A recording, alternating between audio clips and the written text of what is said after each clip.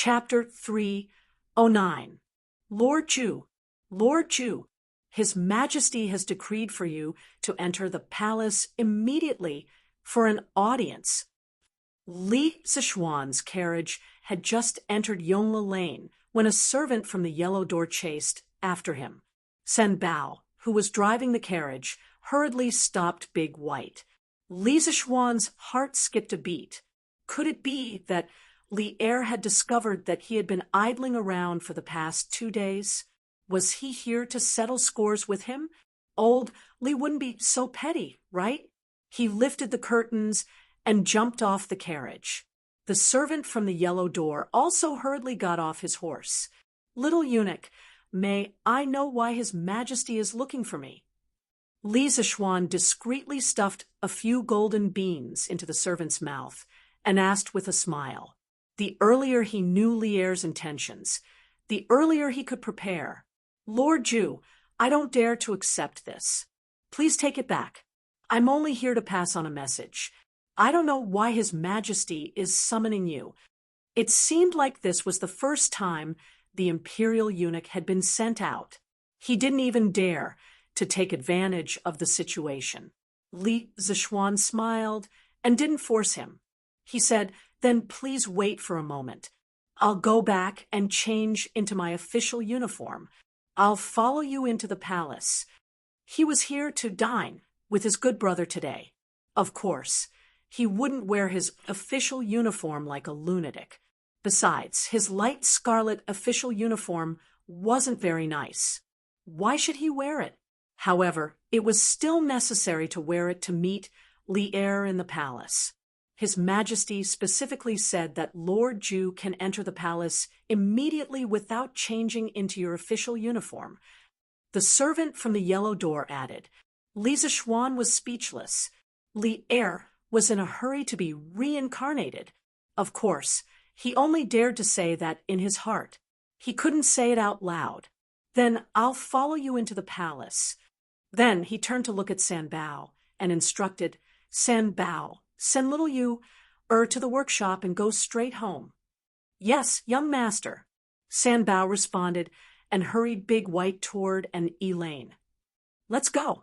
Li Zishuan turned around and said a few words before following the small yellow door to the imperial palace. The distance between Yongla Lane and the imperial palace was not far. Only about 3 to 4 Li Zishuan arrived outside the walls of the imperial palace in a short while. The little yellow gate led Li Zishuan through the gate of heaven. He passed through the Garter Gate, the Tai Chi Gate, the Zhuming Gate, the Yin and Yang Gate, and the Sweet Dew Gate. He went straight to the Sweet Dew Hall. Unlike the previous summons, Li Er chose to summon him at the Sweet Dew Hall. Li Zishuan was no longer a novice when he first entered the officialdom. He had crammed in a lot of basic knowledge about officialdom. Naturally, he knew that the emperor usually summoned his officials to the Taiji Palace or the Yin and Yang Palace. The Ganlu Palace was where Li Er studied in the inner palace and was rarely used to summon his officials. It seemed like Li Er wasn't looking for him for some trivial matter. The little yellow gate went in alone to announce the reply.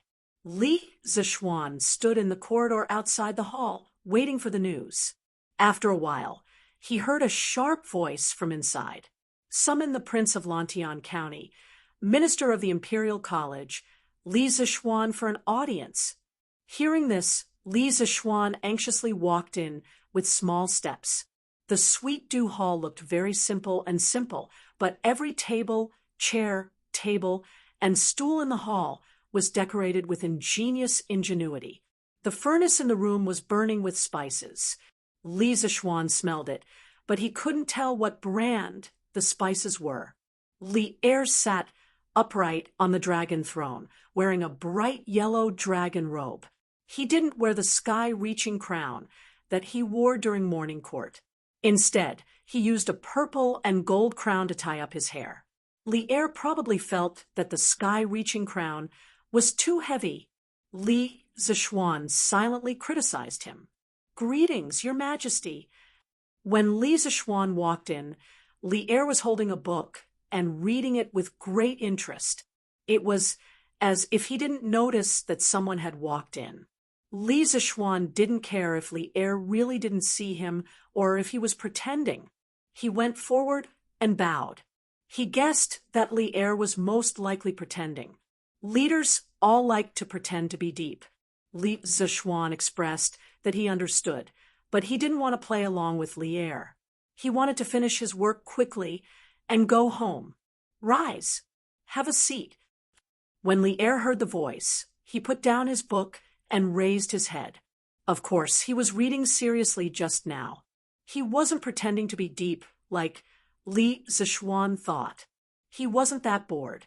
The fact that Li Er was able to succeed in the governance of Zhenguan was inseparable from his humility and diligence. Thank you, Your Majesty.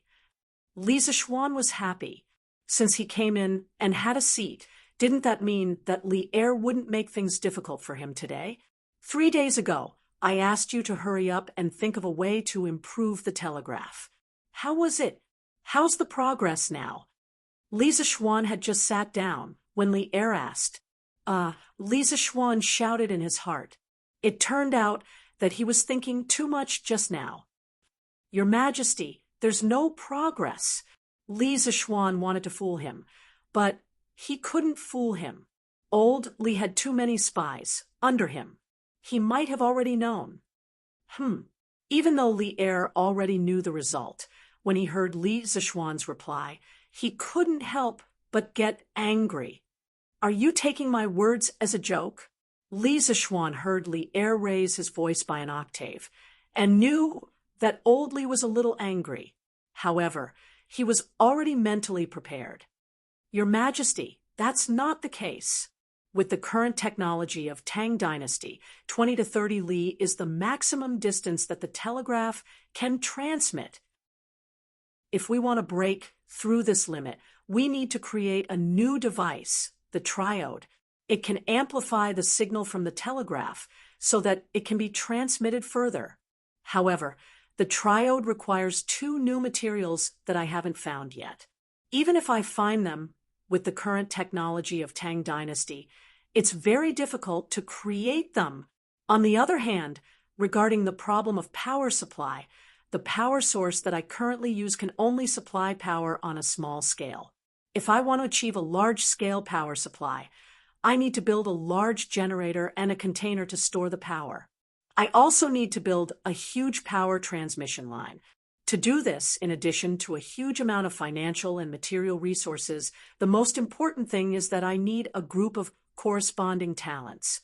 Otherwise, I won't be able to do it alone. When Li Zixuan decided to quit, he already knew that he would be questioned by Li Er. He also had a draft of the relevant excuses. At this moment, he spoke one set of words after another. It seemed like he was really serious. Li Zixuan was a little confused by Li Zixuan's words. Although Li Zixuan had already said it more straightforwardly, he didn't know what the triode, generator, container to store the power, and so on were new terms. However, it still sounded very professional. Li Er frowned and thought for a while. He said, "What you said is not unreasonable. Let's not talk about this for now. I have another matter to discuss with you today." Chapter 310. We have another matter to discuss with you today. In the Sweet Dew Hall. Hearing this, Li Zixuan's spirits were suddenly lifted. He thought to himself, here comes the main topic. The things before should be just the appetizer. Otherwise, Li Er wouldn't have called him here to talk. Here, take a look at this memorial first. Li Er pulled out a yellow memorial from the dragon table in front of him. Zhao Song hurriedly took it and handed it to Li Zixuan. Li Zixuan didn't know what Li Er was up to. He opened the memorial and started reading. He skipped the routine at the beginning and went straight to the main body. Today, this subject, Cui Shanyu, together with 7 professors from the Imperial Academy,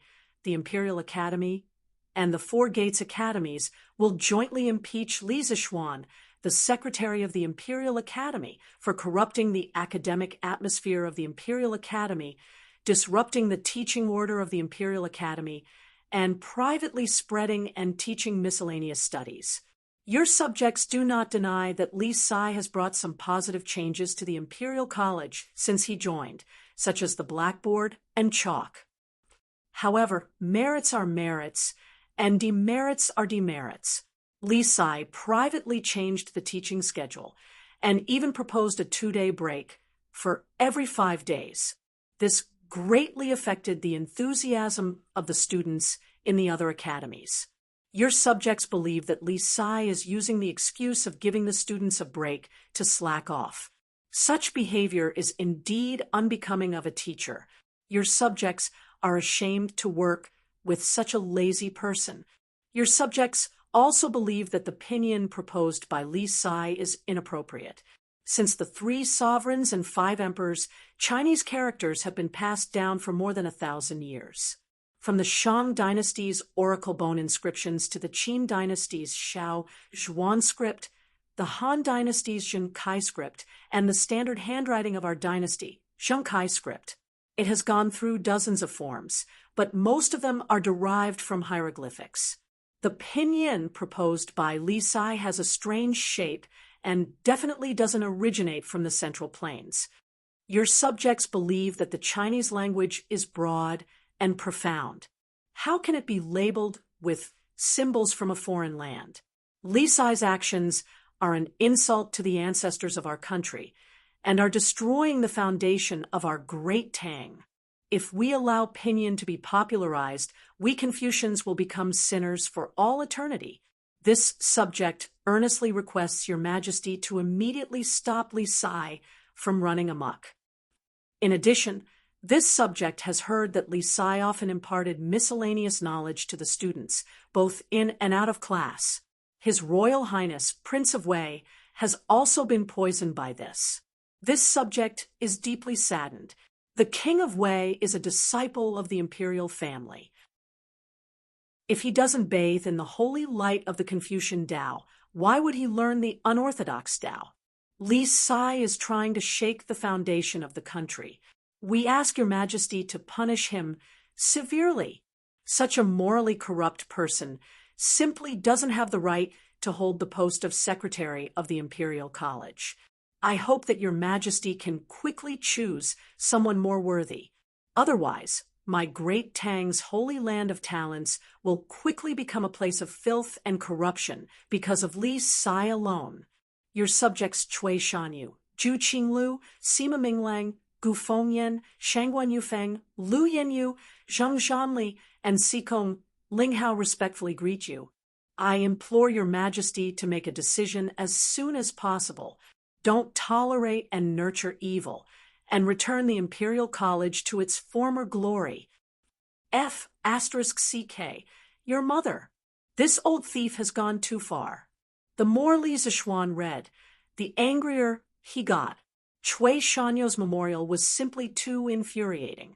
Li Zishuan's true energy was in a mess from his anger. His long hair was fluttering even though there was no wind.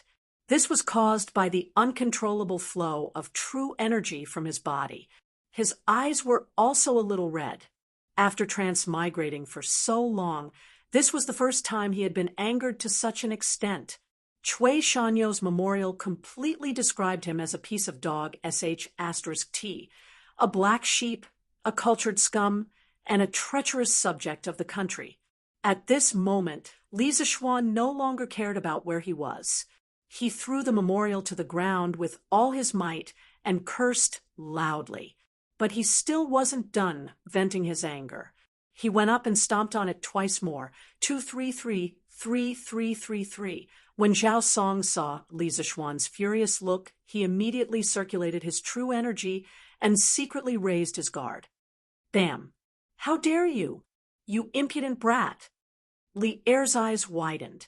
He didn't think that there would be someone who dared to swear in front of him and even stomped on his memorial in front of him. Li Zishuan's guts were really too big. After a while, Li Er reacted. He slammed the table and shouted angrily, When Li Zixuan was reading the memorial, he had been observing Li Zixuan's expression. He knew that Li Zixuan would be very angry after reading this memorial, but he didn't expect him to lose his composure like this. Actually, the appearance of this memorial was also greatly beyond Li Er's expectations. During lunch, he was still telling Zhang Sun about Cui Shanyou's secret opinion of Li Zixuan. That was what Kong Yingda told him, but this second-hand news was still lagging behind. He had just received Cui Shanyou's first move, and Cui Shanyu had already joined forces with 7 other professors to submit a joint memorial. Although Li Er's own position was slightly biased towards Li Zixuan's side, he couldn't ignore this memorial. This was because this was an impeachment case. Cui Shanyou's memorial this time didn't even go through Kong Yingda. He directly sent it to the palace in the form of a secret memorial. In addition, there were too many people involved in this joint impeachment.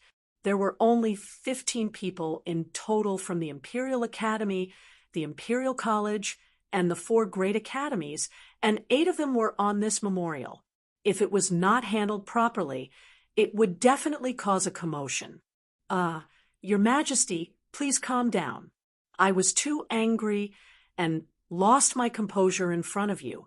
Please calm down, Your Majesty.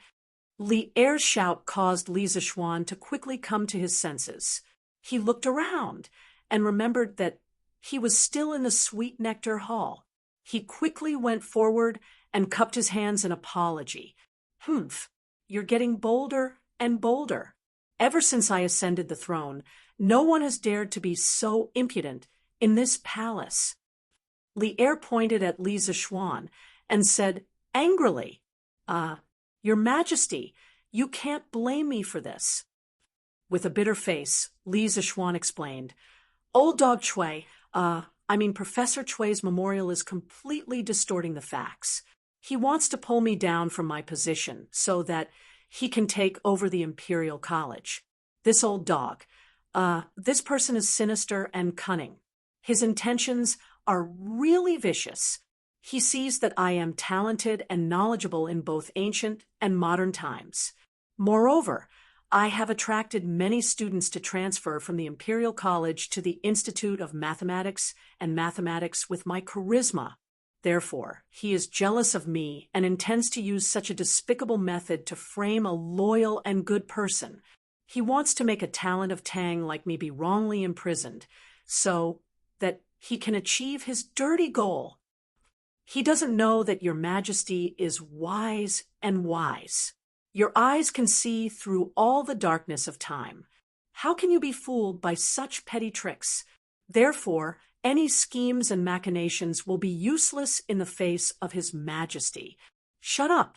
As Li Er listened, he couldn't take it anymore. Li Zixuan could be shameless, but he couldn't be shameless. At this moment, he really wanted to say to Li Zixuan, Will you die if you don't brag? I'll shut up, shut up. Your Majesty, please calm down. Li Zixuan laughed dryly. In fact, he said this on purpose. His previous behavior was, strictly speaking, punishable.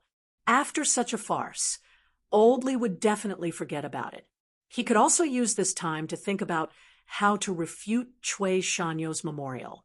Since Li Er called him here in private today and didn't interrogate him in the imperial court, it meant that even if Li Er wasn't on his side, he was still taking care of him. In this way, at least he had a chance to defend himself. Haha, I'm very smart, right? Li Zixuan thought proudly. Third update. Haha, I still managed to finish it before midnight. The temperature difference between the indoor and outdoor is too big. Swordsmen catch a cold. Their noses are stuffed, and their hearts are even more stuffed. Please support me with a genuine subscription. I don't have anything to eat. Chapter 311. Since you say that Cui Shanyu, Lu Yanyu, Zhang Zhanli, Xikong Linghao, and the other professors are slandering you, do you have any evidence? Ganlu Hall. Li Er leaned back and looked at Li Zixuan sternly. Li Zixuan's previous thoughts were indeed correct. Regarding this matter, Li Er indeed had the intention of opening a back door for Li Zixuan. Calling Li Zixuan over for questioning today more or less had the intention of practicing in advance. Your Majesty, this matter doesn't require any evidence. Do you have any evidence for the 3 crimes that Cui Shanyu and the other professors have accused me of? They were just using their own opinions to judge whether I was guilty or not. Could they possibly represent the students of the Imperial College? Can they represent the millions of people of the great Tang Empire? As the saying goes, justice is in the hearts of the people. If they convict me based on their words alone, then I won't accept it. Firstly, Cui Shanyu accused me of implementing a 2-day break system in the School of Mathematics after 5 days of classes. He also thought that I was using the excuse of a break to slack off. I just want to say that it's **T. All of the above are just his personal conjectures. Did he investigate beforehand? How did he know that I was slacking off? The break system that I set doesn't contain any selfishness. Ever since I took over the School of Mathematics, the students' homework has become increasingly heavy. Coupled with the exam reward and punishment system that I set, the pressure on the students has also increased. If they can't strike a balance between work and rest, their learning efficiency will greatly decrease. Although compared to the other schools, the School of Mathematics usually has a lot more holidays, but this official dares to say that in terms of academic pressure and academic performance, the students of the School of Mathematics definitely won't lose to the other 5 schools. If anyone is unconvinced, they can come out and compete. If they lose, this official is willing to accept this crime. Li Zixuan said, heroically, what arrogance!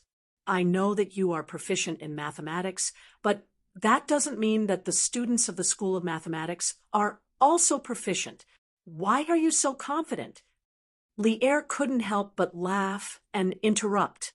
Of course. As the saying goes, great teachers produce great students. Like teachers, like students. I have absolute confidence in my students. Li Zixuan raised his chin and said affirmatively. Li Er was speechless. If he could, he really wanted to spit tea all over Li Zixuan's face. How could the saying great teachers produce great students be used in such a way? Secondly, regarding pinyin, when pinyin was first introduced, His Majesty Kong Jizhou and all the important officials in the imperial court unanimously approved it. Why didn't Cui Shanyu and the others jump out to oppose it? This old dog only knows how to bully the weak and fear the strong. Does he think that I'm a pushover? In the Imperial College's actions was the great Tang Empires. Is the Tang Empires Tang's the foundation empire? If pinyin is successfully popularized, we Confucians will become sinners for all eternity. Thus, Li Zixuan felt a wave of anger rush to his head, and vulgarities involuntarily escaped from his mouth. He had probably used more profanity today than he had in the past 20 years. Speak. If we hear any more obscenities, we will have you thrown out. Li Er frowned when he heard this, and could not help but scold him. Cough, Your Majesty, please forgive me. Let's continue with pinyin. After interacting with Li Er for a long time and grasping his temper, Li Zixuan was no longer as afraid as he was in the beginning. Although Old Li liked to trick people, as long as they didn't commit crimes of principle like treason, Old Li wouldn't chop off people's heads. He wasn't like the Braid Dynasty 1,000 years later, where they often held literary trials and had to be careful with their words. The benefits of pinyin are obvious. It will allow our great Tang to have thousands upon thousands of people who can read and write. It will definitely be a blessing to the poor. This subject believes that Cui Shanyu and the others must have ulterior motives for objecting in such a hurry. They are afraid that once there are more scholars, they will lose their sense of superiority. This subject has every reason to suspect that Cui Shanyu and the others are lackeys sent by the noble clans to obstruct the imperial court's education. I hope that your majesty will investigate this. Li Zishuan smiled sinisterly and began to paint Cui Shanyu and the others in the eye in front of Li Er. He knew that Li Er had the intention to attack the noble clans, so it was a good opportunity to have two appetizers. Among the 8 professors who impeached him, there were those with the surname Cui, Lu, and Zhang. He didn't know if these people were related to the 5 surnames and 7 hopes. In any case, even if they weren't related, this young master wanted to be related to them. Who asked you to stab this young master in the back? If I don't take revenge, I'm not human. As expected, Li Er's expression gradually turned serious when he heard this, but he didn't say anything in the end. Li Zishuan was slightly disappointed and could only continue. Regarding Cui Shanyu's words about pinyin being like a foreign language, this subject has something to say. First of all, Cui Shanyu's words have no proof. Since he said that pinyin is a foreign language, then he has to show proof and let everyone see which foreign language pinyin is from. Secondly, so what if pinyin is a foreign language? As long as it can allow more people to become literate and make our great Tang stronger, then it is a useful language. If our great Tang wants to stand at the top of the world, then we must learn to be tolerant, take the strengths of others, and make up for our own shortcomings. Only by being tolerant can we become the strongest great Tang. If my great Tang wishes to stand at the peak of all countries, it must learn to be tolerant, to take the strong points of others and make up for our weak points. Only by being tolerant can the great Tang become the strongest and most prosperous. Li Er's expression froze. He couldn't help but repeat Li Zishuan's words to himself. He asked Li Zishuan to come over today just to hear what Li Zishuan would say about Cui Shanyu's impeachment. He never expected to hear such a warning that made his heart surge with emotion and even made his blood boil. He was really touched. If our great Tang wants to stand at the top of the world, then we didn't expect you to understand such a principle of life, as expected of the disciple of an otherworldly expert. Li Er looked at Li Zishuan and praised with a complicated expression. Nanny, didn't the Tang Dynasty have these 2 sentences? Li Zishuan was dumbfounded. He thought that these 2 sentences were some ancient proverb, but from Li Er's words, it didn't seem to be the case. Well, he had unintentionally acted cool in front of old Li again. If our great Tang wants to stand at the top of the world, then we must be tolerant. These 8 words were like a self-encouraging couplet by the national hero Lin Zexu. If our great Tang wants to stand at the top of the world, then we must be tolerant. Your Majesty is too kind. Then let me continue with the 3rd crime of Cui Shanyu's impeachment. Miscellaneous studies. The feeling of acting cool was naturally great. Li Zishuan felt as if he was possessed by Zhuge Liang. He was about to engage in a war of words and unleash a wave of AoE damage that ignored all skills. There's no need to say any more. It's enough that you know about Cui Shanyu's impeachment. As for how to deal with it, I have my own plans. Go back and do some self-reflection. Tomorrow morning, there will be a verdict on your matter. Come to the court when the time comes. All right, if there's nothing else, you may leave. Li Er's mind was no longer on this matter. He waved his hand absent-mindedly, as if he was shooing away a fly, telling Li Zishuan to leave quickly. Li Zishuan was speechless. He was in the middle of talking, but old Li was too deceitful. This was like taking off one's pants and telling a girl that her period was here. Then I shall take my leave. Li Zishuan had no choice but to cup his hands and leave. Chapter 312. He was impeached for no reason, and he had to attend the morning assembly tomorrow. He was just sitting at home, and trouble came from the sky. F***CK, that old dog Chui. You've gone too far? Damn. I'm going to kick you to death. Li Zishuan was getting angrier and angrier as he wandered along the streets. He kicked everything he saw. Luckily, there weren't many people around. Otherwise, he wouldn't have felt good. Young master, you're back. San Bao was the first to welcome him when he reached the door. Have you sent Liu over? Li Zishuan nodded and asked casually, replying to young master, it has been delivered. That's good. Li Zishuan waved his hand and was about to return to the house. Suddenly, he stopped in his tracks and waved at San Bao. San Bao, come here. Young master has something to tell you. Hey, young master, please tell me. When San Bao heard this, she hurriedly ran over excitedly and said, You go. Hey, come in, come in. As soon as Li Zishuan opened his mouth, he realized that something was amiss. He hurriedly brought San Bao into the manor. Thus, the servants of the Li residence saw this scene from afar. Their young master was sneakily discussing something with the servants of the manor under the large locust tree in the front courtyard. One of them was babbling nonstop, gesturing with his hands as he spoke. The other had his eyes wide open with a completely dumbfounded expression. Do you understand? Young master, isn't this too wicked? Wicked your head. Do you still want your job? Young master, please calm down. I'll go now, but if someone finds out, I'm afraid it'll be hard to explain to old master. Are you a King Pig? I didn't ask you to go personally. Don't you know how to cover your face and secretly hire a few people to help you recruit people? Yes, young master is right. I'll go now.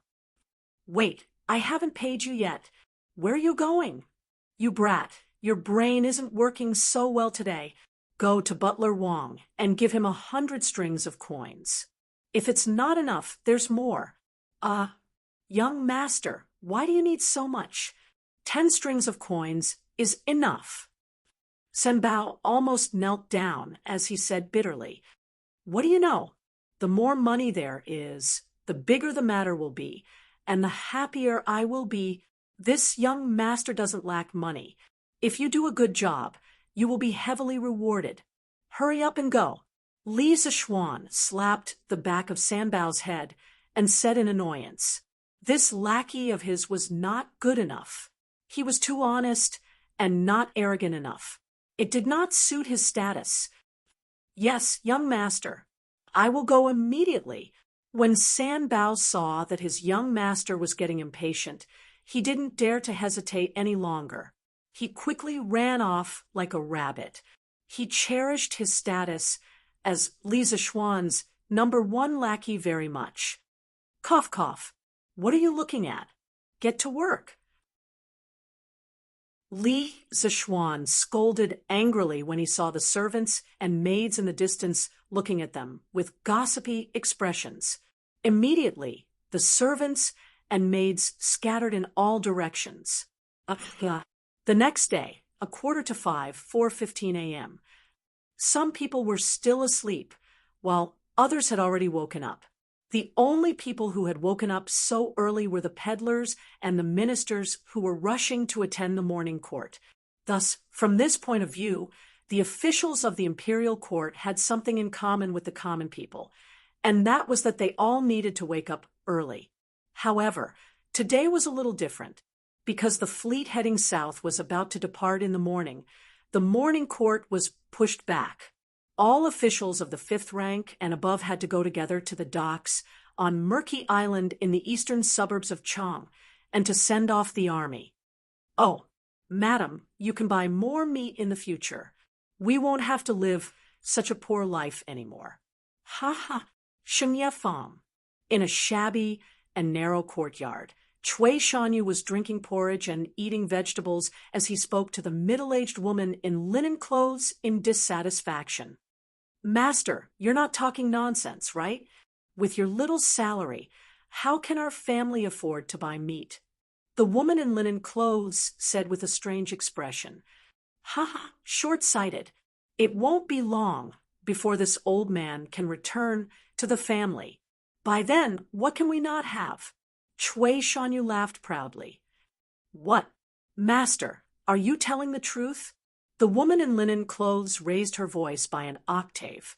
She was extremely excited and even used master.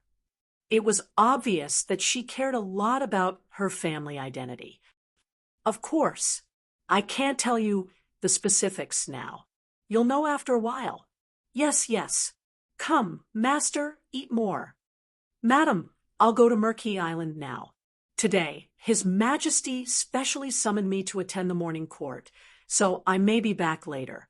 You can have lunch first. Don't wait for me. Chui Shanyu finished his breakfast happily and was ready to go out. Of course, he didn't mean that the food was delicious, but that he had gained respect from his wife and could finally straighten his back. Okay, master, take care. The woman in linen clothes said quickly, "Haha, silly tiger, let's go." To Murky Island. Chui Shanyu waved his hand in high spirits and was ready to go out with a hunchbacked young man. With Chui Shanyu's poor appearance, how could he afford to buy a horse and carriage? That was why he woke up early today, because the journey was long and he had to leave early. Ouch! Chui Shanyu pushed open the shabby courtyard door and took a step out.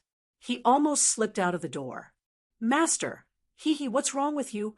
The young man named Silly Tiger seemed to have something wrong with his brain. His master was in trouble, but this idiot could still laugh foolishly. He really didn't know how many episodes he could survive. I think I stepped on something soft. Silly Tiger, help me take a look. My eyesight is not very good. Oh, my other foot stepped on something too. Chui Shanyu didn't care about Silly Tiger's untimely laughter. Perhaps he was already used to it. It's just that he moved around like this. And his other foot immediately stepped on something soft. At this moment, the sky was just beginning to brighten. He was old and dizzy, so naturally he couldn't see anything clearly. He could only ask Silly Tiger for help. Master, I'll help you take a look. Silly Tiger chuckled and quickly ran over. Hurry up and look, what did you step on? Could it be a poisonous snake? Speaking of this, Chui Shanyu immediately broke out in a cold sweat. Even a big man would be afraid of snakes. No, master, you stepped on shit. Stepped on shit. Shit. Your mother. Chui Shanyu's face was full of Sparta. Even though he was used to Silly Tiger's way of speaking, at this moment, he still felt that the word was extremely harsh. Preposterous. Under the feet of the emperor, someone actually dares to pour such filth in front of my door. It's really outrageous. Chui Shanyu was trembling with anger, and his beard was almost sticking up. No one could stand a pile of shit in front of their door. However, what was even more unbearable for him was yet to come. Master, this isn't someone's feces. It's someone's feces. Look, it's still warm. It was still warm. Still. Ugh, wah. It was no wonder that Chui Shanyu's mental fortitude was weak. The scene was just 2F* king strong. Chui Shanyu could no longer hold it in. He ran to the corner of the wall and began to vomit.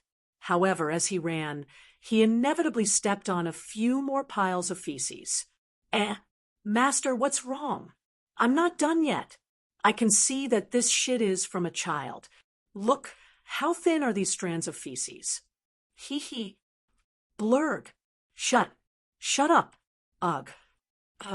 Holy shit, I've unknowingly written 700,000 words. Most importantly, I've written so many words, but there's no eunuch at all. This was too rare. Isn't everyone going to subscribe 2 chapters to support me? If very few people read the original version, it's easy for me to get castrated. Piracy was the main reason why there were so many eunuch books. I hope everyone can come and read or support Qijian. Chapter 313. Cui Shanyu awkwardly returned home and changed into a new pair of shoes. He did not even bother to take a shower. He hurriedly held the lantern, bypassed the countless landmines in front of the door, and with a faintly discernible smell of feces, he headed towards Chang, an east city gate. As for where the landmines in front of the door came from, he did not have the time to investigate. He thought that when he came back from the morning court, he would find the people from Wuhou government and let them investigate. If I find out who is so wicked, I will definitely teach you a lesson. Cui Shanyu thought bitterly in his heart. Oh, that's great. Ha ha. Now I can have money to buy candy to eat. In the small alley to the west of Cui Shanyu's house, there were actually 40 or so half-grown children gathered.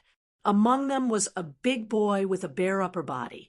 When he saw that Cui Shanyu and his servant had disappeared, he jumped up excitedly and made a big fuss. Ha!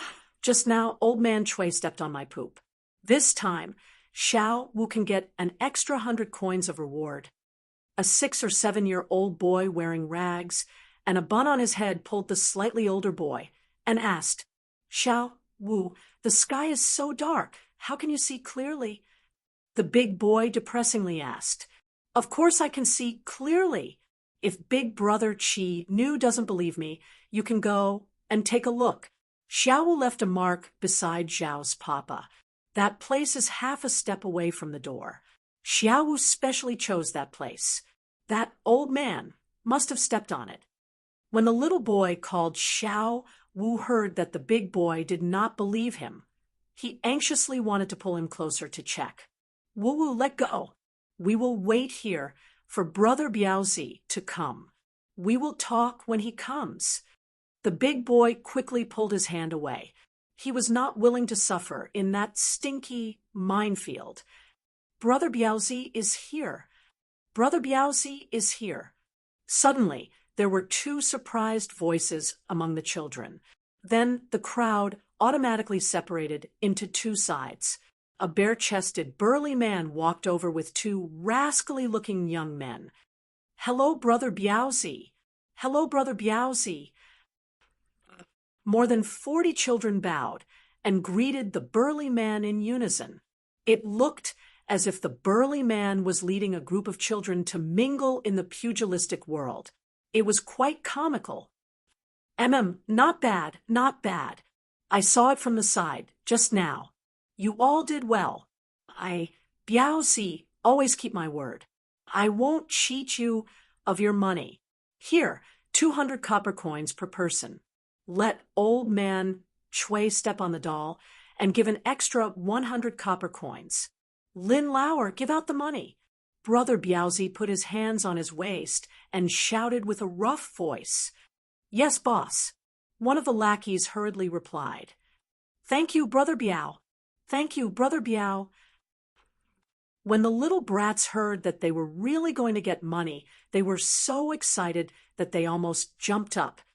Quiet, quiet. Don't provoke others. Biaozi hurriedly roared and continued. Today, when you go back, all of you save your energy to eat as much as you can for me. If you want to shit, hold it in for me.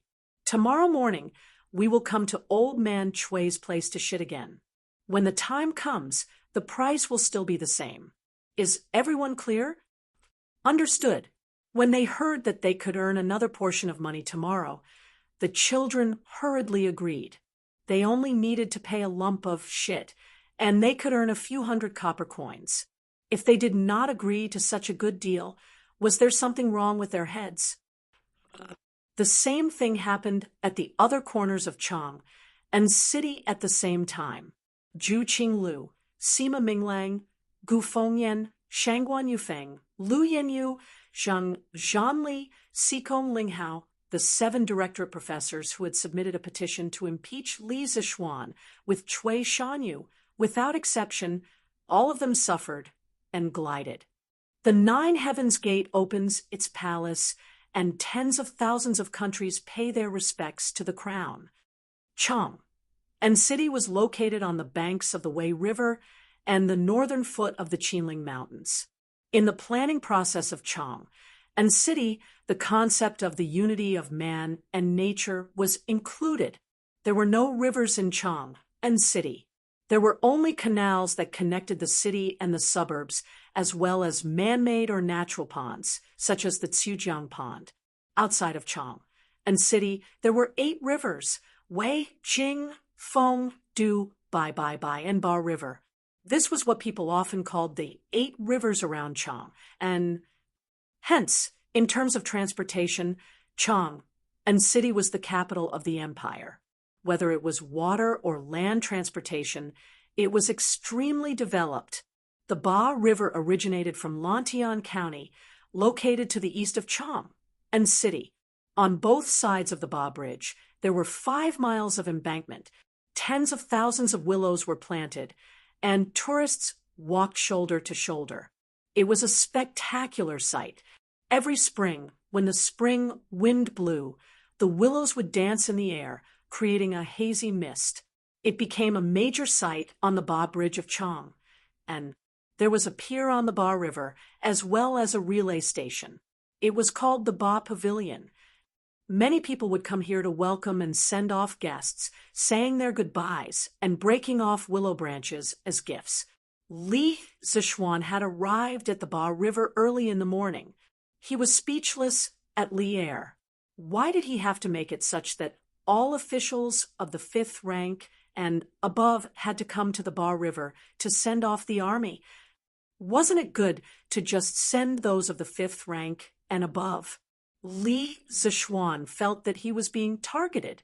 Alas, a good 2-day break had gone down. Just like that. Should he suggest to Li'er one day to bring the 2-day break system to the imperial court? After all, the government workers in his previous life also needed to rest on weekends. I haven't seen you in a long time. Old Cheng, didn't look for you. Don't you know how to take the time to greet me? Suddenly, a huge force came from his shoulder. If Li Zixuan's lower body was not stable, he would have been slapped into the river. There was no need to look. Only great Demon King Cheng would do such a thing. Uncle Cheng, you're right. I didn't think it through.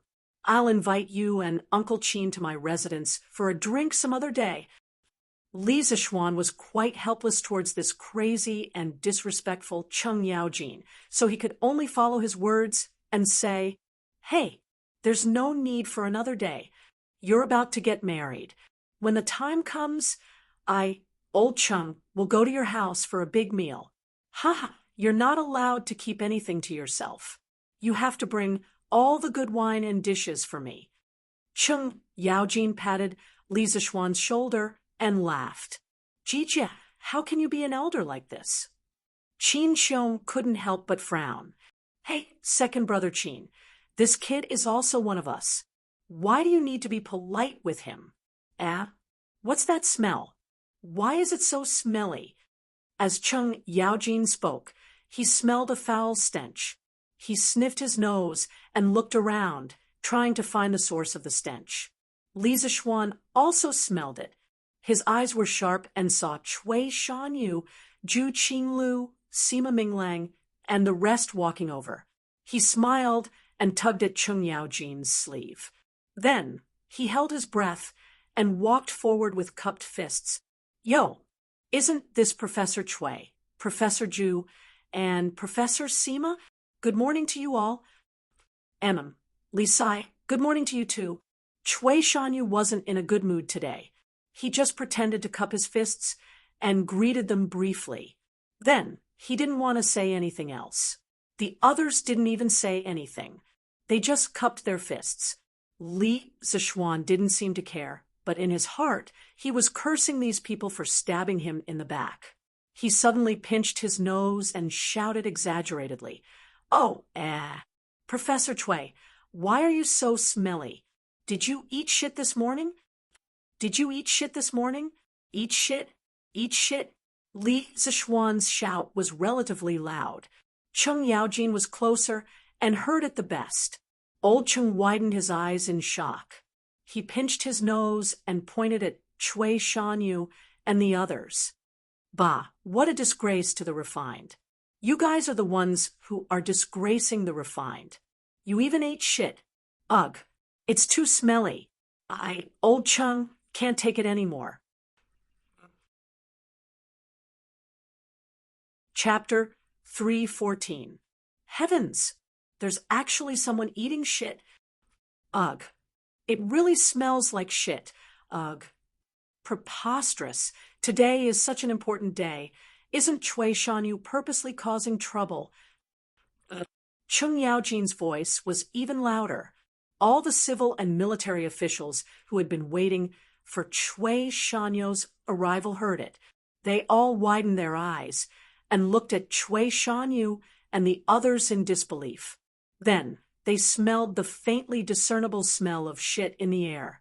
All the officials nimbly jumped far away, as if they were escaping from the plague.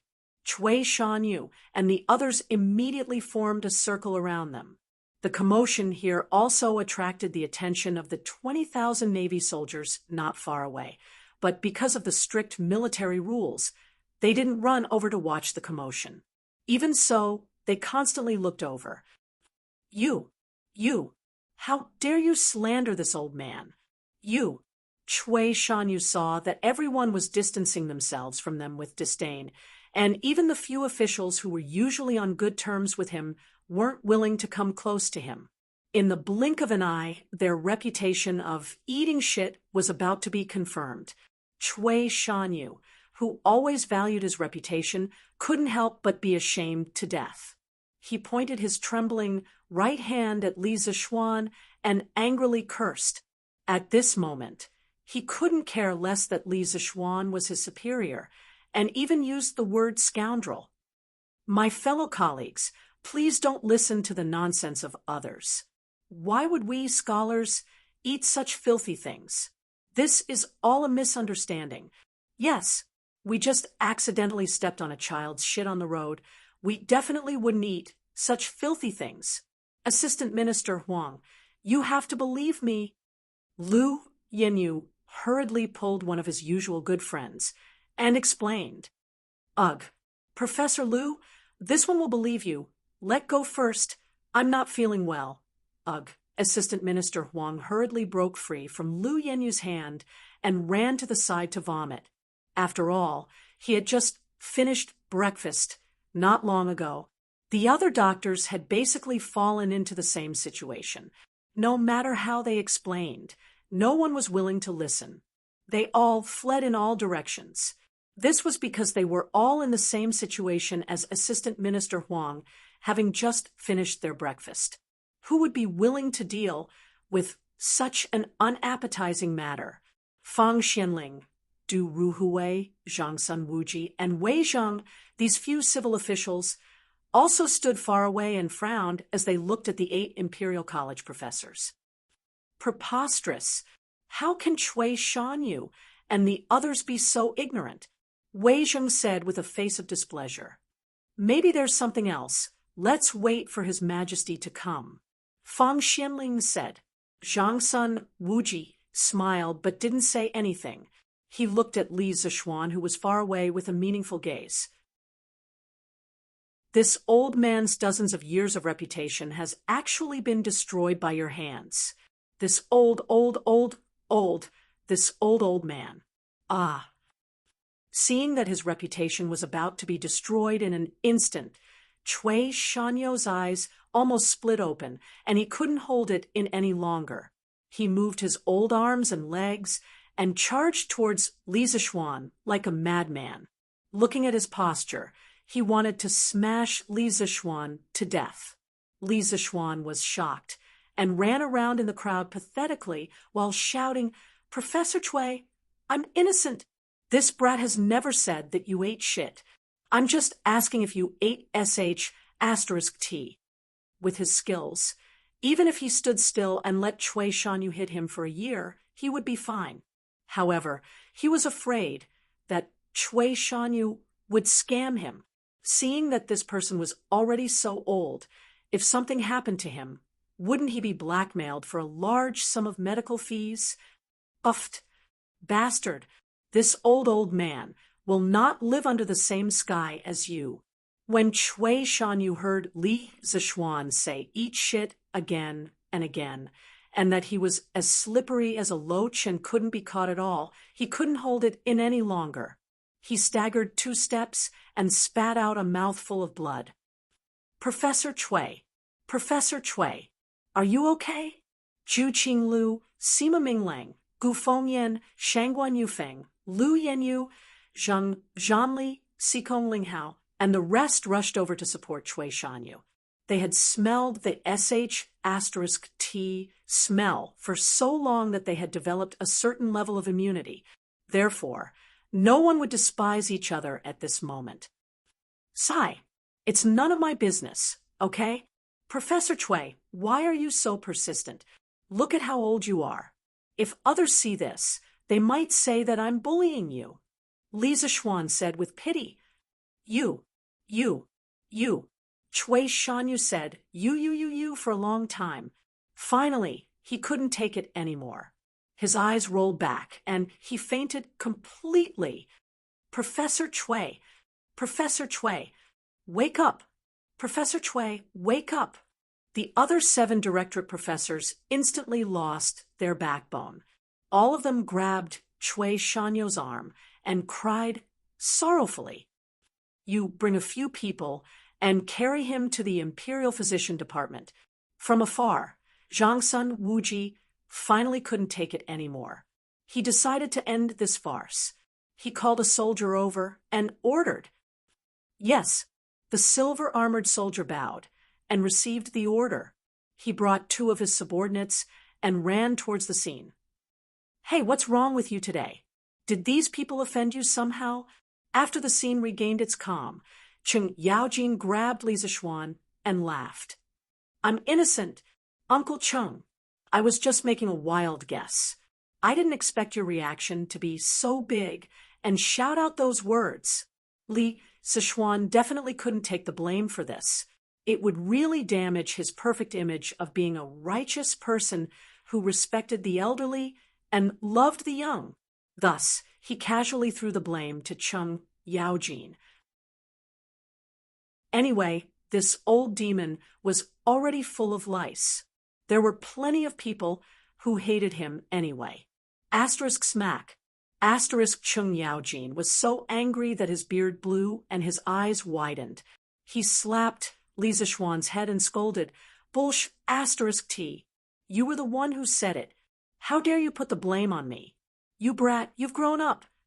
Li Zishuan rubbed his head and muttered to himself, no wonder Cheng Chumo's brain isn't that bright. He must have been beaten up by Cheng Yaojin since he was young. Ha. It's been a while since we last met, and Xiaoxian has become even more powerful.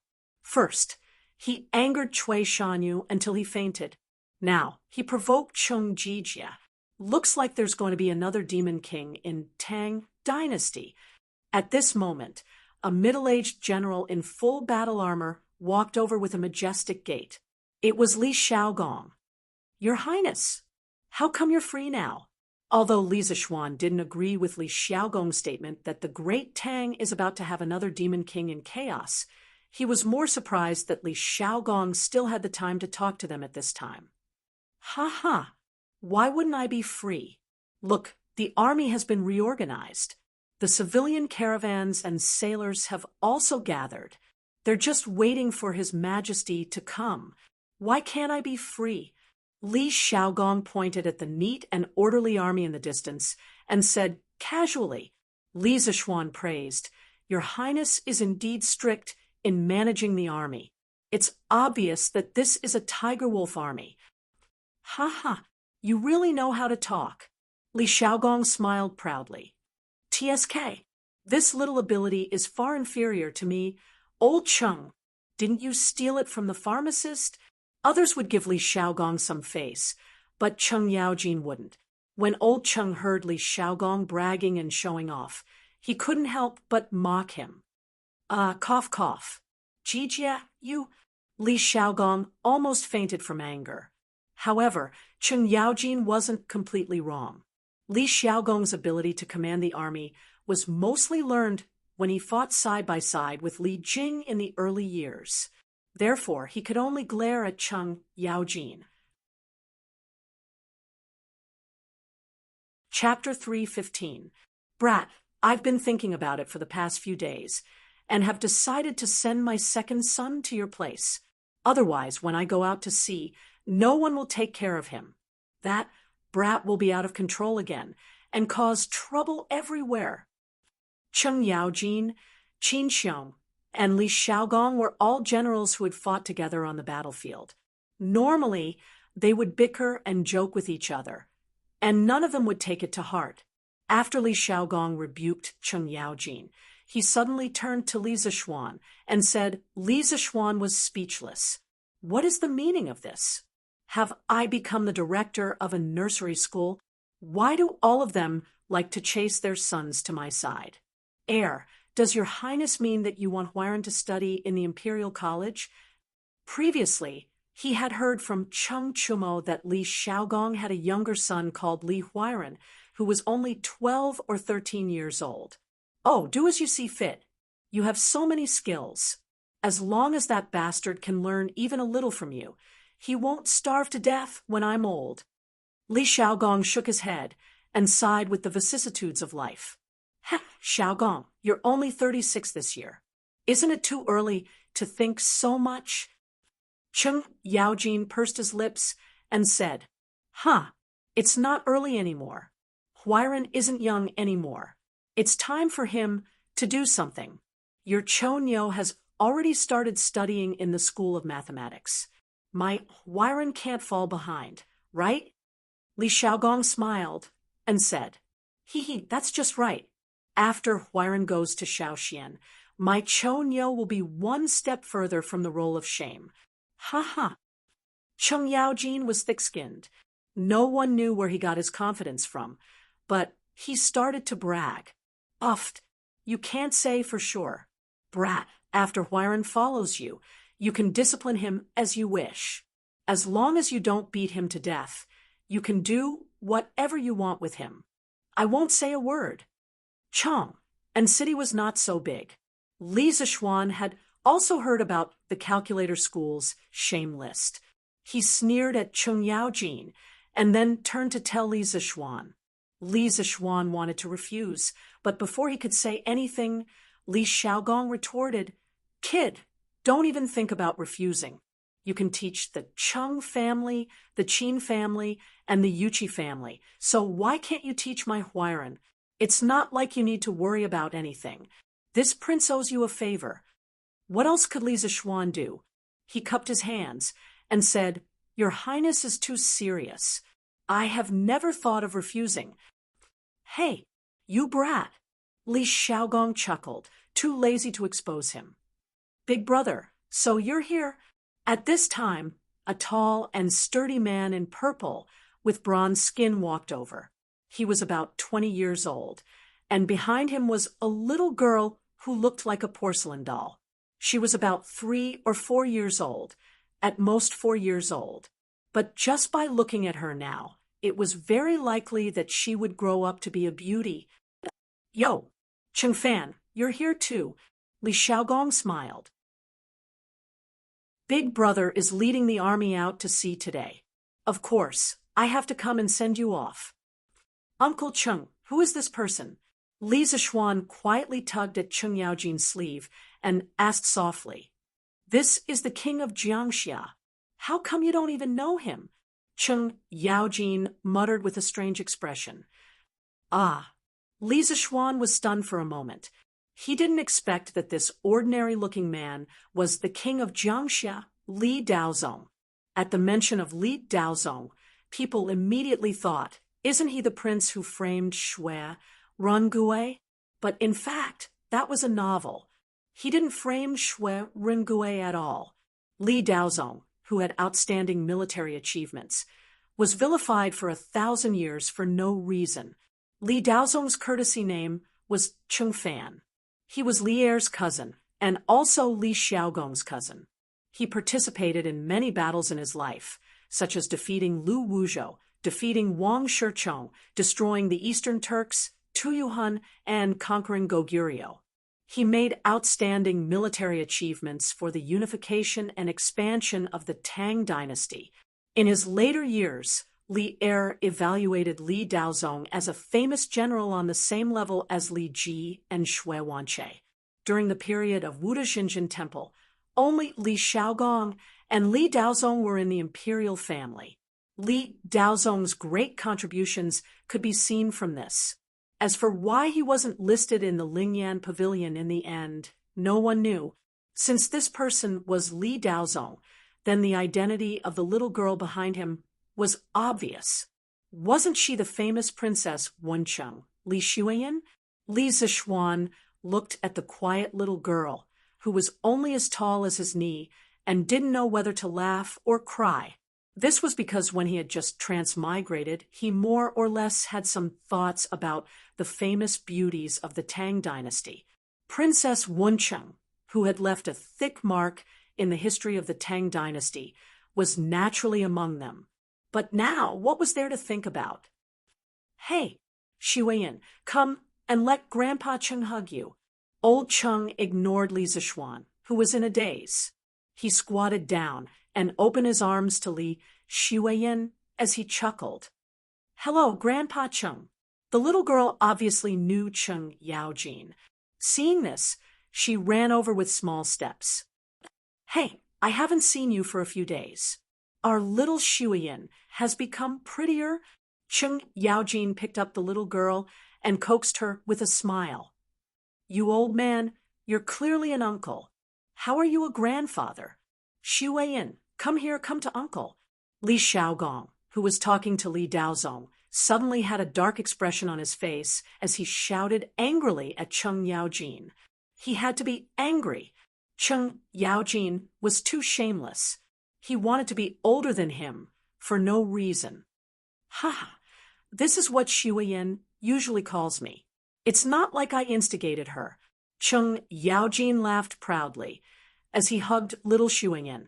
First of all, he was 2 years older than Li Xiaogong and 11 years older than Li Daozong.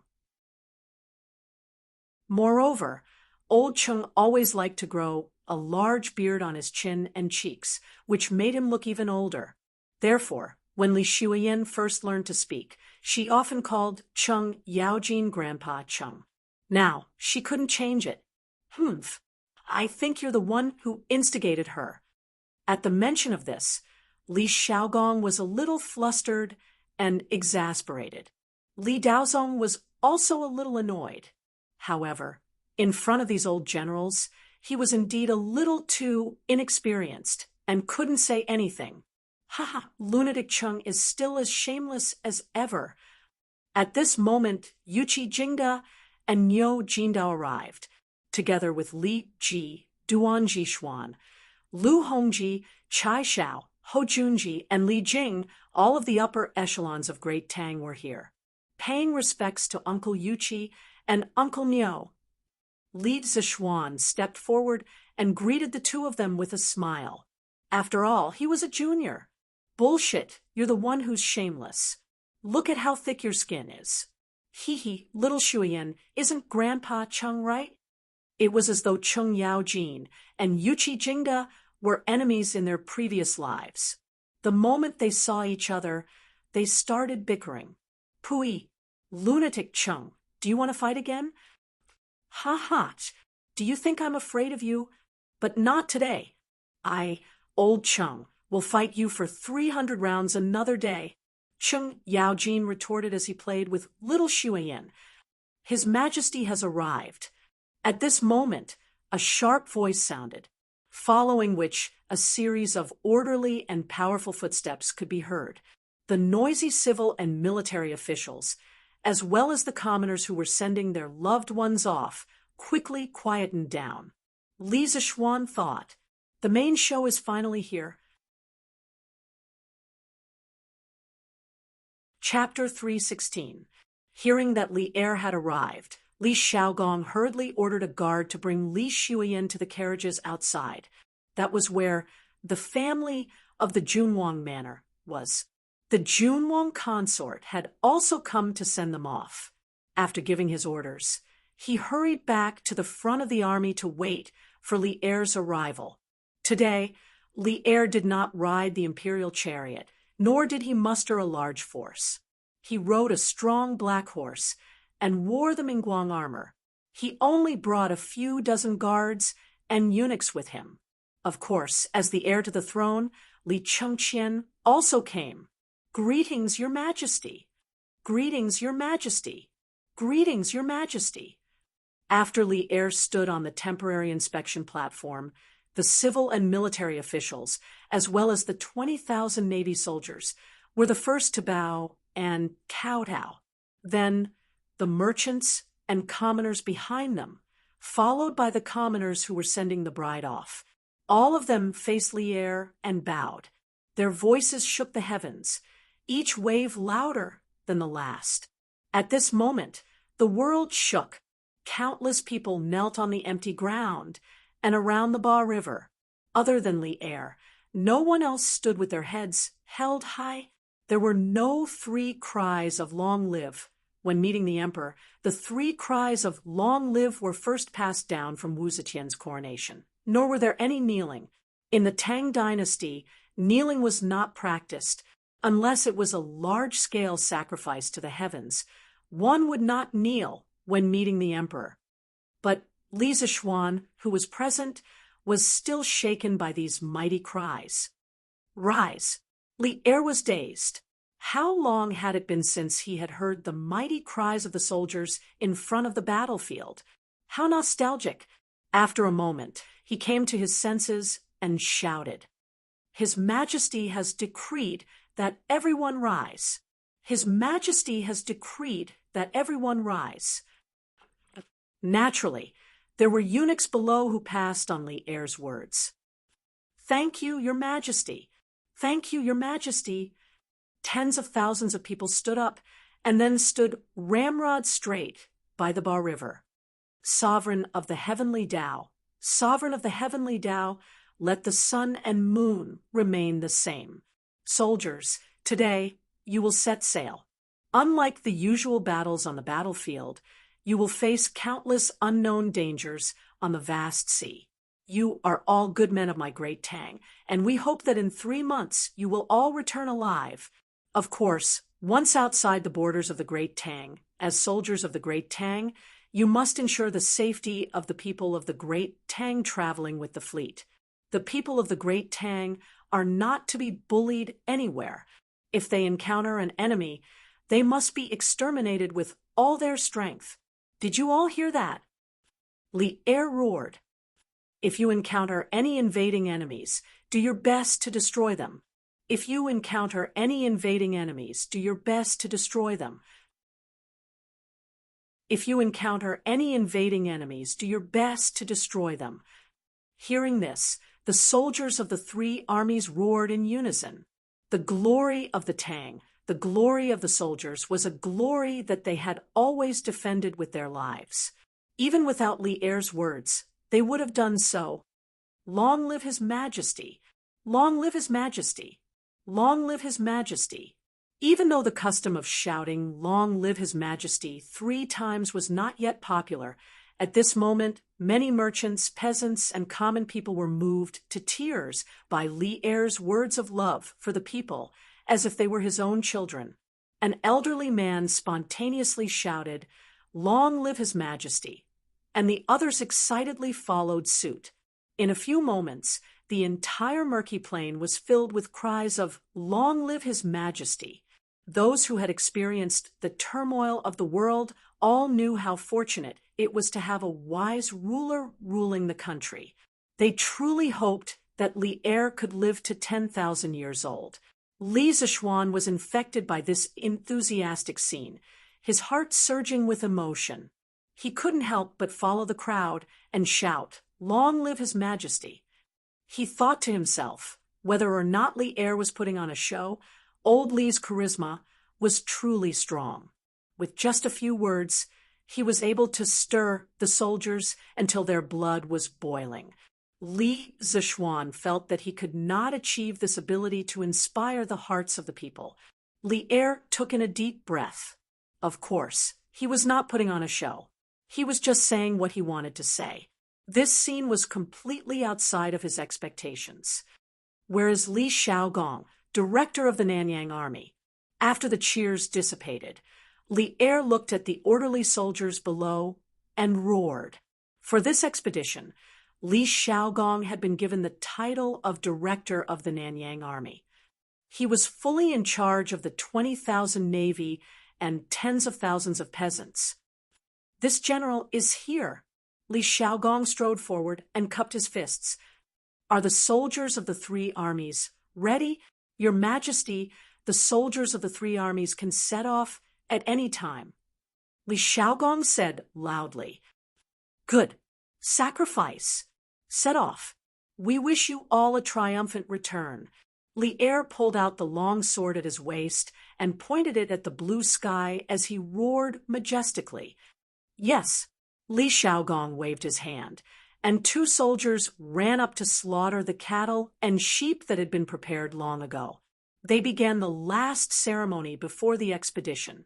Of course, the Tang cherished cattle. The cow on the field was an old one that was about to die. Ever since the Western Zhou Dynasty, whenever an army was mobilized, they would hold a large-scale sacrificial ceremony. They would slaughter cattle and sheep to sacrifice to their ancestors and the gods of the land and grain.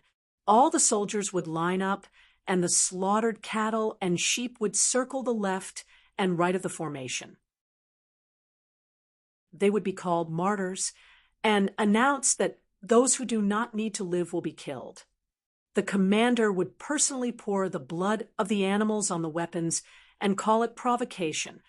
He would symbolically pour some of the blood on the flags, drums, gold, and weapons used in battle. The strange thing was that the chariots that had been drenched in the blood had to be placed back in the warehouse to be preserved.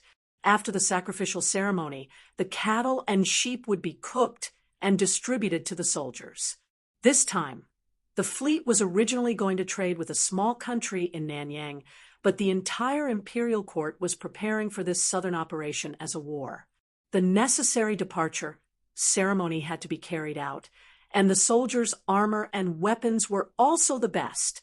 The reason for this was because Li Zishuan had played a huge role in it. He had told Li Xiaogong about the sailing matters, including guarding against pirates and natives, and Li Xiaogong repeated them to Li Er. Li Er felt that it made sense, so he gathered Feng Xianling, Du Ruhui, Zhang Sunwuji, Li Jing, and the other important officials to discuss. These big shots were all farsighted people. If Li Zishuan could see it clearly, how could they not see it clearly? Thus, they all seconded the proposal. Just like that, this huge fleet with sharp fangs gradually took shape. Today, they would set sail and enter Nanyang. The ceremony is complete. Set off. Around an hour later, the sacrificial ceremony was finally completed. Every soldier was symbolically given a piece of meat. After Li Xiaogong asked Li Er for instructions, he roared and ordered the army to set off. Walala! The soldiers, merchants, and farmers followed a rehearsed formation and boarded the ships in an orderly manner. The people who were sending off their loved ones all burst into an uproar. Everyone was shouting the names of their loved ones. "Father, mother, and I will wait for you to come back." In front of the crowd, Meng Wenhao's nose twitched. He held back his tears and waved at the fleet. However, his voice was quickly drowned out by the waves of cheers. Chapter 3:17. After half an hour, all the soldiers, merchants, and commoners had boarded the ships. Thousands of large merchant ships occupied the entire Ba River. It was a vast expanse of boundless expanse. It was very majestic. Dong, dong, dong, dong, dong, dong, dong, dong, dong, dong. On the shore, two strong men began to beat the battle drums. The drum beats became faster and faster, as if every beat was beating on people's hearts. When the soldiers on the ships heard the drum beats, they began to wave their flags. All the merchant ships immediately hung up their sails and set sail. For a moment, the sails covered the sky, along with the battle drums. The people on the shore inexplicably felt a sense of majesty and desolation. Some old people and women silently put their hands together and prayed that their loved ones would return safely. Sigh, I hope that you will all be safe. I have tried my best. Although he knew that there would be sacrifices at the beginning of every great era, Li Zishuan still hoped that no one would die. The plan to trade grain in the south was proposed by him. If many harmonious and happy families were broken because of this, he would feel uneasy. However, there were always gains and losses. This sea trade trip would definitely produce results that would shock everyone. In the next year's locust plague, many people would starve to death because of it. For the first time, the Tang Empire extended its claws and fangs overseas. Perhaps it would start a mighty era of great voyages. Fortunately, I have transmigrated to the Tang Dynasty. In this era, the emperor was wise, and the ministers were virtuous. The whole country had a keen and progressive spirit, so it would be easier to facilitate the ocean voyages. However, if I had transmigrated to the Ming Dynasty, I would have to find a way to break through the sea ban policy. In the process, I would inevitably have to fight with some people who already benefited from it. Li Zishuan silently rejoiced that he had transmigrated to this open and high-spirited era. Otherwise, if he, who had no political experience, had to fight with a group of old foxes in the officialdom, wouldn't he be done for? Why don't I see Cui Shanyu? Didn't I ask him to come to the morning court today? After the departure ceremony, Li Er brought the civil and military officials back to the palace and started the morning court session. After an hour, there were no more ministers who had anything to report. At this moment, Li Er glanced at Zhu Qinglu, Lu Yenyu, Zhang Zhanli, and the others. He suddenly remembered that Cui Shanyu had submitted a secret memorial to impeach Li Zishuan yesterday. Hence he asked softly, "What's the matter?" Li Zishuan had woken up too early in the morning and was dozing off with his back leaning against a huge wooden pillar. When he heard Li Er's question, his spirit was roused and he woke up. He thought to himself that the good show had finally begun. He just didn't know if these people could still sue without Cui Shanyu. Your Majesty, Professor Cui vomited blood and fainted after being angered by Li Sai. He is now being treated by the Imperial Physician Department. Your Majesty, please uphold justice for Professor Cui. Lu Yenyu cried out in grief and walked to the front of the officials. He said with some sadness. What was funny was that wherever he passed, everyone was smelled and took 2 steps back. Li Er saw it clearly from above and was puzzled. Suddenly, a foul smell hit him in the face. Li Er quickly covered his nose and said unhappily, "What did Minister Lu eat this morning? Why is it so smelly?" Ugh. Lu Yenyu, who was playing the sympathy card in front of Li Er, suddenly felt his mind go blank when he heard this. He thought of what had happened since this morning and couldn't help but feel sad. He felt that the whole world was full of malice. Your Majesty, this old minister went out this morning and accidentally stepped on a child's feces. In order to participate in the departure ceremony, this old minister only washed it hastily. This caused a breach of etiquette in front of you. Your Majesty, please forgive me. After being stunned for a while, Lu Yenyu could only admit defeat and beg for forgiveness with a bitter face. "Oh, forget it. Considering your loyalty, I won't pursue the matter." Although Li Er was unhappy, he couldn't punish someone for such a small matter. He waved his hand and said magnanimously, "Thank you, Your Majesty. You said that Cui Shanyu was angered by Li Zishuan to vomit blood. What happened? Quickly tell me." Li Er looked indifferently at Li Zishuan, who was leaning on the coiling dragon pillar, and asked indifferently. He was a little annoyed and secretly blamed Li Zishuan for causing trouble for no reason. "Your Majesty, today on Murky Island, Li Sai slandered us for eating feces. Everyone knows about it. Professor Cui has always valued his reputation. How could he accept such an insult? He was so depressed that he vomited 3 liters of blood and fainted from anger." Lu Yenyu was so moved that tears almost flowed out. After dawdling for so long, Li Er finally asked the main question. Thus, he stepped forward excitedly and bent down to complain to Li Er. However, this almost suffocated Li Er to death. Li Zishuan, who was behind him, widened his eyes and secretly scolded Lu Yenyu for being so shameless. What did he mean by vomiting 3 liters of blood? Why don't you King try vomiting 3 liters of blood? Let's see if you can still live. As expected, a scholar didn't use a knife to kill people. He only relied on his mouth. "Your Majesty, I'm innocent." This humble subject smelled a stench when Dr. Cui spoke this morning. "I only asked him if he ate shit in the morning." This humble subject definitely did not announce to outsiders that he ate shit. This humble subject can testify to this point, both civil and military officials present. Instead of waiting to be wronged, it was better to take the initiative to explain. In any case, Li Zishuan could not be blamed for what happened this morning. If there was anyone to blame, it was Old Man Cui who stabbed him in the back. Moreover, his psychological endurance was too weak. "Your Majesty, this old subject can testify. Li Sai's words are true." Cheng Yaojin immediately stood up and supported Li Zishuan.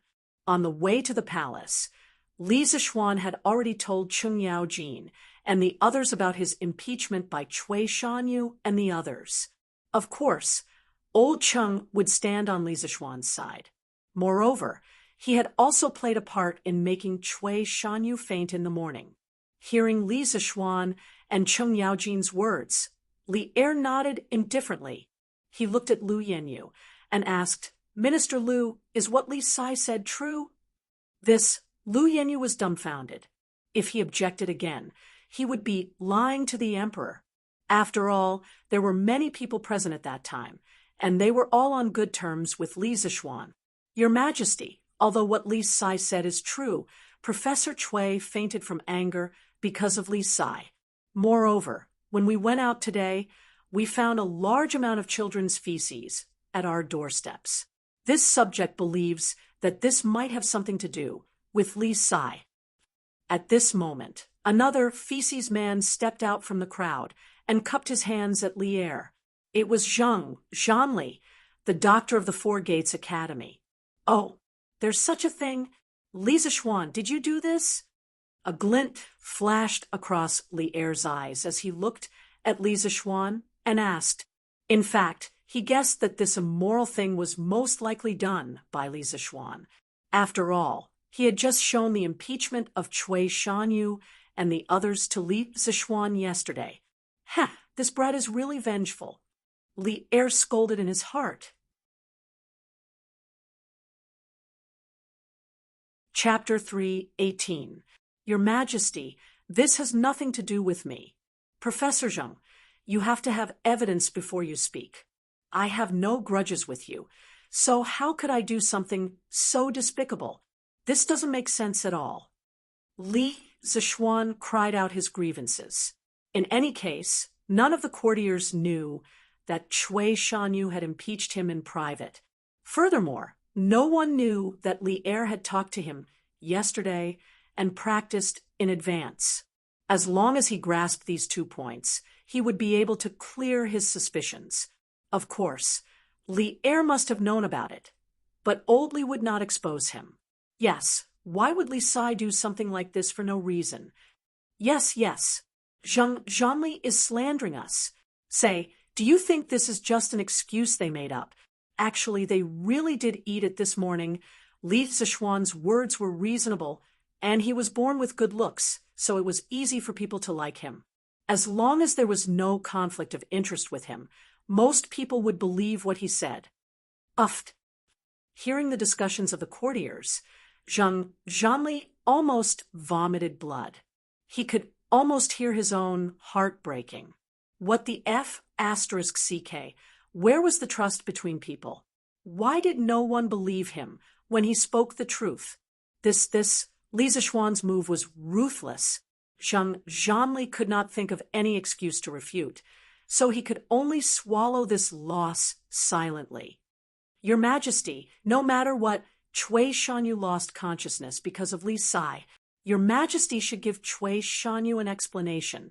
At this moment, a middle-aged man in purple official robes walked out and bowed to Li Er. Hey, Uncle Chung, who is this? Li Zishuan tugged at Chung Yaojin and asked softly. It's the Chamberlain of Dependencies, Cui Shanfu, a F***king hypocrite. Chung Yaojin pursed his lips. Cui Shanfu? Li Zishuan's heart skipped a beat.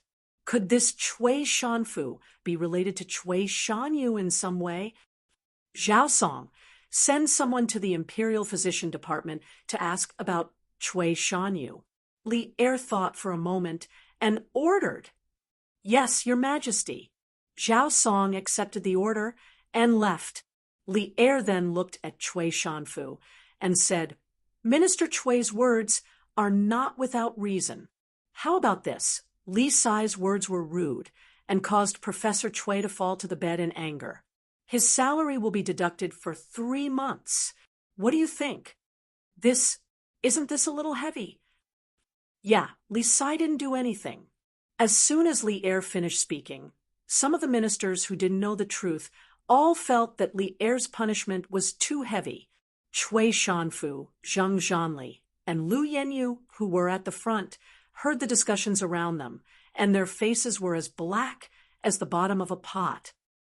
Your Majesty is wise. Cui Shanfu had been immersed in the officialdom for many years. He knew that if this matter continued, there would be no result. Instead, it would make Li Er unhappy. He could only cup his hands in agreement. Your Majesty is wise. Your Majesty is wise.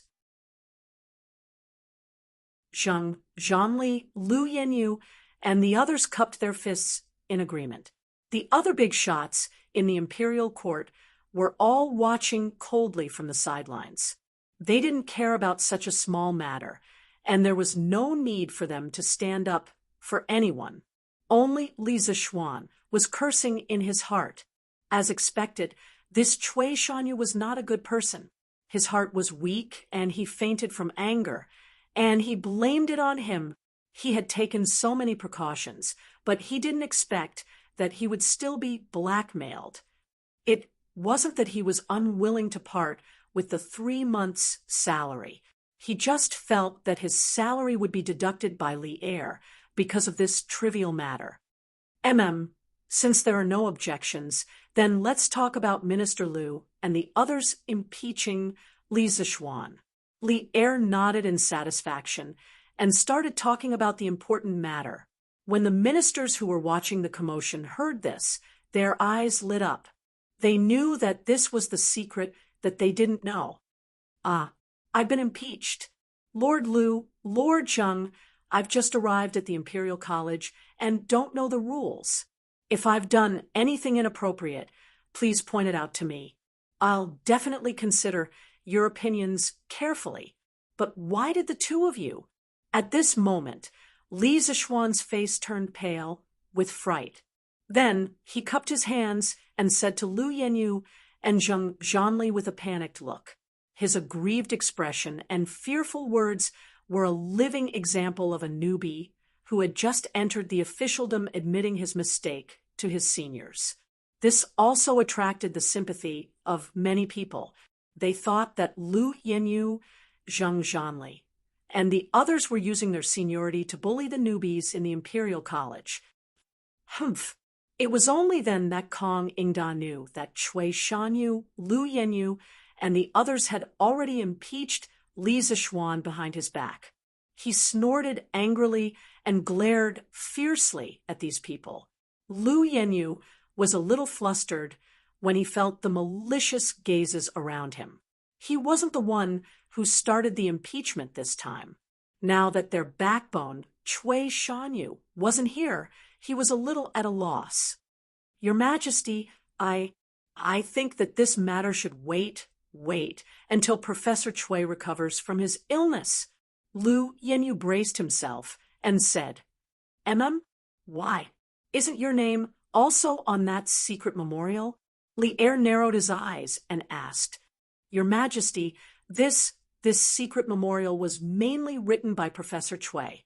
So, Lu Yanyu could hear the displeasure in Li Er's tone, and he said, fearfully, Your Majesty, the Imperial Physician Department's medical officer said that Cui Bo's morale has attacked his heart, coupled with his advanced age. I'm afraid that he won't be able to get out of bed for at least 10 days after vomiting this mouthful of heart blood. At this moment, Zhao Song came in from outside and reported to Li Er with a bow. It's actually that serious. It looks like Professor Cui won't be able to come. What should we do? Behind him, Zhu Qinglu, Sima Minglang, Gu Fengyan, and the other doctors discussed in low voices worriedly. Go and get the Imperial Physician Department's medical officer to treat Cui Shanyu properly, Li Er instructed Zhao Song. Yes, Your Majesty. Since Minister Cui is unwell, then we'll discuss this impeachment after Minister Cui recovers. How about that? Li Er thought for a while, looked at Lu Yanyu and the others, and asked, Your Majesty is wise. Lu Yanyu and Zheng Zhanli heaved a sigh of relief and hurriedly agreed. I didn't expect that my little trick would actually cause Cui Shanyu's long-planned impeachment to fail. What a pleasant surprise. Li Zixuan heard and thought happily in his heart. Then all officials, please report if you have something to report. If there's nothing, the court is dismissed. Li Er estimated that the time was about right. He heaved a sigh of relief and said, Court is dismissed. After waiting for a while and seeing that no one came out, Li Er decisively dismissed the court. The smell in Taiji Palace today was too pungent, and he couldn't take it anymore. Court is dismissed. The deacon eunuch beside the dragon table announced loudly, and the officials all bowed down. Farewell, Your Majesty. After Li Er left, the officials all left one after another. You rascal, you're really something. An impeachment that was set in stone was ruined by you. Not bad, not bad. Ha ha. Outside the palace, Cheng Yaojin patted Li Zixuan's shoulder and laughed loudly. Chapter 319. Boss, if you ask me, those kids would be satisfied if you gave them 10 copper coins each. Why do you have to give them so much?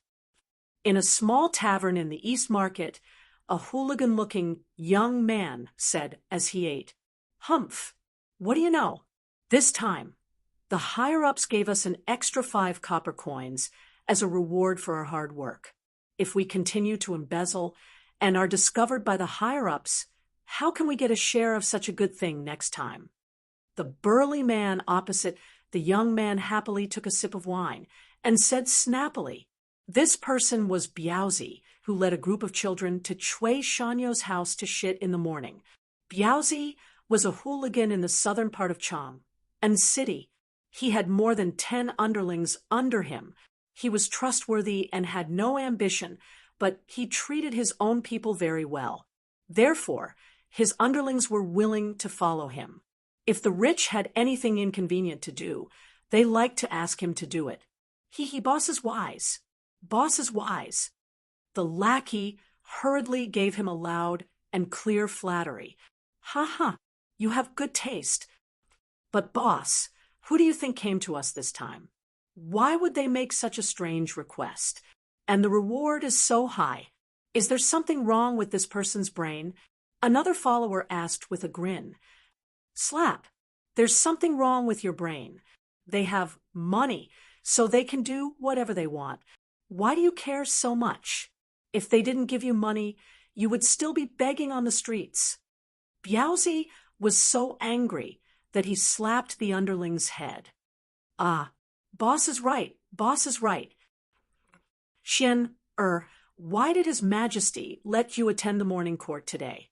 Did something happen? After bragging to old Cheng in front of the palace gate for a while and sarcastically ridiculing Lu Yenyu and the others, Li Zishuan happily returned home and met his father, who was full of worry. Li Zishuan's father did not know that Li Er had given Li Zishuan special treatment yesterday. In order to prevent his parents from worrying, Li Zishuan did not tell Li Jingma about Cui Shanyu and the others' impeachment. He only said that Li Er had asked him to attend the morning court today, but did not elaborate on the reason. However, Li Jingma was a shrewd person. He more or less guessed it, but since his son did not say it, he did not ask. Father, it's nothing serious. It's just a few impeachments. I've already taken care of it. Li Zishuan laughed and said without care. As it turned out, apart from Cui Shanyu, the rest of the 8 professors from the Imperial College could not withstand a single blow. There was no need to worry his parents because of them. Impeachment? Who dares impeach my son? My Xian is conscientious in the Imperial College, working hard to cultivate talents for the Imperial Court. Why do they still want to impeach him? Madame Li, who had come with Father Li, said indignantly. Li Zishuan's face turned red from the praise. Conscientious and painstaking. Were they talking about him? Mother, it's okay. Those who can withstand the hardships of heaven are really men of iron. Those who are not envied are mediocre. I've done too well in the Imperial College, so it's inevitable that others will be jealous. Don't worry. His Majesty knows what I've done. He won't do anything to me because of those people. In order to reassure his parents, Li Zishuan threw caution to the wind and boasted of his own abilities. Brother, you're really thick-skinned. Lan ran over and made a shy face as she giggled.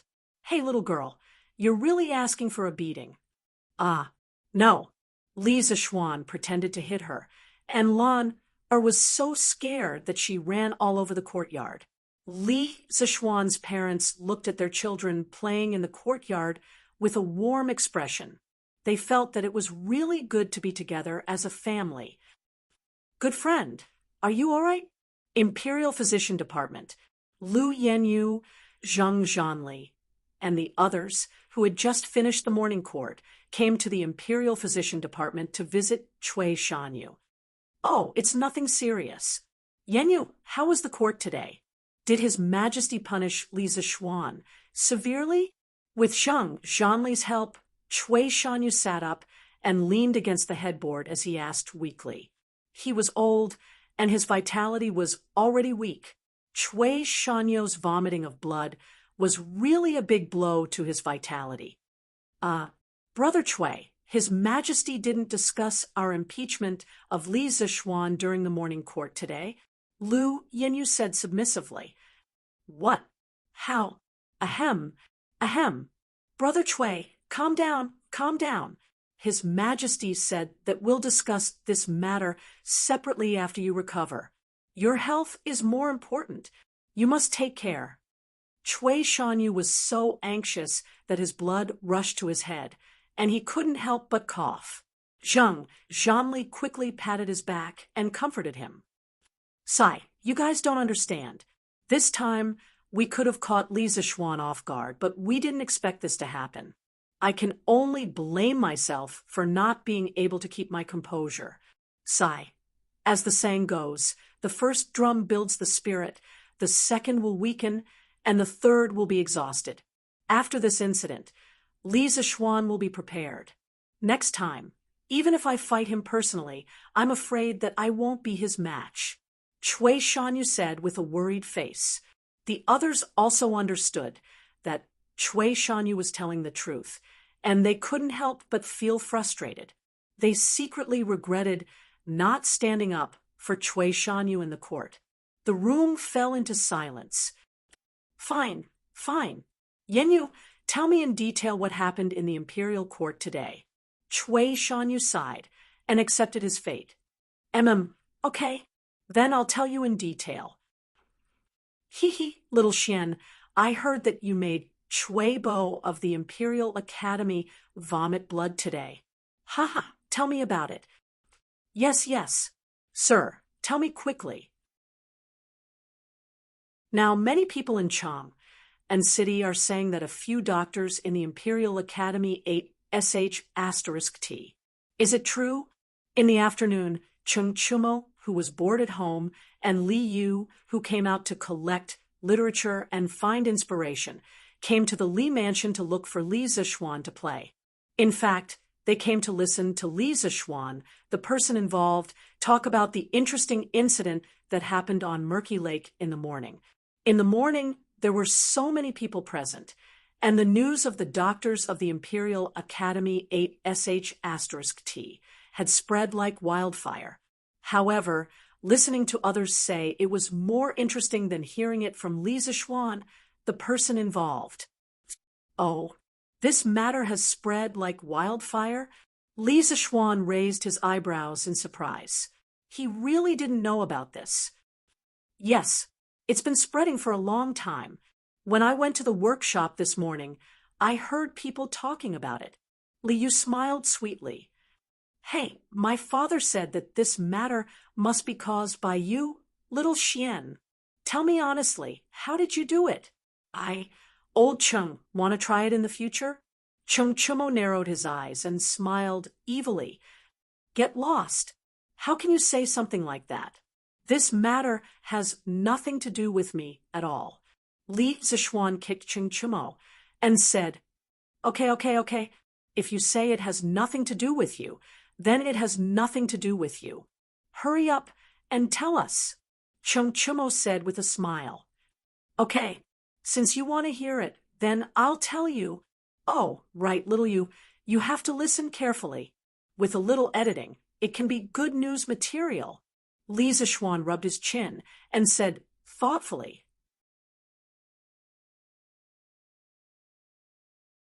Chapter 320. Wait, are you saying that Cui Shanfu interceded for me in front of His Majesty? Imperial Physician Bureau.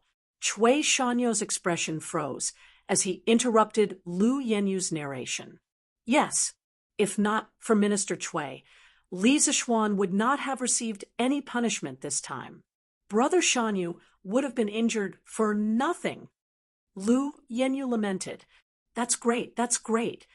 Cui Shanyu's pale face suddenly flushed red as he excitedly muttered to himself. That's right, Li Zixuan's salary will be deducted for 3 months. This can be considered as helping Brother Shanyu vent his anger.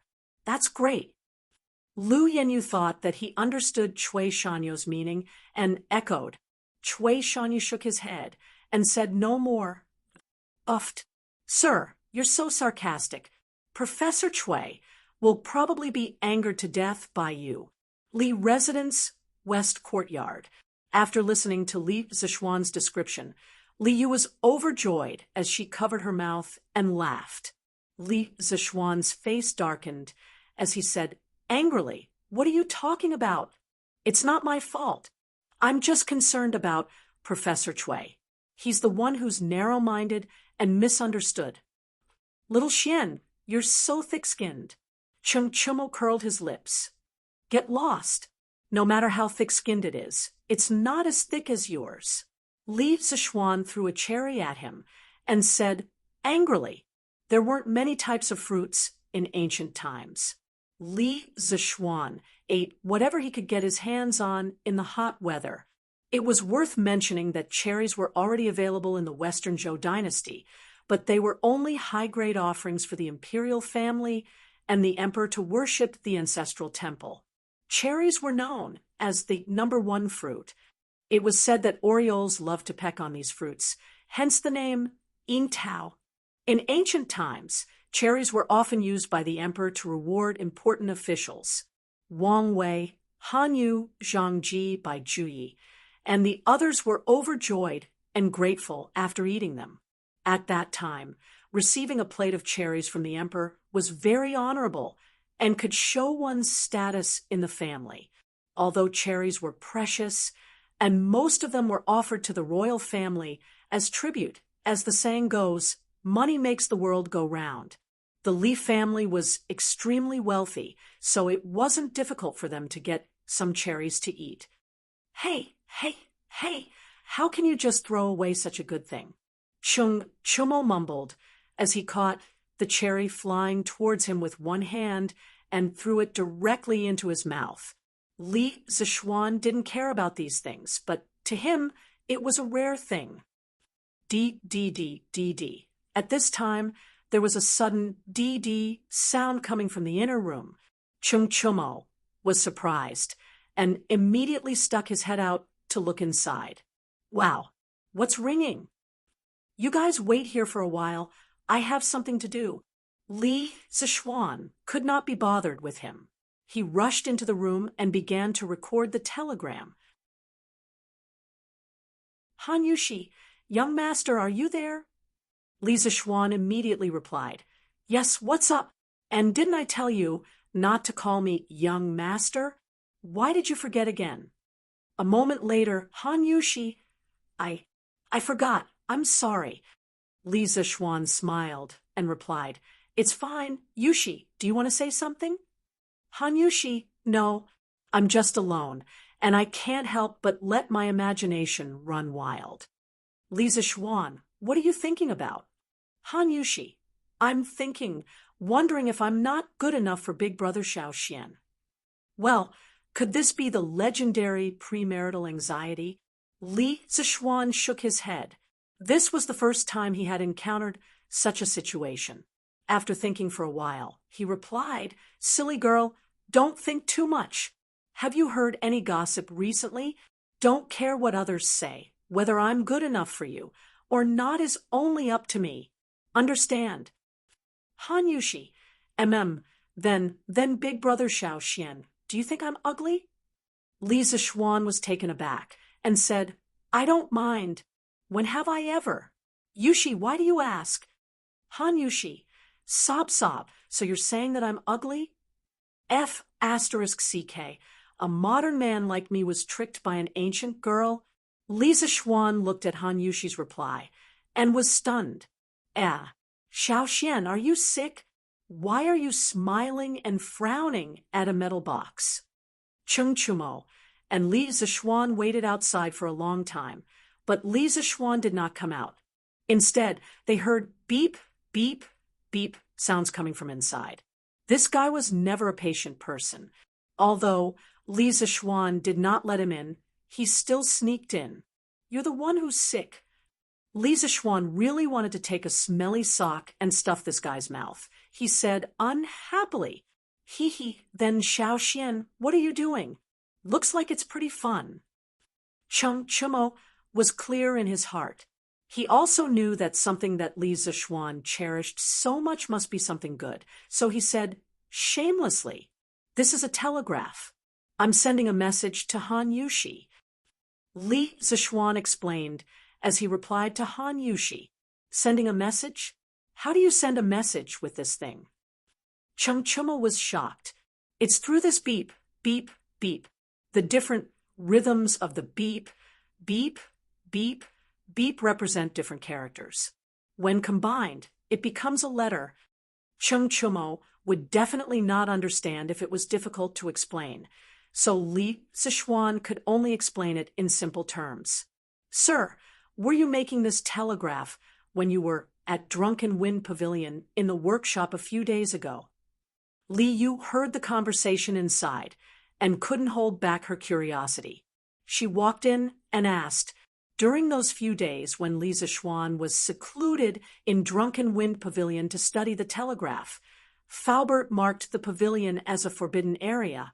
Therefore, although Li Yu knew that Li Zixuan was in the workshop at that time, she didn't have the chance to greet him. Yes, that's right. Li Zixuan chatted with Han Yushi for a while, then turned around and said, "That's not right. The Han family manor is more than 20 miles away from here. Xiao Xian, how can your telegraph transmit so far?" Chung Chumo still had some brains, so he asked in puzzlement. Hee, what's impossible about that? Facts have proven that it can transmit so far. There was no need to explain electromagnetism to Chung Chumo. Even if he did, he wouldn't understand. Chung Chumo rolled his eyes and was speechless. Suddenly, he said excitedly, "Xiao Xian, since this telegraph is so useful, why don't you give me one too?" "No way." "Why? I have money. I can buy it with money." Chung Chumo stomped his feet. "Go away. I don't care about your money. There are only 2 telegraph machines in the world. Where am I going to get you another one?" Li Zixuan was so angry that he laughed. This guy actually had the nerve to show off his wealth in front of him. "Then you can make me another one," Chung Chumo said, unyieldingly.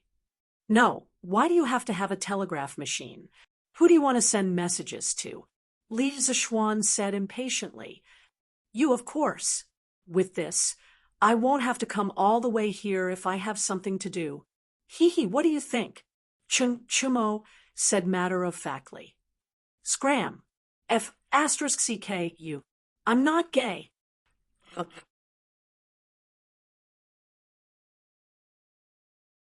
Chapter 321. Sir, if this telegraph machine is modified, can it also be used in newspapers? In the future, people can use the telegraph machine to get the information in the newspapers. Li Residence West Courtyard. Li Yu looked at Li Zixuan and Chung Chumo, who were fooling around for a while, and she suddenly came up with a suggestion. "Huh, little you are a genius. Your idea is very good." Li Zixuan's eyes lit up and exclaimed. What Li Yu said was almost the same as the modern wireless radio. Thinking about Chung Yaojin, Qin Xiong, Yuqi Jingda, and the other old men, holding a radio, listening to the radio, and bragging, TSK. This scene is quite interesting. Sir, do you think it is possible? But this telegraph machine can only make beep, beep, beep sounds, and we still need to spend a lot of effort to convert it into words. I'm afraid it will be very troublesome. When Li Yu heard Li Zixuan's approval, she was excited at first, but then she thought about the problem of translating the telegraph. The little girl held her chin and said with a bitter face, Hee, this is not a problem. As long as we modify the basis of the telegraph machine, then we will not only be able to receive beep, beep, beep sounds, but we will be able to hear the other party's voice directly. There will be no need for a complicated conversion process. Li Zixuan said with a relaxed smile.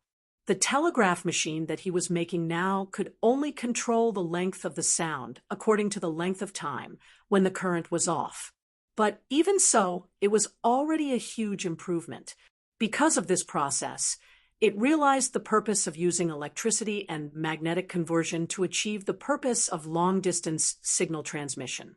Imagine that if a loudspeaker was added to the terminal of the transceiver, then when the transceiver received a message, it would generate an AC audio current with a frequency corresponding to the original sound signal.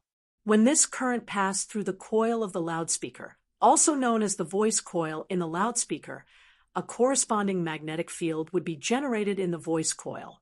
This magnetic field would interact with the magnetic field generated by the permanent magnet on the loudspeaker.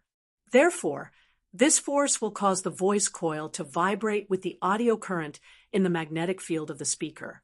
The diaphragm of the loudspeaker was connected to the voice coil, so the diaphragm also vibrated, and the vibration produced the same sound waveform as the original audio signal. This also realized the process of converting sound to current, and then from current to sound. Holy shit, this is awesome. This is awesome. With this thing, wouldn't he be able to transmit his voice from 1,000 miles away? Damn, this is almost the same as the magical equipment used by the immortals. Chung Chumo shouted excitedly, and his mouth was also full of dirty words. He was only short of shouting 666666666, which made Li Zixuan quite speechless. If he didn't know better, he would have thought that this guy was from the modern era. You've seen an immortal before? Or have you used an immortal artifact? Li Zixuan rolled his eyes and said grumpily, "Hee, just because I haven't seen it doesn't mean I haven't heard of it. Little Xian, isn't it in the journey to the west that you told us earlier? Hurry up and make a telegraph machine that can transmit messages like you said just now. When the time comes, let me play with it." Chung Chumo rubbed his hands and chuckled. "Play with your head. I don't even have one myself. Where am I going to get one for you? Do you think it's so easy to make that thing? Anyway, I can't make it now." Li Zixuan was speechless. It wasn't difficult to make a loudspeaker. As for the materials, it could be obtained with some effort. When he was in elementary school, he had made a simple loudspeaker himself. The raw materials used were very common, such as paper cups, copper wire, glue, small magnets, double-sided tape, scale ruler, scissors, etc. The manufacturing process was also relatively simple. The real difficulty of making a loudspeaker was the modulation and demodulation of the sound. Without this step, the loudspeaker could only produce irregular sounds, and it couldn't revert to a human's voice. It was still a piece of trash. However, the modulation and demodulation required the assistance of some external circuits. In this era, there were no resistors, capacitors, diodes, or triodes. Li Zixuan could only express his helplessness. Tang Dynasty's scientific foundation was still too weak, and there were too few talents in this field. Sigh, if only I could groom a group of talents in the field of electricity. I don't expect them to invent a computer or television. Just a radio would suffice. When the time comes, I can fork out money to build a Tang Dynasty people's radio station and groom a group of broadcasting talents. That way, I would be able to listen to the radio at home. TSK, TSK. That way, my life in Tang Dynasty wouldn't be too boring. Li Zixuan sighed in his heart. All along, the source of motivation for him to invent new things was just so that he wouldn't be too bored in the ancient era. As for strengthening the country, it wasn't within his scope of consideration. In his view, the current Tang Dynasty was already powerful enough, and there was no need for any additional technology. On the other hand, the entertainment in the Tang Dynasty was too lacking, and he needed to lead the way. "Mister, is this very difficult? Is it because you can't make it?" Li Yu understood the meaning behind Li Zixuan's words and asked in disappointment. It's quite difficult." Li Zixuan clasped his hands behind his back and sighed. "But that doesn't mean we can't do it. The main problem is that there are too few talents in this field in Tang Dynasty. Nowadays, all the scholars are studying the 4 books and 5 classics. Who would be willing to delve into this field?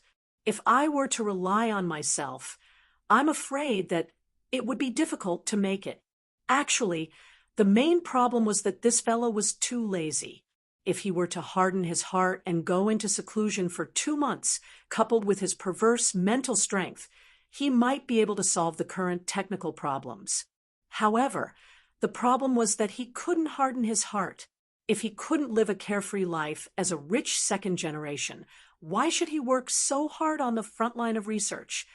Previously, when Li Zixuan went into seclusion to build the telegraph machine in Drunken Wind Pavilion, he deeply felt how difficult it was to manufacture things without the foundation of modern industry. Now, he had a rough idea in his mind. That was, when the time was right, he would teach a group of disciples, specifically teaching them engineering and basic scientific concepts. He would let them explore and research on their own. He would be able to invent various scientific concepts under specific circumstances and make great discoveries. Wouldn't it be great to be an old grandpa who knew everything silently in the eyes of the world? For example, he could lead his disciples to conclude Newton's 3 laws through observation and experimentation and name them after himself, such as Zixuan's 3 laws.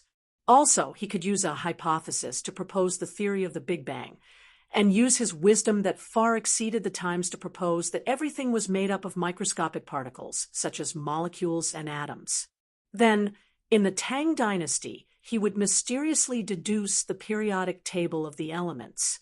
Perhaps it would become a map of the mysteries of heaven that no one would be able to understand for thousands of years. Another example was that when he was at home taking care of his children, he would casually use a block of ice to carve a triangular prism. From there, he would discover that sunlight was made up of different colors and use it to explain the formation of rainbows. There were too many examples like this. He wanted to be the greatest scientist in the history of mankind. So how could he force himself to manufacture things every day? Li Zixuan's ideas were perfect, but they were just ideas. After he transmigrated, troubles came one after another, and he didn't have the time to realize his great dream. The only thing that was gratifying was that he had brought modern mathematics to this era, and there were already a group of children who could think in mathematics. One must know that mathematics was the most important foundation of engineering. If he were to vigorously develop engineering in the future, the current students of the School of Mathematics would definitely be his priority.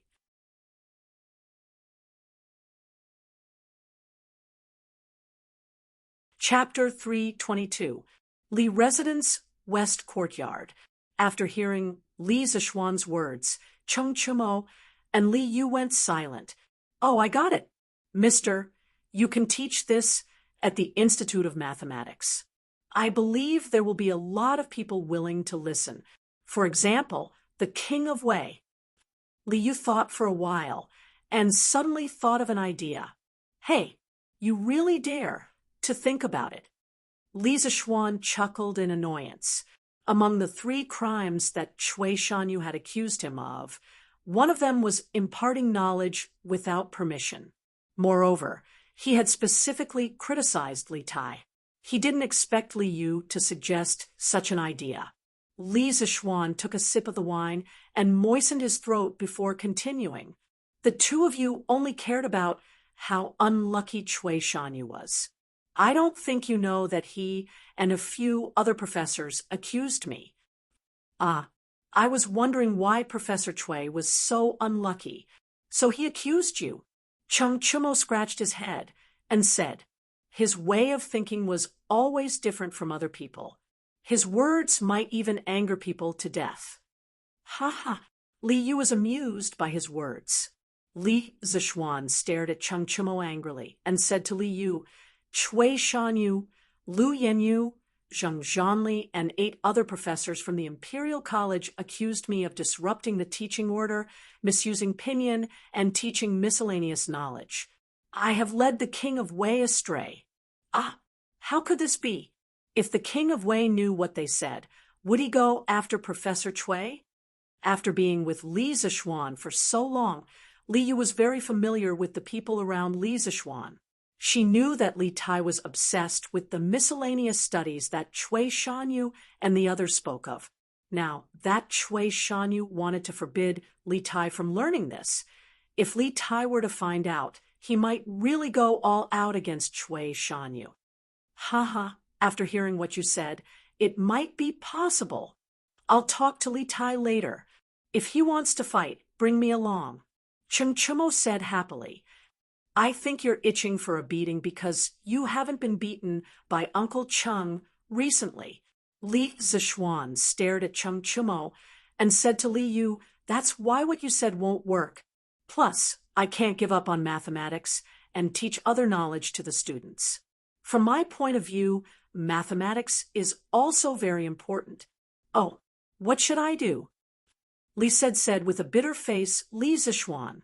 After listening to Li Zishuan's description of the telegraph that could transmit sound, her heart felt like it was being scratched by a cat.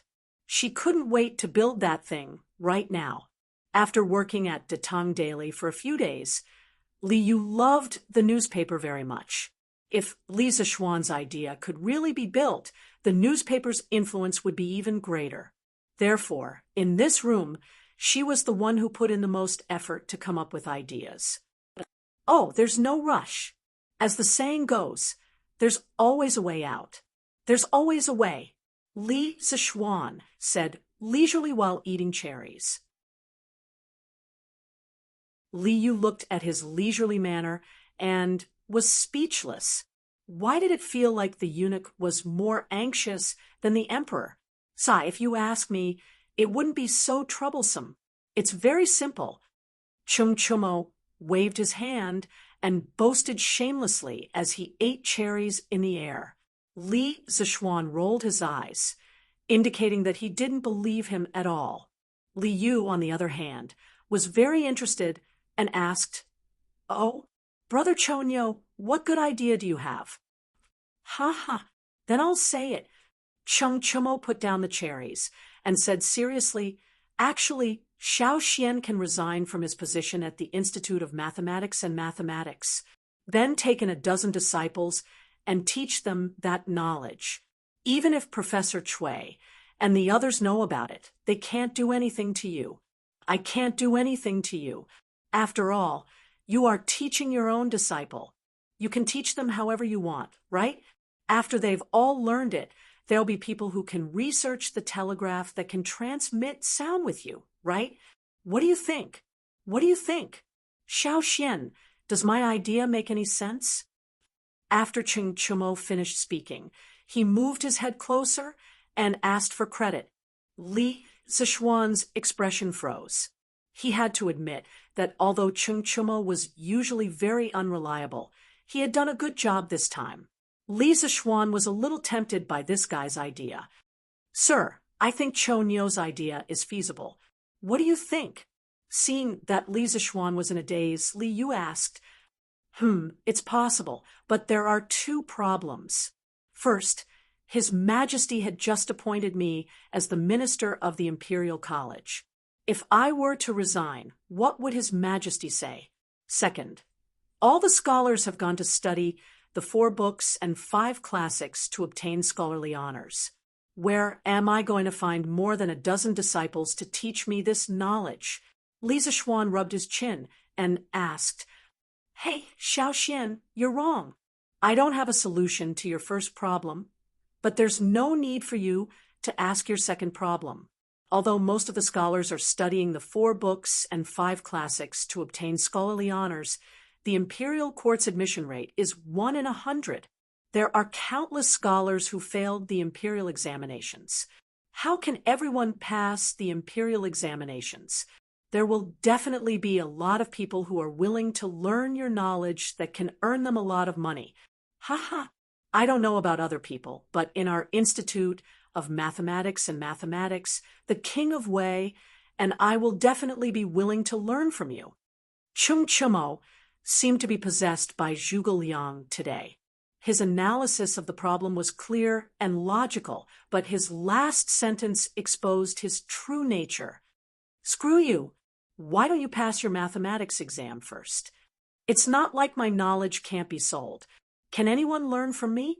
If I remember correctly, you didn't pass this month's exam, right? Li Zishuan felt that what Cao Cao said made sense, but his mouth did not let him off. Cao, you still have the nerve to say that. If it wasn't because you didn't care about our brotherhood and didn't want to give me an extra point, I would have passed. Chumo got angry when he mentioned this. He stood up and scolded Lisa Schwan. Lisa Schwan said, "Ha, that's because you didn't live up to expectations. Who else can you blame?" Teacher, then will this method work? Li Yu saw that the two of them were about to start bickering again. She quickly interrupted and brought the topic back to the main topic. Yes, it should work. Let me think about it carefully, Lisa Schwan said seriously. Little Yu, don't worry. Since I can think of this, I will definitely be able to make it. Don't be anxious. Lisa Schwan changed the topic and laughed. He was not stupid. He knew that Li Yu was very interested in the radio. That was why he teased her. Maybe he could let this little girl be a host in the radio station in the future. But as for the method of talent development, after this discussion, he was enlightened. It's just that there are some details that he still needs to think about. I'm not anxious. Teacher, you can continue with your work. I'll go back to the workshop first. Li Yu was a little embarrassed that her thoughts were exposed. She immediately ran away. Don't forget about the news material that you are here to record today. Got it.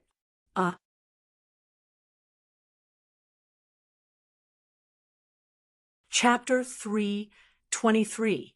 Early in the morning, everything was quiet. A ray of light appeared on the eastern horizon and carefully soaked the light blue sky. A new day was gradually moving in from afar. Lisa Schwan, who had just finished his breakfast, sat in the carriage with Iron Egg and went to the Imperial College to attend school together. Selling newspapers. The freshly printed Tang Daily News. Today's headline: shocking news. A dignified Imperial College professor actually ate sh**t? Is there a hidden story behind this? Or, on the way, as expected, they heard the voice of a newsboy selling newspapers.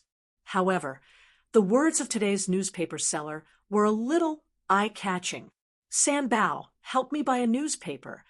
Lisa Schwan held back his laughter and ordered. Although he knew that little fishy would write about Chui Shanyu and the others eating sh**t yesterday, he was still very curious about what little fishy would write. Okay, young master, please wait a moment. After a while, Sanbao came back with a newspaper. Young master, your newspaper. Sanbao handed the newspaper into the carriage. Then, he sat back in the driver's seat and continued to drive the carriage. Lisa Schwan took the newspaper and jumped to today's headline. As expected, a very eye-catching headline greeted his eyes. Shocking news. A dignified Imperial College professor actually ate sh**t? Is there a hidden story behind this? Or, TSK. Little Fishy's articles are getting more and more professional. When Li Zixuan saw the headline, he felt as if he had returned to the modern era. He smiled knowingly. Iron Egg had also heard the advertisement from the newsboy outside. He had been itching for the contents of the newspaper.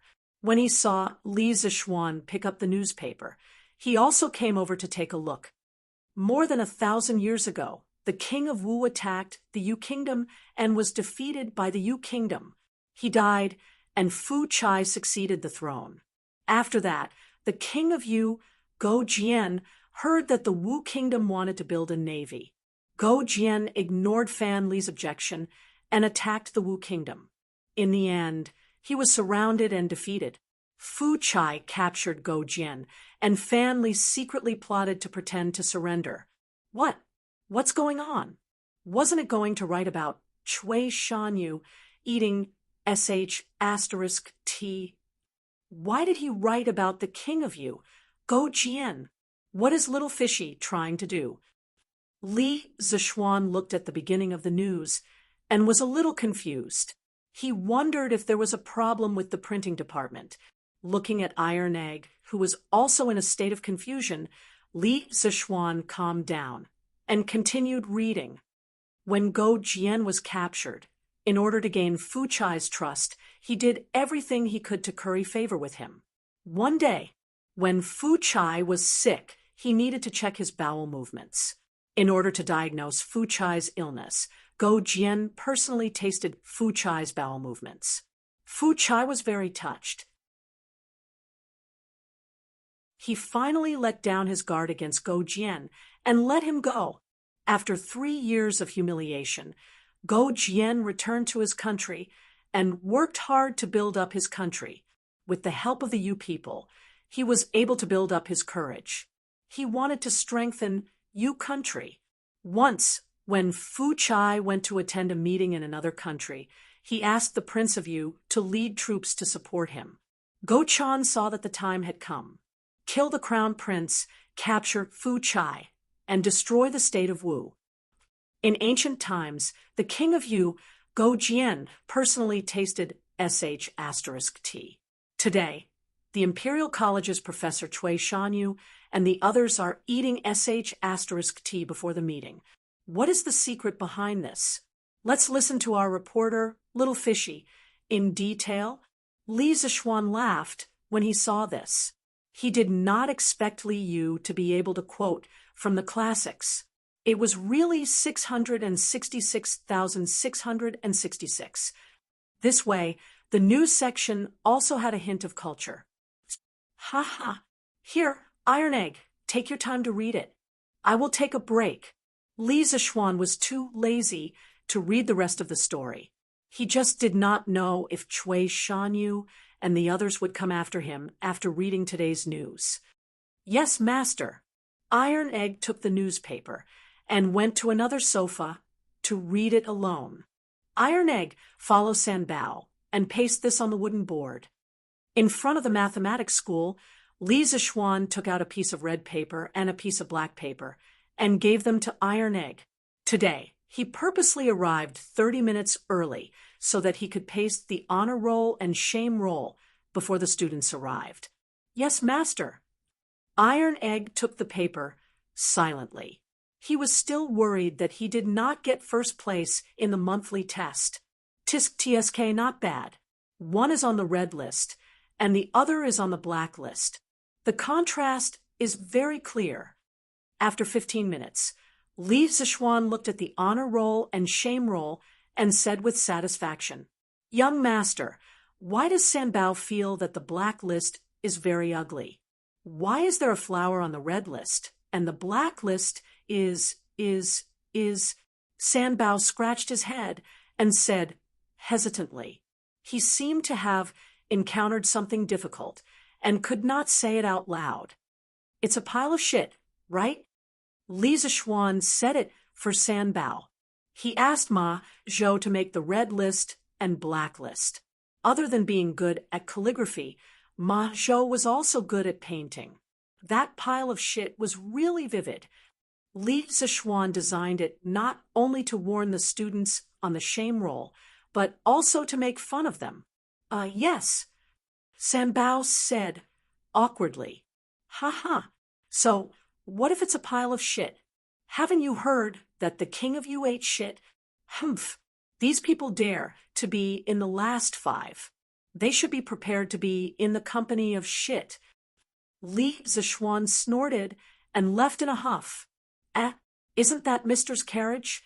Why are you here so early today? Sun Ziffin said in surprise. Hey, Ziffin, look, the empty honor roll and shame roll plaques have something pasted on them today. Yu Donkai pulled Sun Ziffin's sleeve and exclaimed, Damn, don't tell me the monthly test results are out. Sun Zifan's face was full of panic. His legs were somewhat soft. This guy was scared, The last time his father beat him up, it was still deeply imprinted in his heart. Damn, it shouldn't be that bad, right? Little brother, I think I did pretty well this time. Yu Donkai heard and felt a little guilty. He prayed in his heart that he would not be so unlucky. Why are you thinking so much? Why don't we go and take a look? I don't believe that I will be in the shame roll, Kong Chuansuan said from behind. With his head held high, he headed straight for the honor roll and the shame roll. He was extremely confident. Damn, you're awesome. Donkai, let's go take a look. Sun Zifen gave a thumbs up to Kong Chuansuan's back, then dragged Yu Donkai over as well. But when they got close, they saw Kong Chuansuan's dazed expression, as if he had eaten feces. Sun Zifen was stunned. What's going on? Is there something wrong with the roll? He looked at it in disbelief. Of course, he was looking at the shame roll. He saw a big pile of feces at the top of the black roll, and below it was written, first from the bottom, Kong Chuansuan, uffed. Ha ha ha. I'm dying of laughter. Ha ha, I'm dying of laughter. Sun Zifen could not hold it in anymore and laughed out loud. Not only did Kong Chuansuan's expression look as if he had eaten feces, but his name on the honor roll was Eating Feces. It was too damn funny. He did not know where his confidence came from, but he was the first to rush over to see the roll. Ha ha ha, Kong Chuansuan, why is your name under that pile of feces? Ha ha, it's like eating feces. The roll of shame that Mr. created is really fun. Yu Donkai glanced at it and did not see his name on it. He could not help but heave a sigh of relief. Then he realized the joke and laughed gloatingly. Although he only scored 18 points this time, there were still people who scored worse than him. Hence, he was lucky enough to escape and was ranked 6th from the bottom. Get lost. Ah, I'll fight it out with you. Kong Chuansuan was almost angered to death. He roared and was about to fight with his life.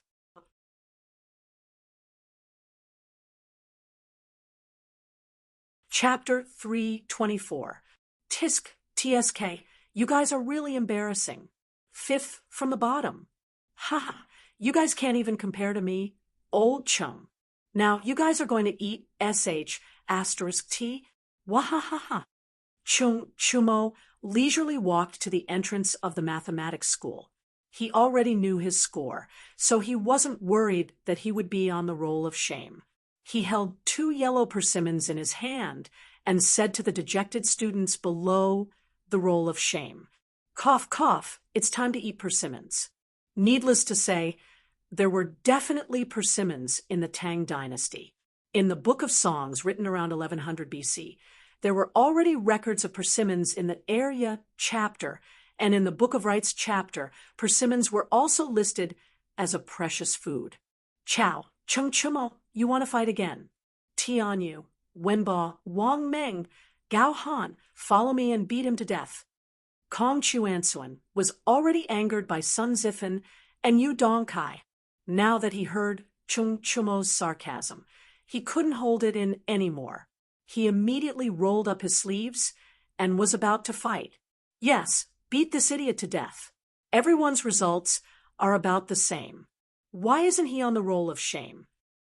Yes, there's a conspiracy. I strongly demand Chung Chumo to be on the roll of shame too. Beat him up first, then we'll look for the teacher. Chung Chumo's mouth immediately stirred up a hornet's nest. In a blink of an eye, he was about to be beaten up. Damn, Song Tianyu, you dare to doubt the teacher's fairness? Let me tell you, the reason why I scored higher than you guys is because I'm smarter than you guys. If you guys are like this, you guys will still be on the roll of shame next month. As the saying goes, a wise man knows better than to fight when the odds are against him. Although Chung Chumo knew Kung Fu, he couldn't possibly use Kung Fu to fool around with his classmates, right? Thus, this guy ran away, and he even ran while shooting his mouth off. Chow, Chung Chumo, don't run if you have the guts. You're too despicable. Don't let me catch you. Who told you to run? I'll beat you to death. Ouch, F asterisk CK. Don't F asterisk King cross the line. Chung Chumo was unfortunately shot. He tried to put on a brave front. Ah, this time, Meng Wenhao is number 1 again. This is too shocking. Sung Ziren looked up at the honor roll and exclaimed, "Yes, could Meng Wenhao be considered to have been well prepared? He actually got first place twice in a row." Qin Huayu sighed. His results were very stable and had always been in the upper middle class. He could not compare with the people in front of him. After all, he had studied Orthodox Confucianism before. It was already very good that he could maintain his results in the upper middle class after suddenly transferring to the School of Mathematics. But why is Meng Wenhao's score 103 points? The full score for this exam is only 100 points. Don't you find it strange? Ku Shiqing said with a frown. Yes, it's really strange. Could it be that Sir has made a mistake? Sung Ziren also reacted and echoed. When Sir first came, he gave us a question in the first class. He said that whoever did the best would get extra points for the monthly exam. Didn't Meng Wenhao get first place at that time? Maybe it's because of this. Li Tai said after thinking for a while. Li Tai guessed correctly. When Li Zishuan gave the report card to Ma Zhou yesterday, he suddenly remembered that he had promised to give Meng Wenhao extra points for the monthly exam. After so long, he almost forgot, so he changed Meng Wenhao's score from 101 points to 103 points. That's not right. If I remember correctly, that only adds 2 points. Even if Meng Wenhao didn't lose any points in the monthly exam, it's impossible for him to get 103 points. Hey, isn't that Meng Wenhao? Why don't we just ask him? Meng Wenhao had just arrived when he was pulled over by Ku Shiqing and the others. He greeted his classmates one by one and asked them what they wanted. Wenhao, why is your monthly exam score 103 points? Even if you add the extra points for the extracurricular question in the first class, it can't reach 103 points. Sung Ziren was more straightforward, so he didn't beat around the bush and said directly. Meng Wenhao heard and looked up at the honor roll. Even though he already knew that he was first place this time, when he saw the first name under the big red flower with his own eyes, he couldn't help but feel excited. Oh, so it's about this. It's like this. Sir felt that I answered the last question of the monthly exam better this time, so he gave me another point. Meng Wenhao said with some embarrassment.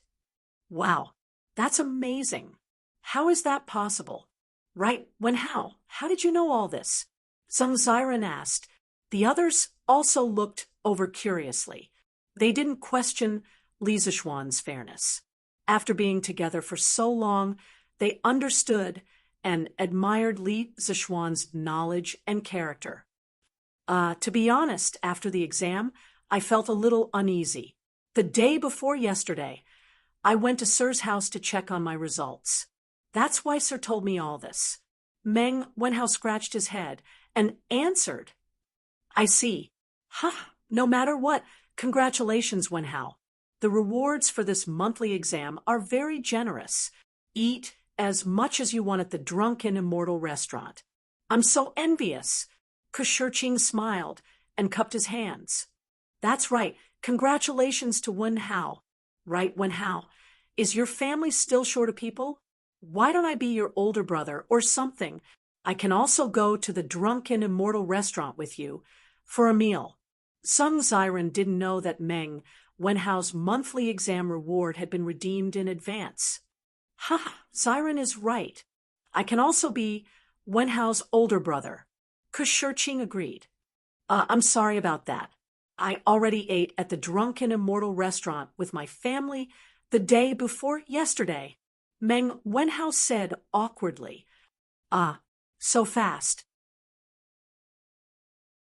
Well, because my father is going to go out to sea with the Imperial Army, I wanted to invite him to the Drunken Immortal restaurant for a meal before he goes out to sea. Fortunately, Sir is reasonable and agreed to my unreasonable request. After Meng Wenhao finished, he couldn't help but look to the south. He sighed in his heart. Sigh, I don't know how my father is now. Did he run into any trouble? Is he safe? When how? Don't worry. Your father will be fine for sure. Commander Prince Hajin is very experienced in naval battles. This time, the fleet has the compass and detailed sea chart provided by Sir, so the safety of the fleet is guaranteed. The possibility of an accident is very low. Li Tai knew what Meng Wenhao was worried about. He patted Meng Wenhao's shoulder and comforted him. No one would have thought that the Prince of Wei also knew how to comfort others. Yes, Qingke is right. Wenhao, you don't have to worry. Uncle will definitely be fine. Yes, Wenhao, you should trust Sir's compass. The fleet going south this time will be fine. Yes, Wenhao, you have to think positively. Qin Huayu, Kushirqing, and Zheng Ziren were not people who lacked EQ, so they all comforted him. Thank you, thank you. Meng Wenhao felt much better in his heart. He sincerely thanked him. Clang, clang, clang. Okay, class is starting. Let's go. At this moment, the gongs and drums sounded, and the students started running to the classroom.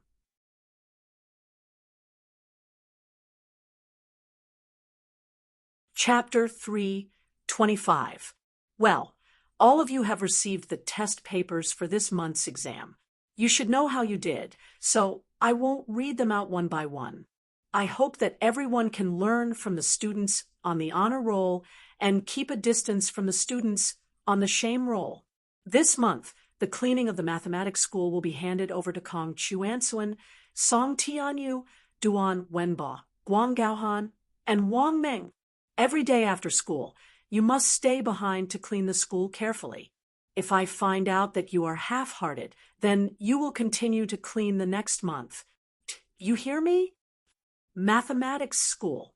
Li Zishuan stood on the podium and announced the results of this month's exam. To be honest, he was very satisfied with the current mathematics school. To be honest, any student in the mathematics school was qualified to be a bookkeeper. After all, Li Zishuan taught them the modern counting and calculation methods, which were much more advanced than the current era's counting and calculation methods. Understood. Hearing the second half of Li Zishuan's sentence, Kong Chuansuan, Song Tianyu, Wang Meng, and the rest of the students on the roll of shame weakly responded. Then, their faces flushed red, and they wished they could crawl into a hole in the ground and hide in it. They swore in their hearts that they would study hard every night for the rest of the month. They absolutely could not be on the roll of shame again. This month's exam's first place, Meng Wenhao, was rewarded with a free meal at the Drunken Immortal restaurant, due to special reasons. This reward was honored the day before yesterday. Everyone knows that I'm rich. If you want to eat until I'm poor, then work hard to get first place. Li Zishuan said, half-jokingly. Ha ha! The students let out a burst of good-natured laughter. They also knew that it was impossible to eat until Li Zishuan's family became poor. Okay, then let's start the class. Today, we will talk about this month's exam papers.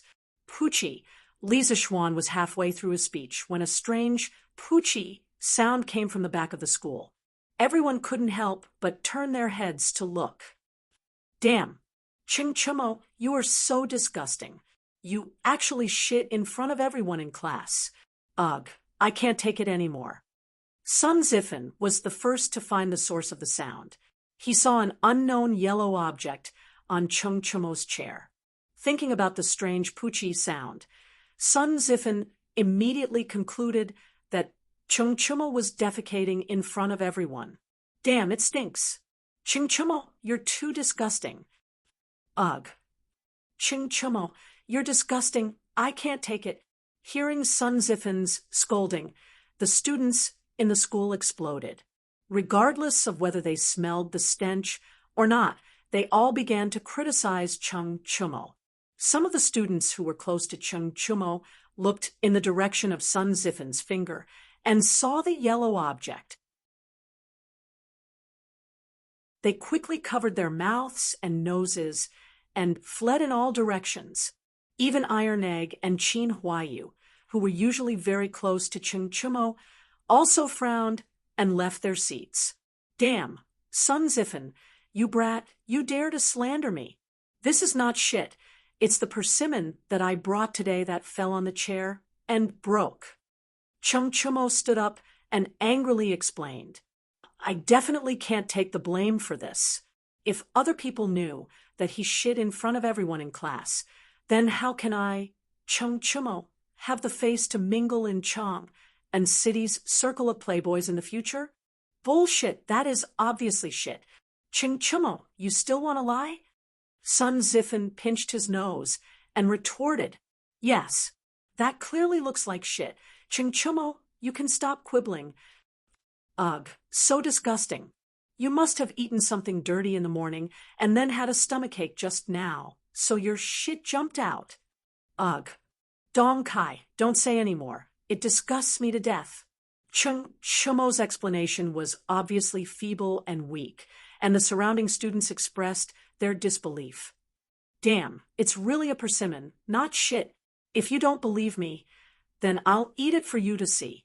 Cheng Chumo was anxious. In order to prove his innocence, this guy didn't care about anything else. He picked up the yellow object on the chair and stuffed it into his mouth. Ugh. Damn. Not only did you shit in front of everyone, you actually ate shit in front of everyone. Cheng Chumo, I misjudged you. From now on, Sun Ziffen, will not recognize you as a brother. Sun Ziffen was stunned for a moment, and then quickly retched. From the beginning, he thought that the yellow object was shit. At this time, when he saw Cheng Chumo eating that thing in front of everyone, the visual impact was quite strong, and of course he couldn't stand it. Ugh. God, I heard that 8 doctors in our Imperial College ate shit before the morning assembly yesterday. I didn't expect that a student would eat shit today. What's wrong with our Imperial College? Some students saw this scene and immediately associated it with today's headlines on Tang Daily. Ugh. I can't stand it. Sir, please do something about it. Faced with this situation, Cheng Chumo was a little dumbfounded. He explained while eating, Damn, Sun Ziffen, don't talk nonsense. This is really a persimmon. If you don't believe me, come and taste it. It's sweet. Why don't you think about it? How can Old Cheng, eat shit? Look, Old Cheng brought 2 persimmons this morning. One is broken, and the other is still fine. Take a look, Cheng Chumo said, and took out an intact persimmon from the desk drawer and showed it to everyone. Is that thing really a persimmon, and not shit? It should be. Lu Guogong's family is not poor to the point that Cheng Chumo eats shit, right? Cheng Chumo's efforts were not in vain, and there were still many people who believed his words. Ahem, Chumo, I just picked up a persimmon in front of the school. It should be you who dropped it, right? Li Zishuan smiled and took out a yellow persimmon from his clothes and said somewhat mischievously, Silence. The classroom suddenly fell into a strange silence. Cheng Chumo was stunned. Since the persimmon in Li Zishuan's hand was dropped by him, then what was the yellow object on the bench? Damn. Cheng Chumo, I almost believed you. Ugh. So you were really eating shit. I remember now. This morning, I saw the youngest son of Assistant Instructor Mu of the Four Gates School come to our school. Chumo, the shit on your bench, could it be that child's poop?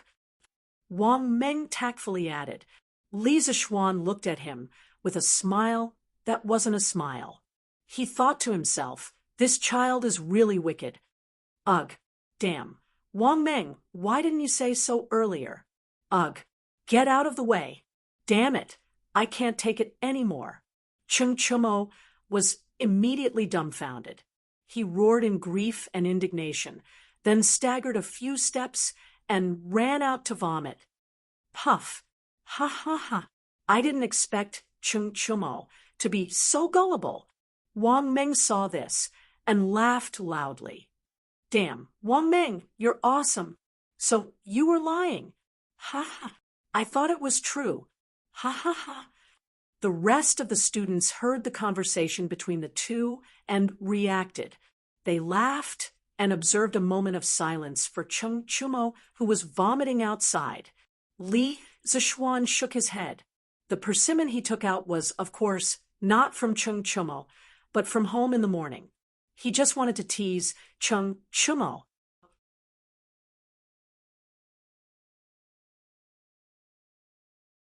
Chapter 326. Half an hour later, the farce in the School of Mathematics was finally over. Li Zishuan also started his class, but Cheng Chumo's eyes seemed a little unfriendly. Wasn't that obvious? After being pranked by him, it would be strange if Cheng Chumo was friendly. If it weren't for the fact that they were in the wrong place, perhaps Cheng Chumo would have already rushed over to fight him. After such a delay, there was only half an hour left for the first class. However, Li Zishuan still managed to finish the monthly exam in this short time. This was mainly because the questions this time were really simple. Although there were many pitfalls in the questions, after Li Zishuan wrote down the correct answers, many people immediately realized that they had fallen into a pitfall. For the last question, we can analyze how much money Mr. Wang lost in the end based on the most basic relationship between gains and losses. First, let's analyze Boss Wang and his neighbor. Boss Wang first gave the neighbor a fake golden bean in exchange for 1,000 copper coins. The value of the fake golden bean was 0, so Boss Wang now earned 1,000 copper coins from the neighbor. Later, the neighbors found out that the golden beans were fake, so Boss Wang compensated the neighbors with a real golden bean. Now, Boss Wang paid 1,000 coins, plus the 1,000 coins he earned previously, so Boss Wang didn't lose any money from the neighbors. So, the only thing left is the money he lost from the young people. So, there are two answers to the last question. One is 970 coins, and the other is 1,000 coins. Among all of you, only Meng Wenhao wrote down both correct answers, so I give him an extra point. Clang, clang, clang. Li Zishuan had just finished the last question when the drum and gong sounded. Okay, class dismissed. Li Zishuan didn't have the habit of dragging the class. After accurately throwing the chalk into the chalk box, he clapped his hands and directly walked out. Even though he had left, many students from other academies had come to watch the show out of admiration. The School of Mathematics was located in the southernmost part of the Imperial College. It was also the closest to the gate of the Imperial College. Today, the honor roll and the shame roll in front of the School of Mathematics were particularly eye-catching. Most of the students who came to school in the morning saw it when they entered the Imperial College, but because they were in a hurry to go to class, they didn't come to take a closer look. Now that class was over. A bunch of people came to watch the fun. Honor roll. Awesome. I heard that the School of Mathematics would have an honor roll, but I didn't expect them to really do it. It would be great if my name could be on it. Come on, if you go to the School of Mathematics with your grades, you'll definitely be on the shame roll. Bullsh asterisk T. Prince Wei is on the roll. That's awesome. Yeah. I've always heard that Your Highness Duke of Wei is extremely intelligent. I didn't expect Your Highness to still be so impressive after going to the School of Mathematics. Exactly. Who is this Meng Wenhao? How come I've never heard of him? How did he got first? That is, Meng was Meng's was Meng Meng's Meng.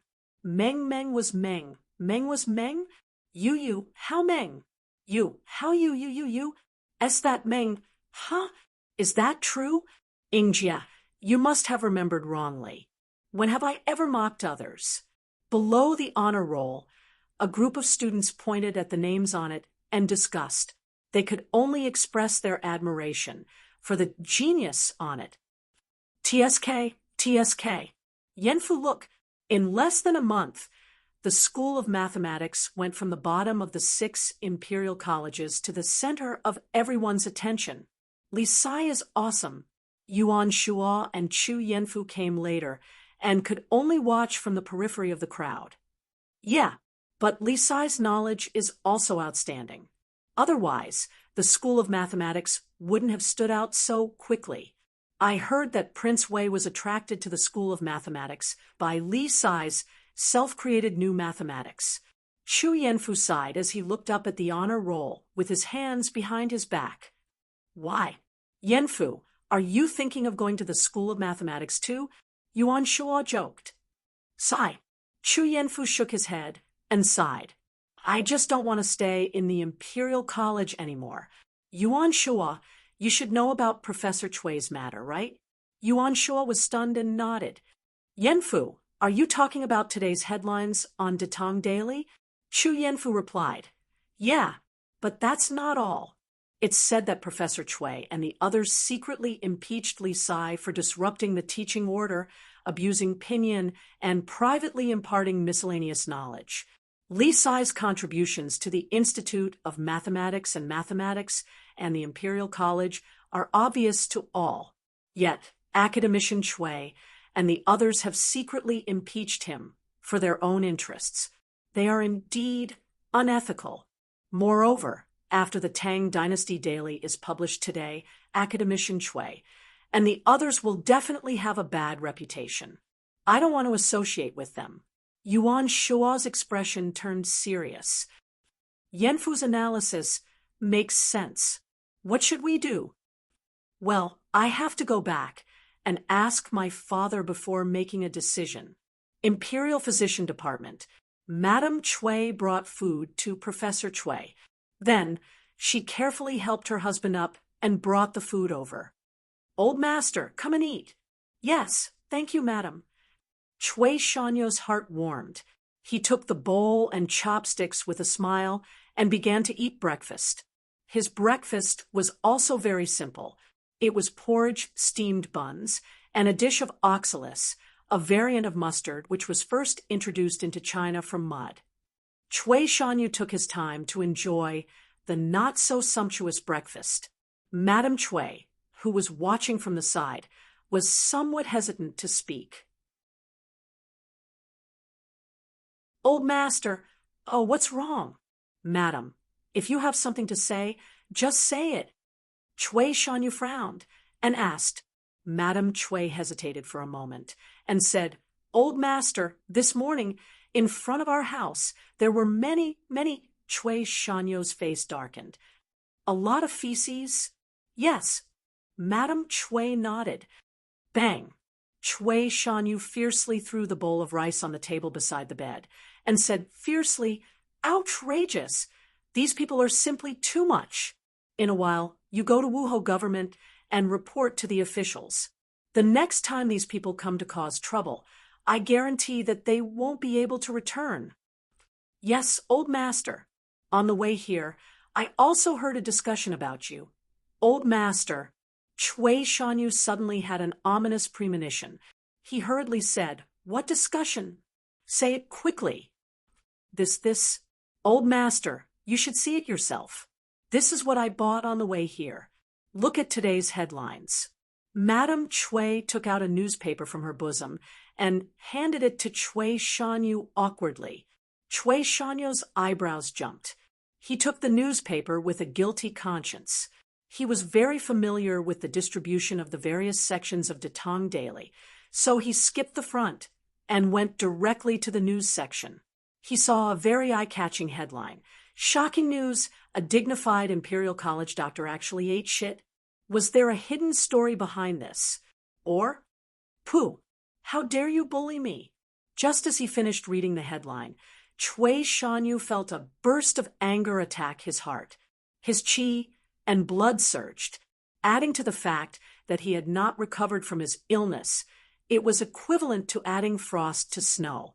His body immediately could not bear it, and he spat out a mouthful of old blood. Old master, are you all right? Someone come quickly.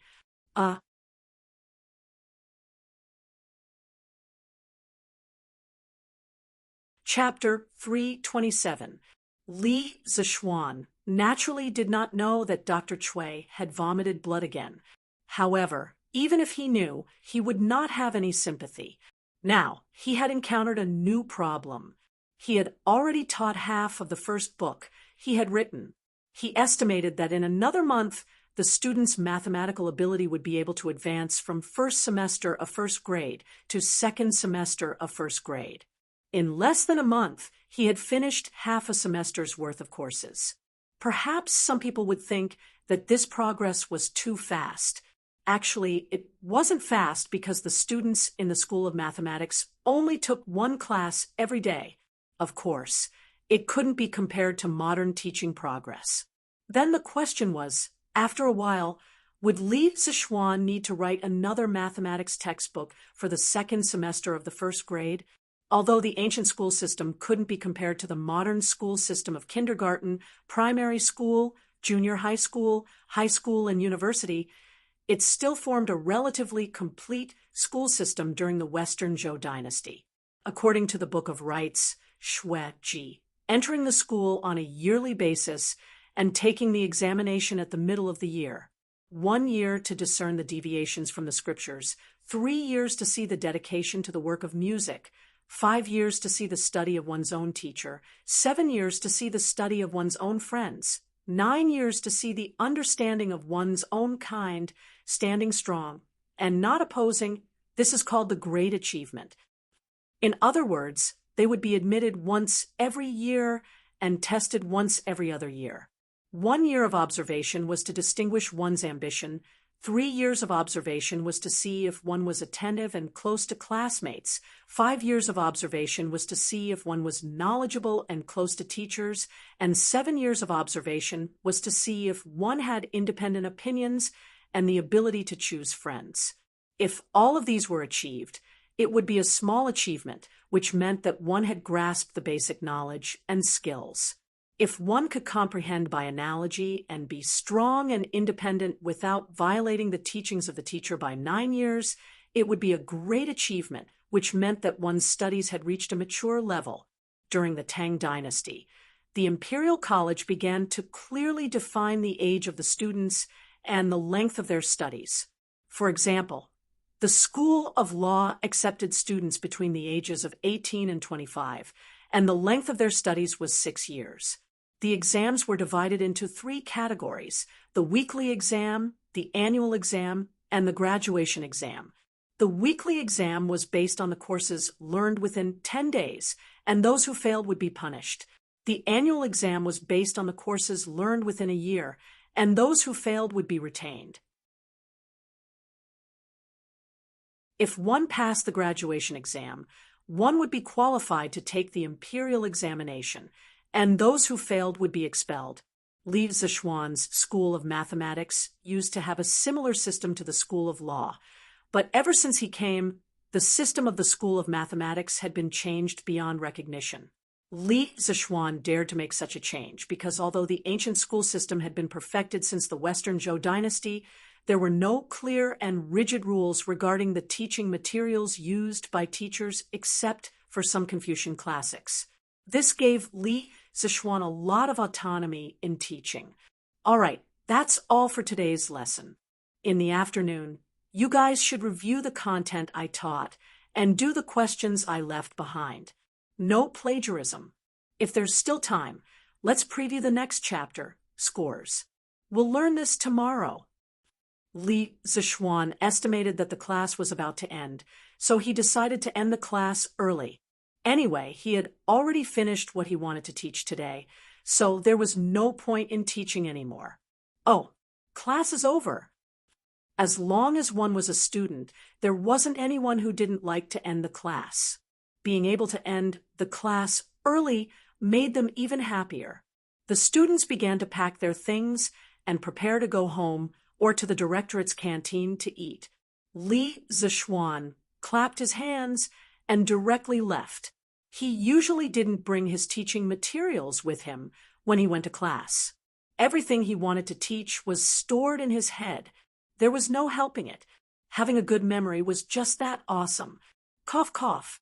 Unfortunately, He met Kong Ingda when he left the classroom. Li Zixuan shrunk his neck.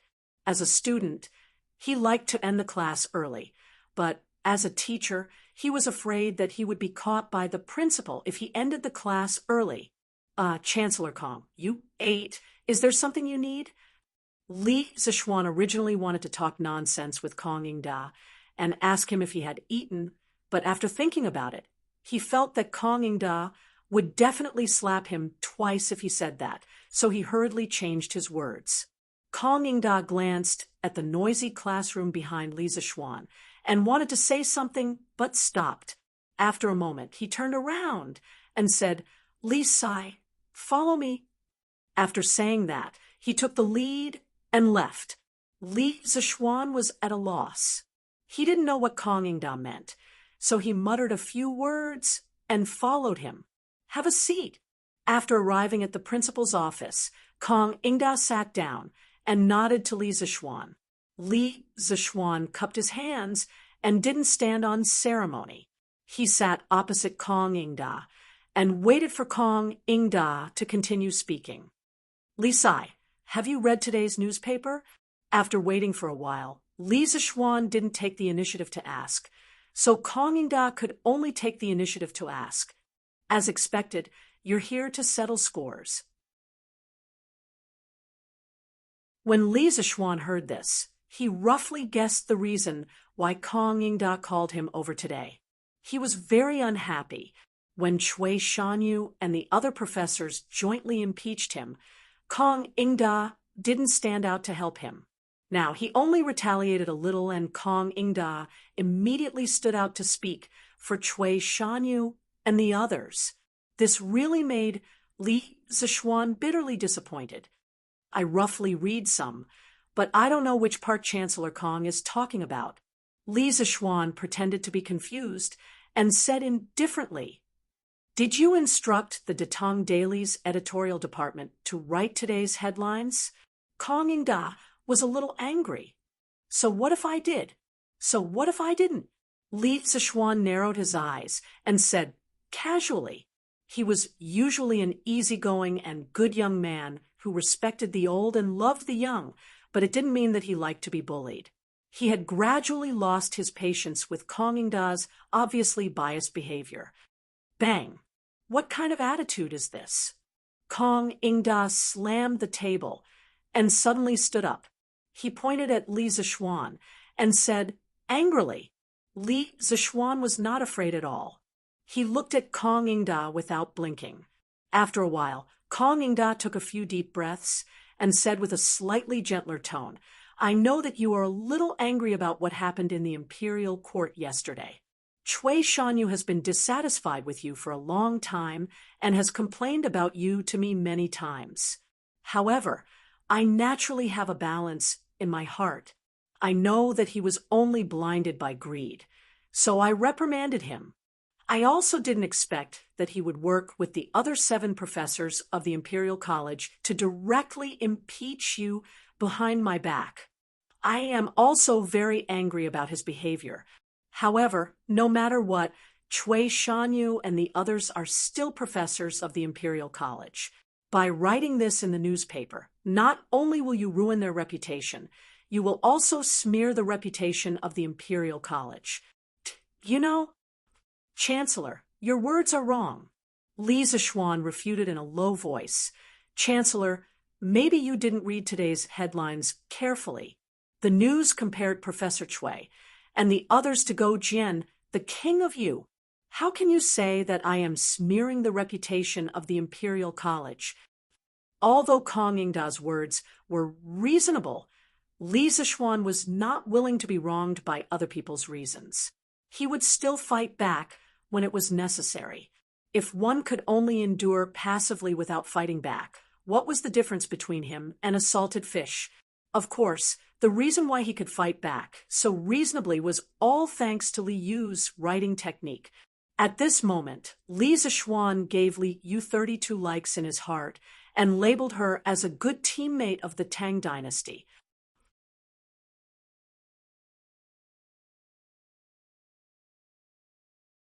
Chapter 3:28. You. You, you are simply twisting words and forcing logic. Hearing Li Zixuan's fallacious reasoning, Kong Yingda was so angry that his face turned red as he shouted angrily. Li Zixuan shook his head and didn't deny it.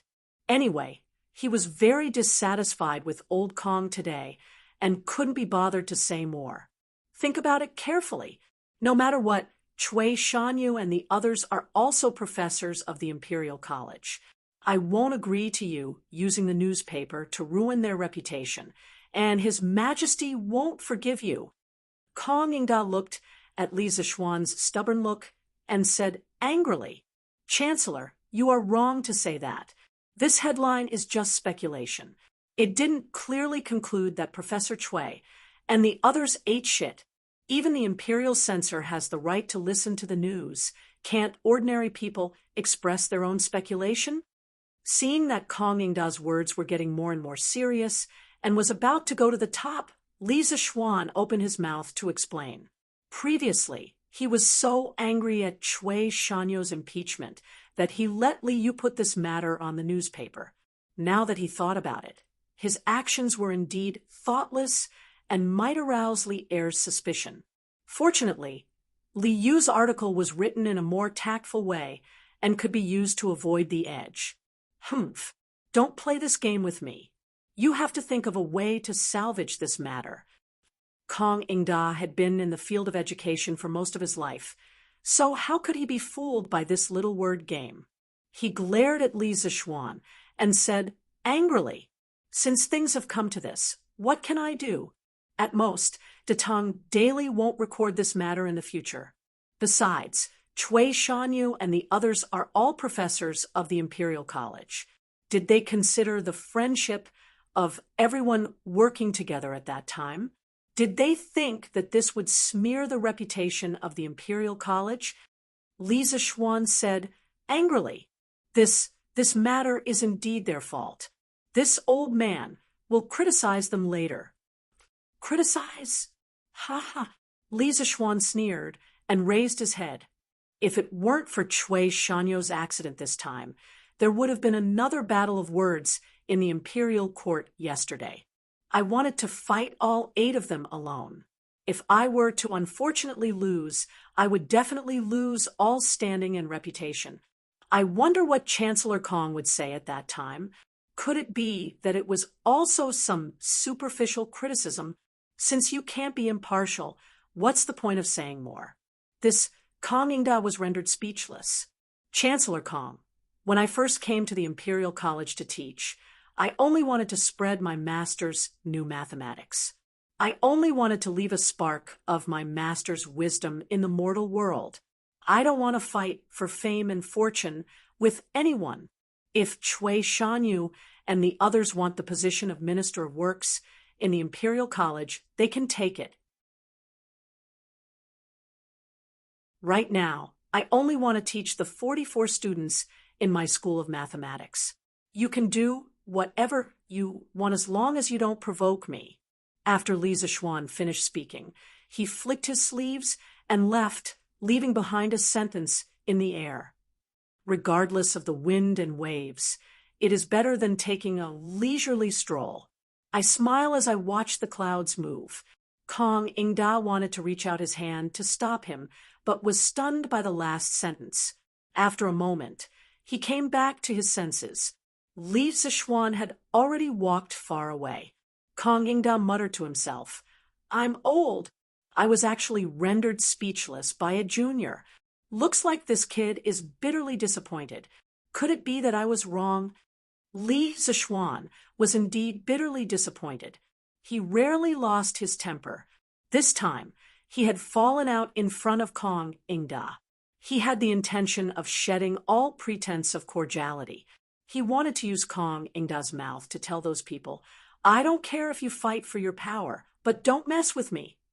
If you provoke me, don't blame me for being ruthless. Looking at the time, it was almost past mealtime. Li Zixuan secretly cursed his bad luck and returned to the School of Mathematics. He sat on his own horse carriage and went home for dinner. Just as he walked out of the Imperial College, the horse carriage was stopped by someone. "Are you Li Sai in the carriage?" A respectful voice came. Li Zishuan was sure that he had never heard this voice before. He couldn't help but lift the curtain curiously. He looked at the middle-aged man in dark red and asked, "It's me. What can I do for you?" No, Li Sai, please don't make me feel unworthy. I am the steward of the Commandery Prince's manor. The Commandery Prince's consort sent me to invite Li Sai to the prince's manor for a banquet. She said that she had something important to discuss. She hoped that Li Sai would do her the honor and come to the prince's manor for a chat. The middle-aged man's attitude was extremely humble. He was not as arrogant and despotic as those villainous servants of wealthy families that often appeared in novels. Li Zishuan's heart skipped a beat, and he understood the gist of it. Before Li Xiaogong left, he had entrusted his youngest son to Li Zishuan. The purpose of this banquet was probably for Li Zishuan to bring in a child, an accepted disciple. "Okay, wait a moment. I'll go with you." Li Zishuan nodded. He turned to look at Iron Egg in the carriage and said, "Iron Egg, take the carriage back first. I'll go to the prince's manor." "Okay, master, your majesty, please try this steamed base. This is something this concubine recently learned how to cook." Imperial harem, concubine Yang's bedroom. A beautiful woman dressed in light yellow clothes gracefully picked up food for Lier. The woman's black hair was like lacquer, her skin was like jade, and her beautiful eyes were full of hope. Every frown and smile of hers revealed an indescribable charm, and every movement of hers made people feel a noble aura that came from her bones. This woman was Concubine Yang, a true descendant of the heavens. Concubine Yang was originally the princess of the Sui Dynasty. During the Sui Dynasty, the Yang clan was a noble family. They boasted that they originated from the Yang clan of Hongnong. They were one of the Yang clan's prefectures and originated from the Western Han Prime Minister Yang Chang. Yang Kai's grandson, Yang Zhen, was an official during the Eastern Han Emperor Guangwu's time. He was given the title of Confucius of Guanxi. The establishment of the Sui dynasty made the Yang clan even more prominent. Other than the Sui dynasty's imperial family, the Duke of Yu, Yang Su, was also a famous figure in the Yang clan. Concubine Yang's grandfather was the founding emperor of the Sui dynasty, Yang Jian. In 581 AD, on the second month of the Jiazi, Emperor Jing of Zhou announced that Yang Jian was abdicated. Yang Jian accepted the mandate of heaven and entered the palace in his regular clothes. The emperor was located in the Lingguang Hall and named the country Great Sui. He changed the name of the country to founding emperor and announced a general amnesty. "Ha, my dear concubine, you have good culinary skills. Those imperial chefs of mine can't even compare to you. As the saying goes, a feast for the eyes. The food made by a beauty was naturally better than those made by men." As the emperor, Li Er knew how to enjoy himself. "Your Majesty is too kind. How can I compare to the imperial chefs?" Hearing Li Er's praise, Concubine Yang pursed her lips and smiled. As a princess of the previous dynasty, her position in the palace had always been very sensitive. She knew that she couldn't compete with Empress Zhangsun, so she didn't compete. She just stayed in her own place every day, assisting her husband and teaching her children. No, it should be teaching her children. If Li Er came to her place, she would naturally welcome him. If he didn't, she wouldn't force him either. She was the truest portrayal of Concubine Yang.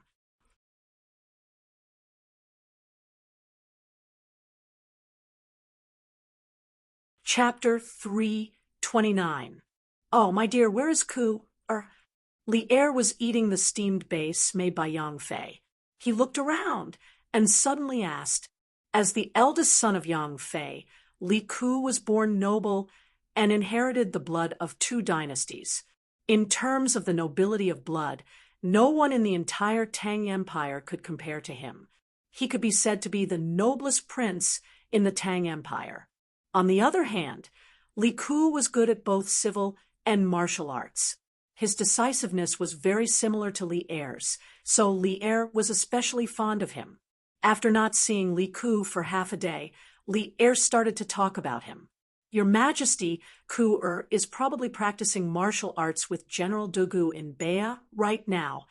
Speaking of her son, Yang Fei's face showed a touch of kindness.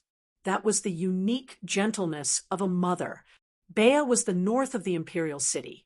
After Li Yuan became the emperor, he selected 30,000 imperial guards from the Taiyuan uprising army to be stationed in the north of the imperial city. They were responsible for the defense of the imperial palace.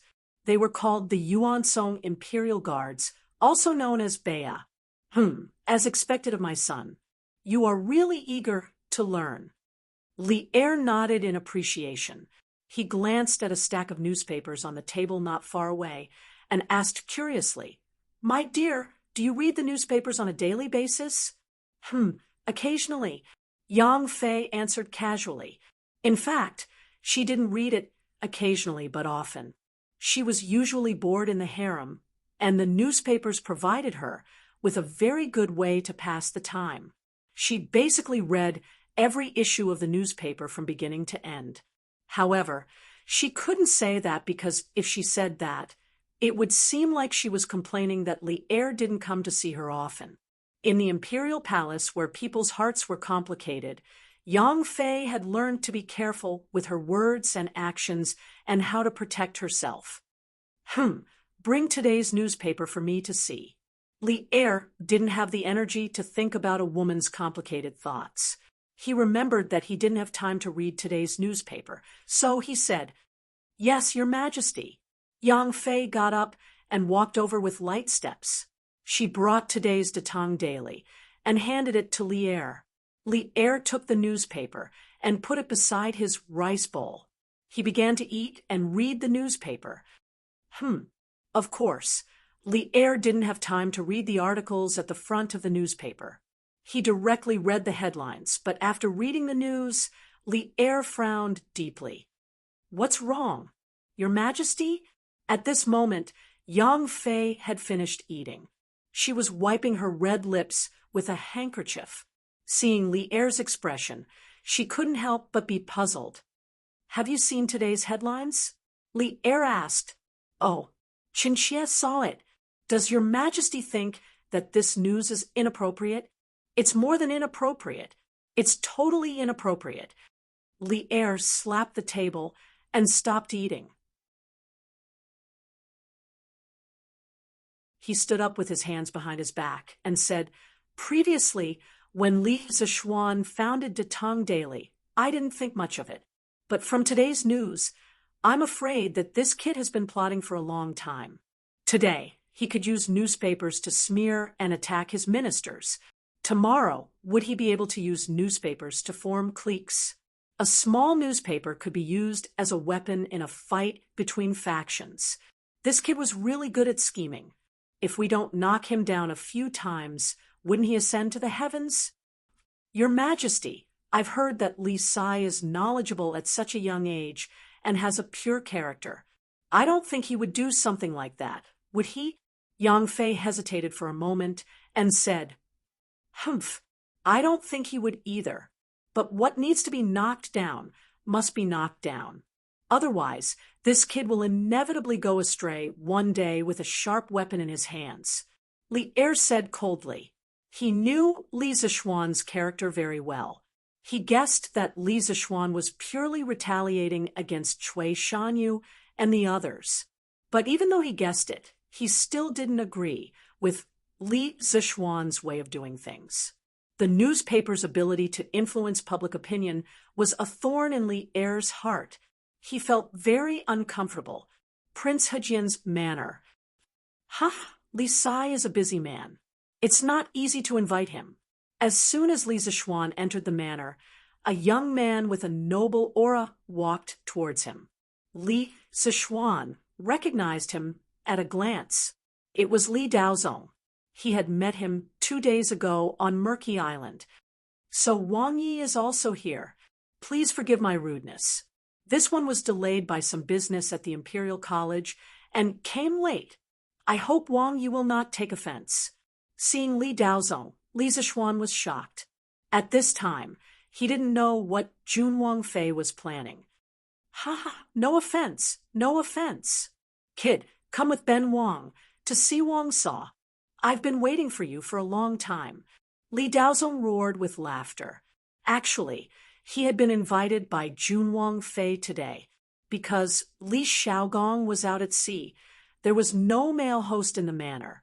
Jun Wangfei was just a woman, and it was inconvenient to invite guests. Therefore, Li Daozong was invited. He could also be the witness for Li Huairen's apprenticeship. It was killing 2 birds with 1 stone. Wang Yi is right. Please go ahead. Haha, let's go. Li Zixuan followed Li Daozong to the main hall of Hejian Jun Wangfu. As expected, Jun Wangfei was waiting inside. Beside her were 2 youths in their teens. Compared to her coquettish attire when Li Zixuan had seen her last time, she was dressed much more solemnly this time. Her eyebrows showed signs of tiredness. She looked to be about 26 or 27 years old. She did not wear any makeup, and her skin was white and tender. However, the mature charm in her bones could not be concealed. I wonder where Li Xiaogong, that old pervert, found such a wife. TSK. In history, Li Xiaogong died young. Is it related to this? Li Zixuan's mind was filled with all sorts of random thoughts. Li Sai has come? Please sit. Seeing Li Zixuan come in, Jun Wangfei hurriedly stood and greeted him with a smile. Jun Wangfei is too polite. This one has come late. Wangfei, please forgive me. Li Zixuan jumped out of his chaotic thoughts and raised his hands in a bow. Haha, no matter, no matter. Chongyi, Huairen, come over and greet Sir Li. Jun Wangfei chuckled and then beckoned to the 2 youths beside her. This one, Li Chongyi, greets Sir. This one, Li Huairen, greets Sir. Regardless of whether these 2 were usually mischievous under the threat of Jun Wangfei's gaze, they showed the appearance of obedient children and went forward to bow to Li Zixuan. Shitzi, there is no need to be so courteous. Please rise. Li Zixuan felt very good inside. Usually, he was the one who called himself a boy in front of others. Now, it was others' turn to call themselves a boy in front of him, while Li Chongyi might be about the same age as him, and Li Huairen was only 2 or 3 years younger than him. The etiquette of a teacher could not be ignored. Thank you, sir. The 2 youths stood and said, This Fei speculates that Li Sai has not had time to eat. He is probably starving. This Fei will order the dishes to be served now. We can talk about other matters after the meal. How about it? Jun Wangfei said with a smile. Ha, this boy is definitely hungry. Auntie Wang, just have the dishes be served. Li Daozong said with a smile. I will follow Wang Fei and Wang Ye's arrangements. Li Zixuan raised his hands and said with a smile. He was indeed a little hungry, but why did his words sound a little strange?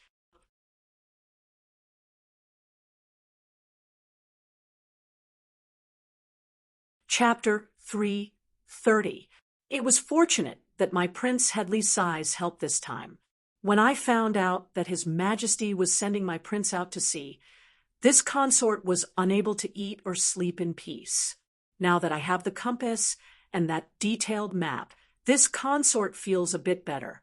Li Sai is young, but not only is his family wealthy, he also holds a high position. This consort can't give you anything, so I can only offer you a toast to express my gratitude. Hejian Jun Wangfu. Halfway through the banquet, Jun Wangfei poured herself a cup and suddenly stood to raise her cup to Li Zixuan. At this moment, the seductive charm on her body disappeared without a trace.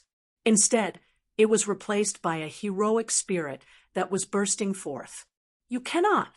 Jun Wangfei's words are too much for this one. Jun Wangyi and I feel like old friends at first sight. This one is a junior and should do what I do. Strong wine is harmful to the body. This one has received Jun Wangfei's goodwill. This one should not drink this wine. Li Zishuan was shocked when he saw this because he had clearly seen that the wine in the cup was the strongest immortal drunken wine. This Jun Wangfei was really sincere. Mother, Sir Li is right. This wine is too strong. Let this child drink it for you. Li Chongyi said urgently from the side. Yes. Wang saw, this immortal drunken wine is too harmful to the body. Even I can't bear it. Why don't you drink the land of warmth? Li Daozong hurriedly said. Seeing everyone object, Jun Wangfei smiled and said, That's good. Since this is the case, then this Fei will use the land of warmth to toast Li Sai. When my Wang Yi returns safely, we will definitely host a banquet to express our thanks. This Fei will drink first as a sign of respect. Jun Wangfei raised her head. There was not a drop of wine left in the cup. She looked like a heroine among women. That boy also toasts to Jun Wangfei. Li Zishuan habitually poured himself a cup of land of warmth. Just as he was about to raise his head to drink, Li Daozong interrupted. Cough, wait. What? You are also someone who practices martial arts. How can you use the land of warmth to get away? Change to the immortal drunken wine. Li Daozong snorted and said in discontent. Li Zishuan was slightly embarrassed. Just now, Zhan, A.N.G. Fei, as a woman, had taken the initiative to drink the immortal drunken wine. He, a man, had to drink the land of warmth. Thinking about it, it was slightly embarrassing. But fortunately, he was already prepared. He, Your Highness is right. I'll change the wine now. He took a jug of immortal drunken wine and filled it to the brim. He raised the cup to Zhan, A.N.G. Fei, and said, To W.A.N.G. Fei. After saying that, he cleaned it up. Chongyi thanks, Mr. on behalf of my father and mother. Li Chongyi raised his wine cup and returned the greeting. After saying that, he emptied the cup as well. Ha, good. Then, this prince will also toast to Li Sai. After all, I heard from my elder brother that you made a lot of contributions on this trip to see. Li Daozong stood up and said, It's this little one who would like to propose a toast to your highness. Li Zishuan was helpless. Were they trying to get him drunk by toasting him one after another? However, he had made some progress in the method of using energy to boil wine that he had been researching recently. This was where his confidence came from. After drinking 2 cups of immortal drunken wine, the strong alcohol caused Li Zishuan to feel that his heart, liver, spleen, stomach, and kidneys were all burning. He hurriedly circulated his physical energy and started to burn the alcohol in his body. Huiran, you should also toast to Mr. Li. Before your father W.A.N.G. left, he specially entrusted you to Mr. Li. Zhan, A.N.G. Fei smiled slightly and said, Li Huiran had been carefully examining Li Zishuan from the moment he came in. He was slightly dissatisfied and thought this person was only 2 or 3 years older than him. Why did he have to listen to him in the future? At this time, hearing his mother say this, Li Huiran could only suppress his doubts and displeasure and toast to Li Zishuan. Huiran toasts to Mr. Li. Li Zishuan looked sardonically at this guy. Li Huiran was still young and did not know how to disguise himself. Li Zishuan had detected his small eyes long ago. And good. No matter what, this was a Wang Fu, and he should leave some face for Li Huiran's Jun Wangfei. But When he saw the cup of wine in front of him, his expression became slightly bitter. He usually did not drink, but today he had drunk such a large amount. So bitter. Today, I invited Li Sai to come in accordance with my WANG's wishes to entrust Huiran to Mr. Li. Come, take out the 6 rights. Jun. G. Fei saw that the time was right and stated the main goal of today's banquet. As expected, it was similar to what Li Zixuan had guessed when he came. She had come to take in a child and take in a disciple. Yes, Wang Fei. A servant girl at the side bowed in acknowledgement, and then went to the inner room to take out the 6 rites that had been prepared beforehand.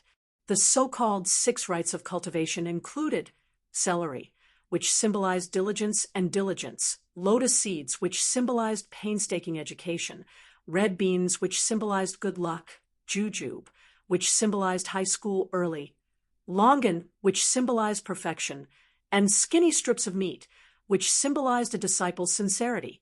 Moments later, the rites were brought over. Jun, and Ji Fei solemnly handed the rites to Li Zixuan as she pulled Li Huiran over and said, Huiran has been naughty since childhood. I hope that Mr. Li can teach him well in the future. Today, the king of Jiangxia is also here and can be a witness. Huiran quickly offered tea to Mr. Li. Yes, Mufei. Li Huiran took the cup of tea that the servant girl had prepared. He knelt on the ground facing Li Zixuan and offered the tea with both hands. Jun, and Ji Fei had probably taught him this before Li Zixuan had come. Offer tea to Mr. Li. No matter if it was sincere or not, at least this gesture was enough. Li Zixuan felt very good inside, and some of the anger he had suffered at Kong Yingda's place had dissipated. Taking the tea, Li Zixuan symbolically took a sip. He put on the posture of a strict teacher and said sincerely, and Huiran, since your father has you study with me, then you should know your master's situation.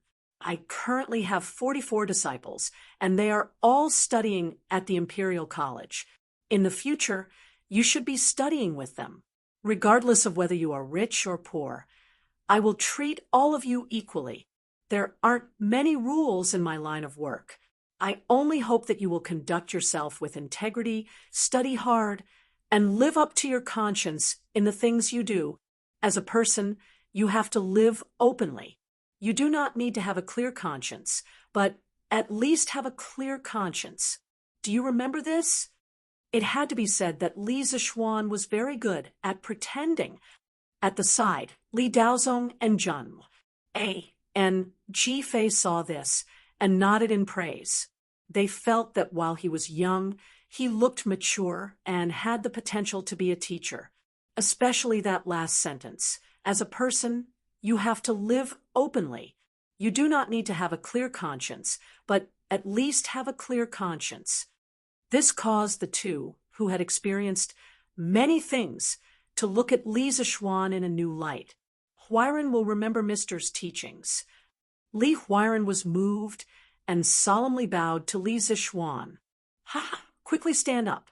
Li Zixuan channeled his qi into his palm and lifted Li Huiran up.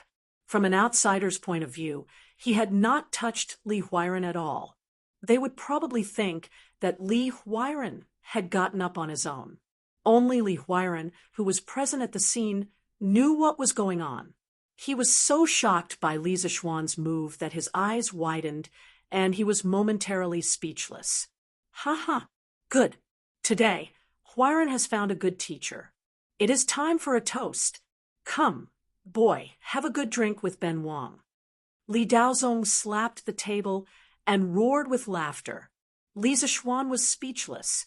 He said to have a good drink, but if they really drank, it would definitely be more than 1 cup. I dare not to obey.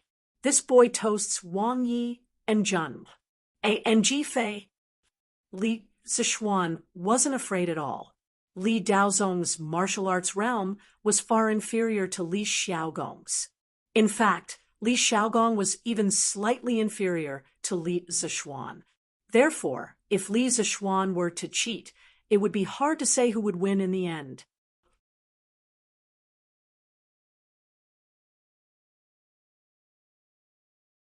Chapter 331. Strange Interest Pavilion Workshop. Pang Sigi, this is the military order that General Yuchi gave you. Brother Chicken had just finished his lunch and was holding his big belly as he enjoyed the cool breeze under the willow tree in the workshop's courtyard. He was now half an employee of the Li Group, and the workshop covered his food and accommodation. Back then, in order to make the workshop's employees work seriously, Li Zishuan specially sent the workshop's kitchen staff to the drunken immortal restaurant for training for a period of time. In addition, Li Zishuan was willing to allocate money to the kitchen staff. Therefore, the food in the workshop was even better than some restaurants in Chang'an City. Just as Brother Chicken was about to fall asleep, a soldier suddenly rushed over with a warrant in his hand, bowed, and reported, Brother Chicken's spirit was aroused. He opened his half-closed eyes and jumped up. He took the military order and opened it to see what was written on it. The family servants of the Imperial College's professors, Cui Shanyu, Lu Yenyu, Zheng Zhanli, and the other 8 professors, recently came to the Right Marquis Mansion to report a case.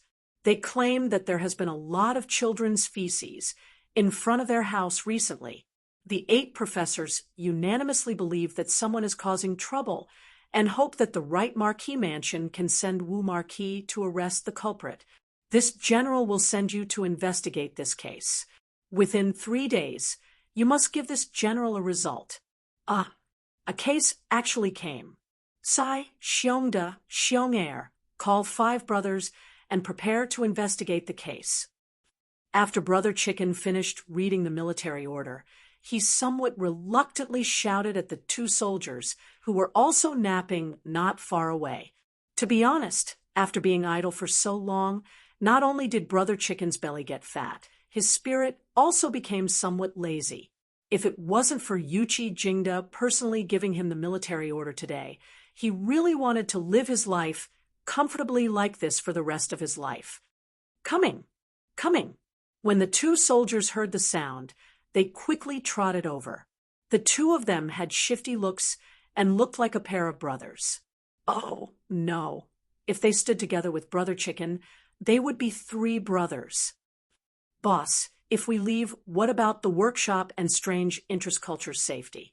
Xiong'er looked at the place where he was resting with some reluctance and mumbled, "Pa, damn, you're so smart. Do you think I don't know what you're thinking?" Brother Chicken slapped Xiong'er in the face and glared at Xiong'er, saying, Go, quickly call someone for me. Lousy will go to the backyard and inform old Ma. Hee. Yes, boss. Xiong'er rubbed his head. He wasn't angry and laughed. Godfather Ma? Brother Chicken eagerly went to the editorial department of Tang Daily in the backyard, found Ma Zhou, and greeted him with a smile. Is something the matter with Pang Sigi? Ma Zhou was sorting out the news materials collected from all over Chang, and hearing Pang Feiji's words, he stopped writing and looked at Pang Feiji. Of course, he chose to ignore the nickname given to him by Brother Chicken. Otherwise, if he were to investigate further, wouldn't he be sulking every day? Hee. Old Ma, this Pang has just received General Yuchi's order to investigate a case in the next few days. But old Ma, you don't have to worry. This Pang will leave behind some brothers to guard the workshop and strange culture. Brother Chicken said with a big smile. Oh, what case? A light flashed in Ma Zhou's eyes as he asked subconsciously. But after a moment, he realized his slip of the tongue and coughed dryly. Ahem, this Ma misspoke. If it's not convenient for Pang Sigi to tell, then just pretend that this Ma didn't say anything. Brother Chicken's face stiffened. According to the rules of the Right Marquis House, any case could not be told to outsiders. If caught, they would be charged with leaking military information. But Ma Zhou was an exception. During the time he was in the workshop, Ma Zhou gave him a lot of convenience. Moreover, this case, in Brother Chicken's eyes, should be a trivial case. Revealing a bit to Ma Zhou shouldn't be considered leaking secrets. Thinking of this, Brother Chicken quickly waved his hand and said, "Ha, convenient, convenient. It's also not a big case. There's no harm in telling old Ma." As he said this, Brother Chicken roughly told Ma Zhou about the military order that had just been sent by the messenger. Ma Zhou had just casually asked, but he didn't expect to hear about such a case. The usually calm and wise Ma Zhou immediately deduced a shocking truth in his heart when he linked it to the recent events in Chang and City. His face darkened as he scanned the surroundings. Then he pulled Brother Chicken and whispered, "Pang Siggy, come with me. Let's talk in private." Oh. Brother Chicken was stunned and puzzled. After a moment, he saw that Ma Zhou had already walked far away. He quickly followed him. To Tang Daily Editorial Department, back office study. Ma Zhou and Pang Feiji sat down one after another. "Old Ma, why did you ask me to come over?"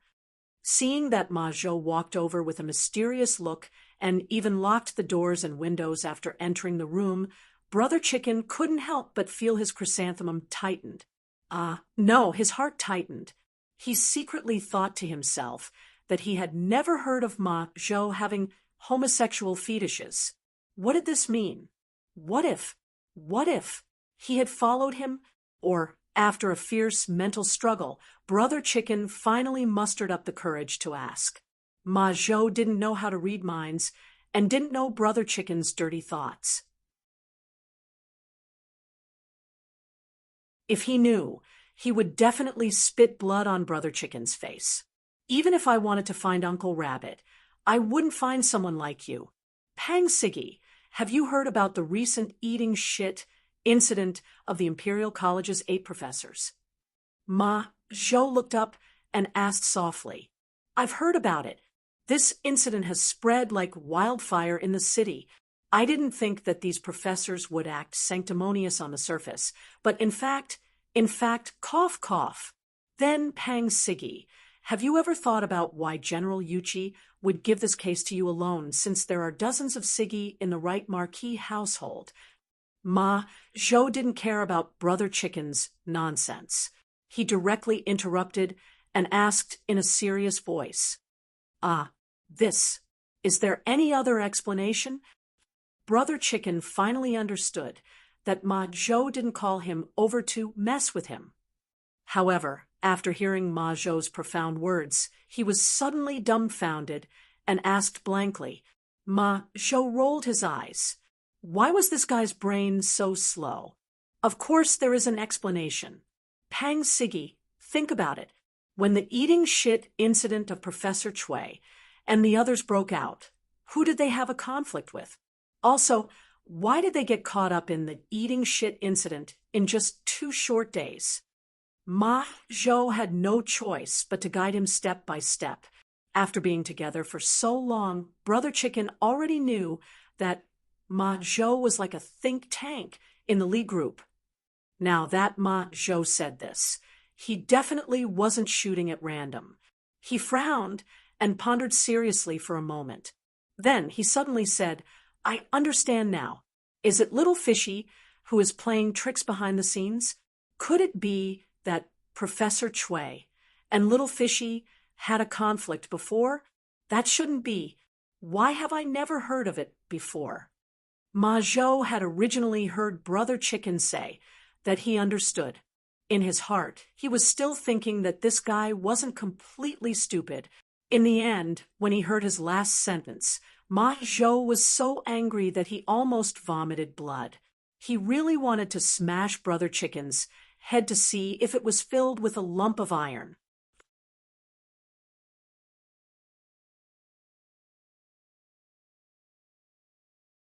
Chapter 332. Ahem, what I want to say is that the matter with Cui Shanyu and the others should be related to Lord Ju. In the study, Ma Zhou resisted the urge to slap Pang Feiji to death and directly made things clear. Otherwise, with this guy's IQ, he would not be able to guess correctly even if the sky turned dark. That. How could Lord Ju go to someone else's door? And shit. So much? Brother Chicken seemed to have discovered something incredible and was stupefied as he muttered, "Get lost.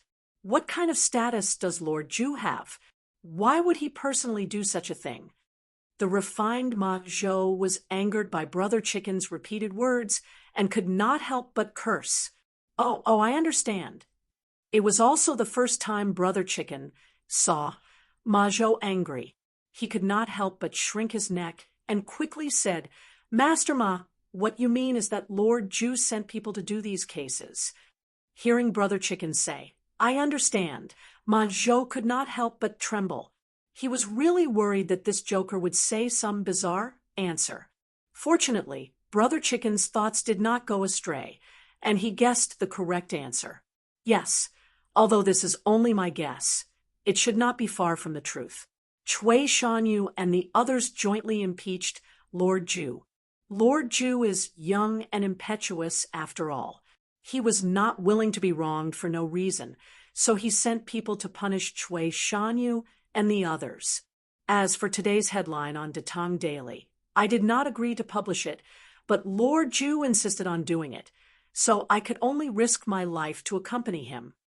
Therefore, all the signs indicate that Cui Shanyu and the others' reputation today is very likely to be caused by Lord Ju.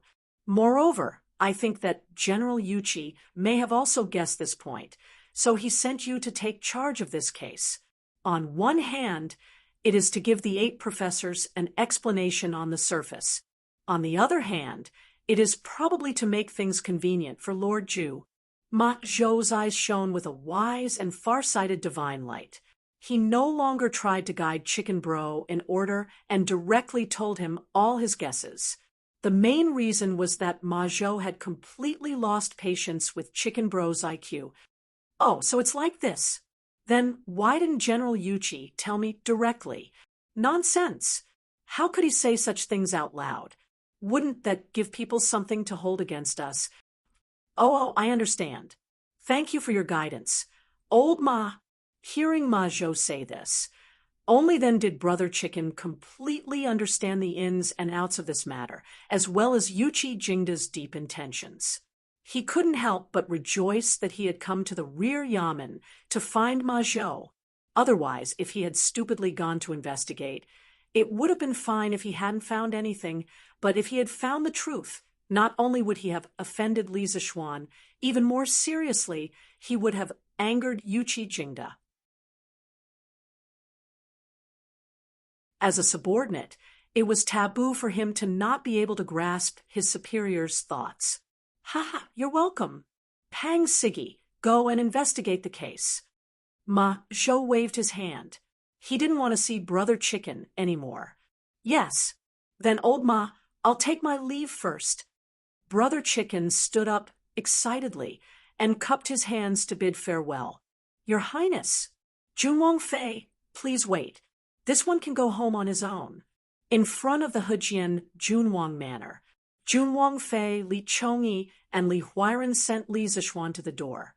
If one looked carefully, one would find that Li Zishuan was missing from the crowd, and Li Zishuan's face was actually slightly red. The reason was quite interesting. During the banquet, Li Zishuan had secretly used his vital energy to burn the alcohol. Not long after, Li Daozong had discovered it, although Li Daozong's state was not as high as Li Zishuan's. He had reached the middle stage of transforming qi.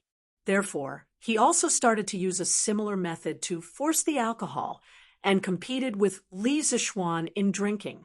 After a while, the two of them fought until the sky turned dark. Junwang Fei and Li Chongyi's eyes were opened. Not only had they heard of the reputation of immortal drunken wine, but they had also drunk it personally. Moreover, when Li Xiaogong drank immortal drunken wine in the past, he wasn't this fierce.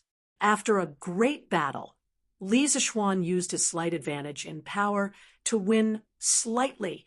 Even if he could use his vital energy to burn the alcohol, he could not endure drinking like this. As for Li Daozong, of course, he could not handle the alcohol and fell asleep. Why don't we have Huairan go with Li Sai? It's a good opportunity for him to learn from Li Sai. Jun Wangfei looked at her youngest son and said to Li Zishuan, "Oh, that works.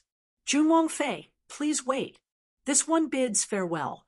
Being blown by the wind outside, Li Zishuan's mind cleared slightly. He raised his hands in a bow and bid farewell. "And Huairan, go with Li Sai. In the future, my son will study with Li Sai. Do not be naughty anymore." Jun Wangfei patted Li Huairan's head and said gently. No mother was willing to send their son to a place far from them, but Jun Wangfei was a woman who understood the greater good. While she was reluctant, she knew that she had to be more far-sighted at this time. This child knows the severity of the matter. "Mother, please do not worry." Li Huairan felt a bit of sadness, like a young eagle leaving its nest, but more than that, he looked forward to life outside. He had lived in the Junwang Fu in these years. While he would occasionally go out to play with some wastrels, he still lived behind his parents' backs. "All right, my son, go quickly." Sitting in the grand carriage that the Junwang Fu had prepared for him, Li Zishuan and Li Huairan chatted for a while before sitting down to meditate. He did not like having too much alcohol in his body. Li Huairan was far away and could feel the terrifying heat that Li Zishuan gave off.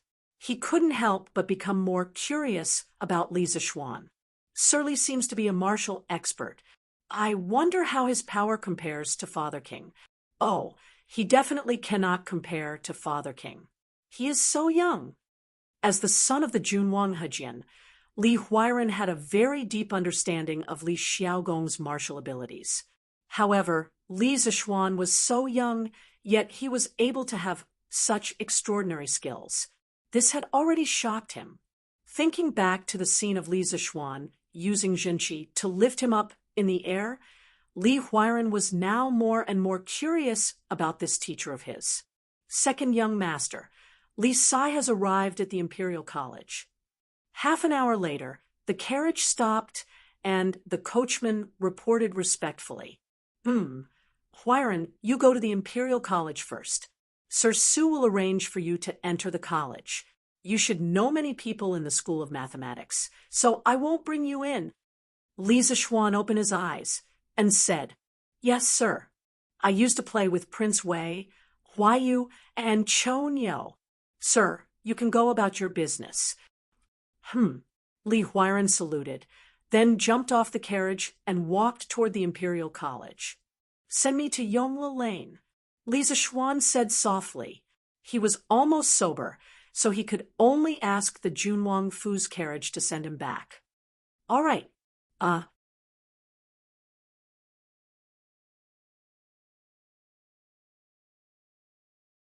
Chapter 333. Xian, you drank? Back home, Li Zishuan wanted to rest in the west courtyard, but he bumped into his mother in the front yard. Although there wasn't much alcohol left in his body, the portion of alcohol that was forced out of his body had stained his clothes. Mrs. Li smelled a strong smell of alcohol from far away and couldn't help but be shocked. Ever since Li Zishuan returned from Mount Longhu, Li Jingma and Mrs. Li knew that their son didn't touch alcohol. At most, he would drink soft drinks that wouldn't get him drunk. How could they not be shocked when they saw their son in a drunken state? "Mother, I'm fine. A servant accidentally spilled the wine on me just now in the prince's mansion. I'm not drunk," Li Zishuan explained with a smile.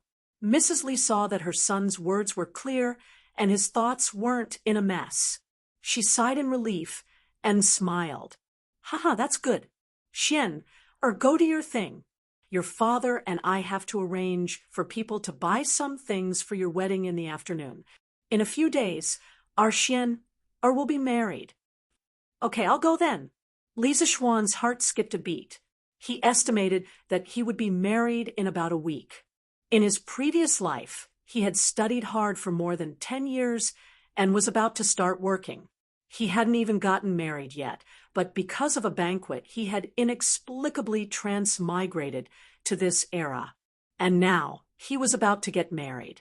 Li Zishuan's heart was filled with complicated emotions. Young master, madam, someone from the palace is here. Sanbao hurried over and reported with a bow. Ah, quickly invite the angel in, Mrs. Li exclaimed. Xian, go entertain the angel first. I'll call your father. Mother, there's no need. His Majesty should have sent someone to call me. I'll go alone. You and father can go do your things. Li Zishuan knew what was going on. He shook his head and said, Then, Xian, His Majesty won't cause trouble for you, right? Mother, he won't. I'll be fine. Go quickly. I'll have to go to the palace later. Li Zishuan smiled and replied, Then I'll go first. Lord Ju, His Majesty has decreed for you to enter the palace immediately for an audience. Not long after, a servant carrying a horsetail whisk walked in and said to Li Zishuan, Sir, you've been waiting for a long time. Yes, little eunuch, please wait for a moment. I'll go with you. Li Zishuan was not surprised. After he argued with Kong Yingda in the morning, he thought that Li Er would ask him questions. Now it seemed that it was true. He had the eunuch wait in the main hall for a while he went to the west courtyard to change his clothes. Then, the two of them went to the imperial palace. Your Majesty, Li Xianan is here. Sweet Dew Palace. Li Er was reading a book. Hearing this, he spat out a word expressionlessly. Announce! Summon Li Xianan for an audience. Greetings, Your Majesty. When Li Zishuan heard the eunuch calling for him, he walked in with small steps and bowed to Li Er. This was not the first time he came to Sweet Dew Palace. As the saying goes, unfamiliar the first time, familiar the second time. Silence. The palace fell into silence. Li Er did not say anything. Li Zishuan did not have anything to say. Li Zishuan knew that old Li was angry with him today. He was probably putting pressure on him on purpose. However, Li Zishuan didn't feel guilty. Although he had gone a little overboard with the newspaper incident, he had still skirted the boundaries and didn't cross the red line. As for secretly hiring a child to poop in front of Cui Shanyu and the others, he had done it very discreetly and definitely wouldn't leave any evidence behind. Therefore, Li Er had no reason to do anything to him because of this. At most, he would just quit the Imperial College. Anyway, when he stayed in the Imperial College, other than teaching students, he had never thought of fighting for power. In this life, it was fine as long as he was happy. After being reborn and having been an official for so long, Li Zishuan was very clear in his heart. Cough. Do you know why I called you here today? Li Er saw that Li Zishuan was not scared by him, even though he had purposely suppressed his aura. He could not help but feel angry. He secretly thought that this brat was no longer as timid as when he first entered the bureaucracy. Now, he had become a wily old fox. The two of them could not keep silent like this. As the emperor, Li Er still had a lot of things to do. Therefore, he took the initiative to speak. Your Majesty's wisdom is as vast as the sea. This humble subject does not dare to speculate. Li Zishuan gave a jack-of-all-trades flattery. Right now, he really looked like a veteran in the officialdom. It was hard to imagine that 2 months ago, this guy was just a newbie who had just entered the officialdom and was afraid of the slightest thing. Bastard, I told you to speak, so speak. Li Er put down the book in his hand and said angrily, This humble subject thinks that your majesty must have seen today's newspaper. So Li Zixuan was surprised. Humph, looks like you know it yourself. Tell me, what do you want to do with the headlines in today's newspaper? Li Er snorted coldly and said, Your Majesty, this humble subject knows that your Majesty must be angry with today's headlines and think that this humble subject is deliberately smearing Dr. Cui and the others. However, your Majesty does not know that the so-called news is what we have heard recently. The original purpose of Tang Daily was to seek truth from facts. We can't cover up for the person who reported it just because he or she is in a high position. No matter who it is, we will treat them equally. Li Zixuan said the words that he had already prepared in his heart. According to what you said, you still think that your Tang Daily is the imperial censor of the people? This was the first time Li Er had heard such a novel idea, but he could not help but sneer. Your Majesty, this humble subject has the same intention. Our Tang Empire has tens of millions of territories, and there are at least tens of thousands of officials in all the provinces and prefectures. It is fine around Chang, but it is inevitable that some officials in remote areas will lose supervision. This humble subject believes that once power is lost, it will inevitably lead to corruption. At that time, this humble subject established Tang Daily with the intention of developing it in the future. At that time, the reporters of our Tang Daily will be in every corner of the Tang Empire, and the corrupt officials will have nowhere to hide. This is also a disguised way of rectifying the governance of the officials for the imperial court. Li Zixuan saw that he had succeeded in diverting the topic, so he quickly continued to persuade him. Li Er frowned and fell into deep thought. In the early days of the Tang Empire, it did spend a lot of effort to rectify the governance of the officials. Therefore, the governance of the officials in the Tang Empire was still considered clean, and there were no major cases of corruption. However, Li Er was a very far-sighted monarch. He knew that the reason why the previous dynasties fell was mostly because the governance of the officials in the country was too corrupt at the end of the dynasty, and Li Zixuan's words seemed to give him a new idea to solve the problem of official corruption, which made him seriously consider the feasibility of this method.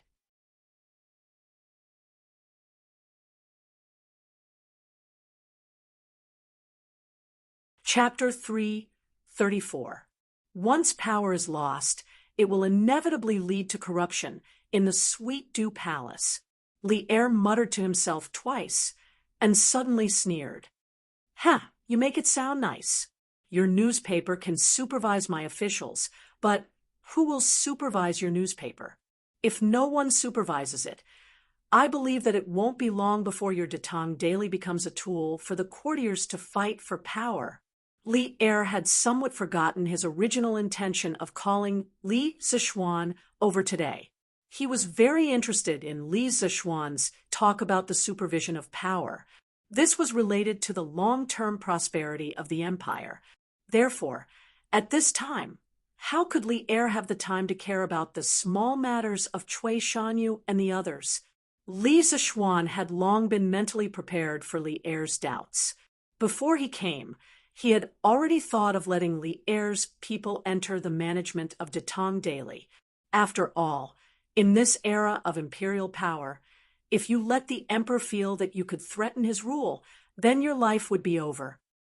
If you want to blame someone, you can only blame yourself for not being reborn as the emperor and not being able to do whatever you want, Your Majesty. Regarding this humble subject has some preliminary ideas. Do you think it's feasible? Oh, quickly say it. Li Er's eyes lit up as he hurriedly said. After realizing the powerful role of the newspaper, Li Er had indeed thought of using Tang Daily for his own use. However, Tang Daily was founded by Li Zixuan. It would be too unpleasant for him, the emperor, to steal the things of his subjects. Therefore, he wanted to hear what Li Zishuan had to say. Your Majesty is right. If there is no supervision, it won't be long before Tang daily becomes corrupt and even become a tool for the courtiers to fight for power. Therefore, this humble subject wants to ask Your Majesty to send an absolutely impartial third party to supervise the editorial department of Tang Daily. This supervision department can review the daily content of the newspaper, but they can only review it and cannot interfere with the daily operations of Tang Daily. This way, they and the original management staff of Tang Daily can play a role in restraining each other. In fact, this is somewhat similar to the position of military supervisor in the army. What do you think, Your Majesty? In ancient times, the military supervisors were all temporary. They represented the imperial court to assist in military affairs and supervise the generals. Since the time of Emperor Wu of Han, there had been an army supervisor. The Eastern Han, Wei, and Jin dynasties all had one. The province was known as the supervisor of the army, also known as the supervisor of military affairs. There were also military counselors, military commanders, and military supervisors. After Li Er heard this, he pondered for a while. Then, his eyes immediately shone brightly. He said excitedly, That's a good idea. It was very feasible, but speaking of which, why are you so generous today? He actually gave away his own Tang Daily. After his excitement, Li Zishuan immediately regained his composure. He looked at Li Zishuan suspiciously. Li Zishuan said angrily in his heart, do you think I want... Isn't it because you're the one sitting on the dragon throne? If I were the emperor, would I give a damn about you? However, Li Er's gaze made him feel awkward. What did old Li mean? You're making me look like a miser in the past. Ahem, Your Majesty, your humble subject's purpose in establishing Tang Daily was so that one day Tang Daily could play the role of a third party. It was so that the people of Tang could live a good life. From the beginning, I never thought of taking Tang Daily as my own. Tang Daily should be the newspaper of all the people of Tang. Besides, I only invited Your Majesty to send people to supervise the content of Tang Daily. Your Majesty's people and the editorial staff of Tang Daily are only in a mutually restrictive relationship. They are not subordinate to each other. Speaking up to this point, Li Zishuan's expression suddenly turned solemn. He looked straight at Li Er and said word by word, Your humble subject dares to say something disrespectful. The future of Tang Daily only belongs to the people of Tang. Even if Your Majesty sends people to supervise it, the nature of Tang Daily will never change. If one day Tang Daily becomes a tool for the imperial court to fool the people, I will destroy it with my own hands. A ruler is a boat. A person is water. Water can carry a boat, but it can also capsize it. I believe that with Your Majesty's great foresight and wisdom, you will definitely be able to understand my intentions. Li Zishuan's unbridled gaze and provocative words were extremely disrespectful, no matter how one looked at it. If it was another emperor, there was a 99% chance that he would be Kacha. Of course, if it was another emperor, Li Zishuan would definitely not say this. He still cherished his little life very much. The reason why he dared to say this to Li Er was because of the influence of history books. In history books, Li Er was definitely one of the best emperors who could accept the advice of his subjects. Old Li had been scolded so badly by Wei Zhang, but Li Er did not kill Wei Zhang. Li Er would occasionally scold Wei Zhang, and it would be fine. Li Er's brows were tightly knitted, and his sharp gaze shot towards Li Zishuan's face. Of course, he was angry in his heart. Any superior who heard their subordinates speak to them in such a manner would definitely be angry. However, Li Er, who had been tempered by Wei Zhang, was still able to control his emotions very well. When he heard Li Zixuan's last sentence, Li Er's face suddenly froze. He carefully savored these words in his heart several times, and could not help but mutter, "Water can carry a boat, but it can also capsize it." "Good. You have guts." Li Er slapped the table and stood up. His expression constantly changed from anger to excitement, and then from excitement to inexplicable complexity. He stood with his hands behind his back and looked at Li Zixuan. "I didn't expect this. I didn't expect this. You are usually so calculative, greedy for life, and timid, but now you can actually speak such great principles for the country, for the people, and for the common people. Not bad, not bad." Zhen's heart is comforted. The illusion of water can carry a boat, but it can also capsize it, was first seen in the Warring States period's Wang Zhipian, written by the philosopher Sun Tzu. Commoners are in charge, and then the noblemen are in charge. There is a saying, "The monarch is the boat, the commoners are the water can carry the boat, and the water can capsize it." In the third year of Xinguan, Wei Zheng also quoted a similar point in Xinguan Important Political Figures. Your subject also heard an ancient saying, "The monarch is the boat, the people," to avoid the taboo of the Tang Dynasty's Li Shimin. People are the water. Water can carry a boat, but it can also capsize it. Therefore, at this time, Li Zixuan's words made Li Er look at him in a new light. Li Er's words sounded like he was praising him, but Li Zixuan was so angry that he almost vomited blood. When did this young master become calculative, greedy for life, afraid of death, and overcautious? Cough, cough, Your Majesty. In fact, I have always been so noble and upright. You have misunderstood me. Li Zixuan vomited blood and said,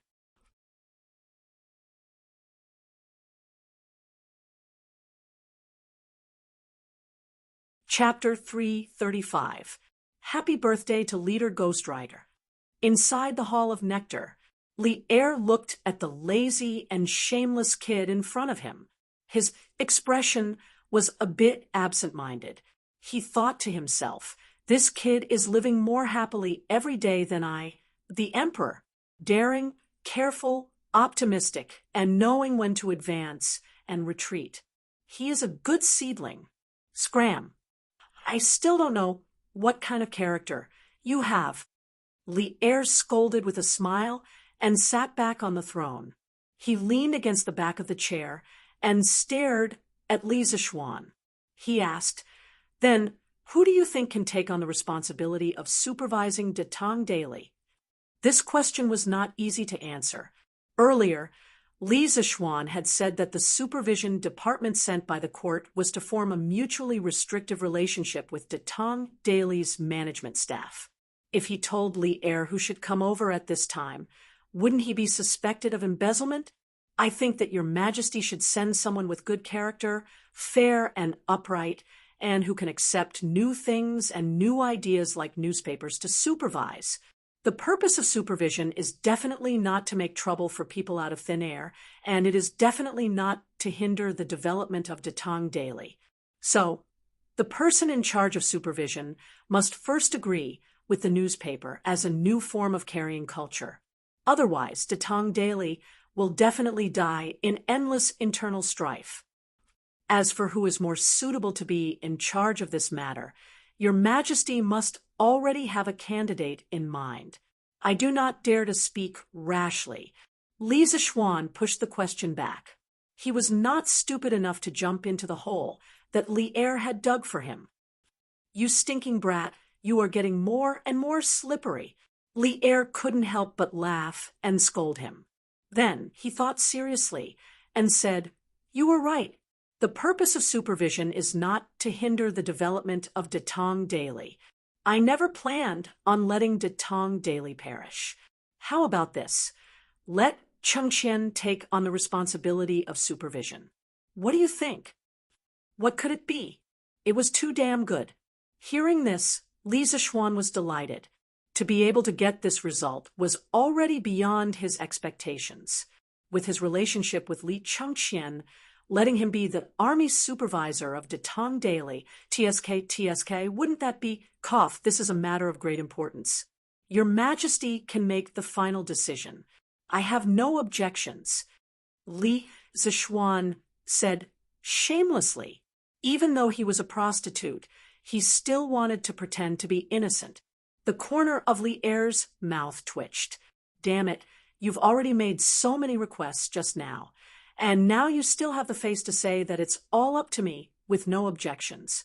Can you be a little more shameless? Then it's settled. Li Er made the final decision and slapped the table. He had made this decision after careful consideration. On the one hand, Li Zishuan had taken the initiative to ask the imperial court to send someone to monitor Tang Daily. This greatly exceeded Li Er's expectations. Although he had no intention of interfering with the internal affairs of Tang Daily, since Li Zishuan had brought it up, Li Er would definitely not reject this opportunity. The newspaper's powerful ability to control public opinion moved him very much. With the newspaper, Li Er felt that he would have a greater chance of success in weakening the aristocratic families. As the saying goes, return a favor for a peach. Since Li Zishuan was so tactful, Li Er naturally had to make things easier for him. On the other hand, what Li Zishuan had said just now was very reasonable. If he sent a conservative and corrupt scholar to monitor Tang Daily, then Tang Daily would probably be finished in no time. Li Er definitely did not want to see this result. Li Chengqian and Li Zishuan had a good personal relationship, and they were relatively open-minded. They would not affect the daily operations of Tang Daily. Moreover, Li Chengqian was the empire's crown prince, so Li Er did not have to worry about his position. This could be said to be killing two birds with one stone. Your Majesty is wise. Li Zishuan flattered with satisfaction. Tang Daily was founded by him. In the end, he could not bear to see Tang Daily being destroyed because of Li Er's incompetence. Li Chengqian's participation would minimize the impact on Tang Daily. You brat! Li Er pointed at Li Zishuan and scolded meaningfully with a smile. You brat, have you become timid again? Where did your courage go? Li Zishuan secretly curled his lips and thought, I can't beat you now, so of course I have to admit defeat. Only those who have strength can act pretentiously. If I still act pretentiously without strength, then I'll be a fool. Wait until I'm fully developed in the future. Then I'll come back and act pretentiously in front of you. Pa! Li Er slapped the dragon table and said in a bad mood, Don't think that I don't know what you're thinking. I'm not Han Gaozu. I'm not afraid of my officials' achievements overshadowing my lord. In terms of contributions, who in the Tang Empire has more contributions than me? Li Er was a little talkative today. Perhaps he really treated Li Zishuan as a junior. His expression was a little complicated as he reminisced. When I was 19, I followed my father to rebel against the Sui Dynasty from Jinyang. I commanded the 3 right armies and directly attacked Chang. And after that, I led an army of 100,000 to attack the eastern capital Luoyang and defeated the Sui general Duanda. The next year, I defeated Xueju, defeated Song Jingang, Lu Wuzhou, destroyed Wang Shichong of Hunan, and Dou Jiando of Hebei. I heavily injured Lu Haida and Su Yuanlang of Shandong. Within a year, I destroyed the rest of the powers in the Tang Empire. In terms of military contributions, who can compare to me?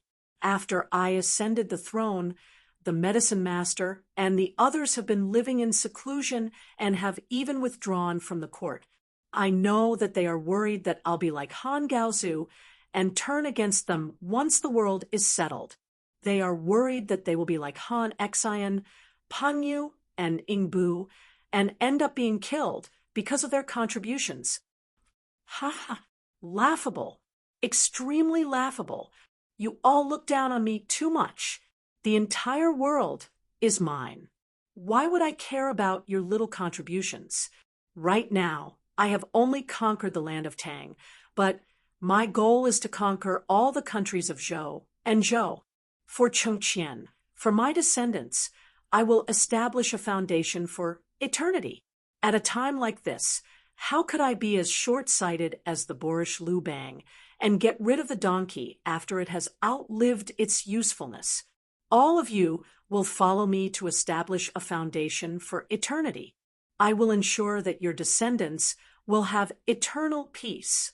As long as I live, I will not kill any of you who have contributed greatly. Li Er's words were as heavy as 1,000 pounds. This was a promise, a powerful oath. From these words, Li Zishuan could hear the glint of a blade and the shadow of a sword. He could hear the decisiveness to kill. He could hear the wild and unrestrained years of Li Er's early years. He could hear Li Er's great breadth of mind and boldness. At this moment, he could not help but admit that Li Er was truly a wise and magnanimous emperor. Looking at the long river of China's history, Li Er was one of the few emperors who treated his subjects well. No wonder so many valiant generals and ministers were willing to die for Li Er. Old Li's charisma was truly great. At this moment, Li Zishuan really wanted to say, "Boss, you are so generous. Your Majesty is wise. I am sincerely convinced." Li Zishuan sincerely praised. Being born in such an era was perhaps a great misfortune for those restless youths who were unwilling to be left out. This was because if they wanted to jump, they had to rebel. If they wanted to rebel, they had to surpass Li Er, this mountain that was too high to climb. Oh, no, it should be Mount Everest. But being born in such an era, for a youth like Li Zishuan who loved stability, it was a great fortune. The emperor was wise, the ministers were virtuous, and the country was strong. There was no need to worry about the survival of the country or the invasion of other races. There was also no need to worry about angering the emperor over a small matter. He only needed to leisurely do what he wanted to do, and at the same time push the wheels of the era forward.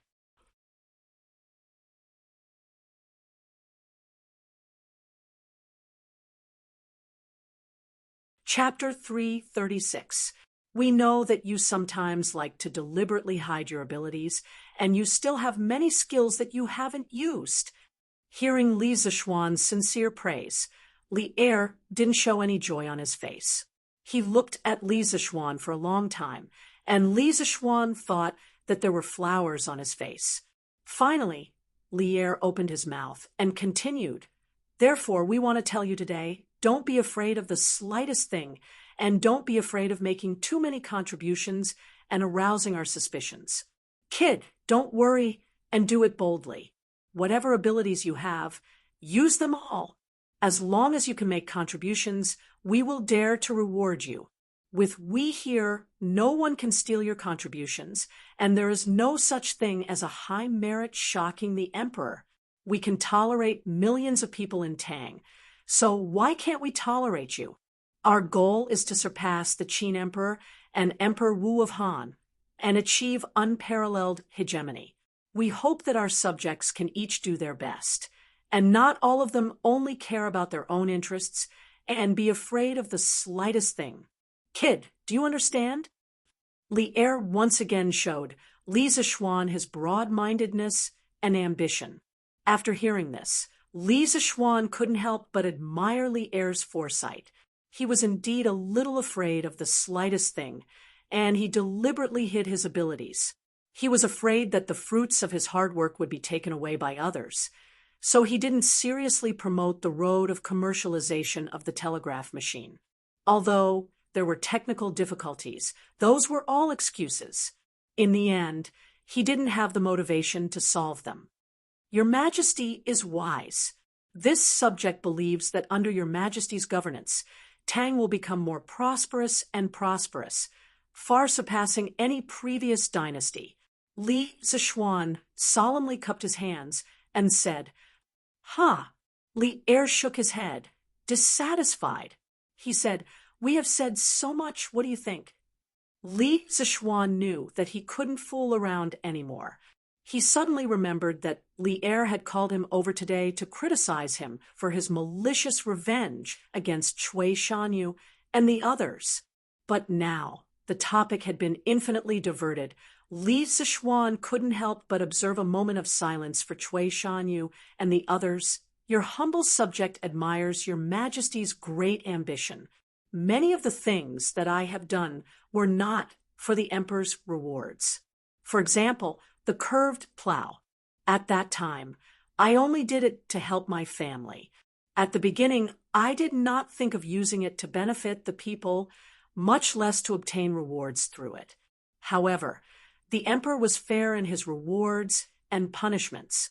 In a few short months, I went from a commoner to a fifth-level official in the Imperial College. I even received a hereditary title. In just a few months, I have walked the path that many people have walked for their entire lives. This subject thought that the higher the rank of an official and the higher the rank of nobility, the happier this subject would be, but that's not the case. Ever since I was promoted to the Imperial College, I have been working hard every day for the students' studies. Even so, I was still jointly impeached by Professor Cui and the others. The 3 crimes that the 8 professors accused me of are still vivid in my mind. The conversation I had with Chancellor Kong this morning also made me feel extremely disappointed. I have followed my master in the mountains for 8 years. Apart from martial arts, I have only learned 30% of my master's knowledge. Even so, it is enough for me to benefit for the rest of my life. When I first joined the Imperial College, I only wanted to spread one of the pieces of knowledge that I had learned from my master, the new type of mathematics. I didn't expect to be impeached so soon after I was promoted to the Imperial College's official position. Therefore, I only want to leave behind a spark of my master's wisdom in the world. I don't want to participate in the fight for fame and profit and intrigue. I don't want the position of the Imperial College's official. Hearing this, Li Zishuan remembered that he had called Li Zishuan over today to fight for justice for Cui Shanyu and the others. He didn't expect that the topic would be so far away. Apart from embarrassment, he was more angry in his heart. Did he say so much to Li Zishuan just now for nothing? Bastard, just a few impeachments, and you want to resign and go home? Look at how useless you are. If Priest Spirit Void was still alive, he would definitely be ashamed of you. How could he accomplish great things if he was timid and cowardly when he had the ability to do so? We have said so much to you just now. Didn't you listen at all? Besides, we haven't reached a conclusion on the 3 crimes that Cui Shanyu impeached you for. What are you so anxious for? Do you think we have wronged you? Li Zishuan slapped the dragon table and berated angrily. Your Majesty misunderstands. The reason why I resigned from the Imperial College's official position is that I want to focus on cultivating a group of engineering talents in the future and pass down all the knowledge that I have learned from my master. Being in a high position will only cause me to be immersed in the vortex of power and intrigue with others, unable to extricate myself. I have wasted my good years for nothing. Li Zishuan calmly cupped his hands and replied.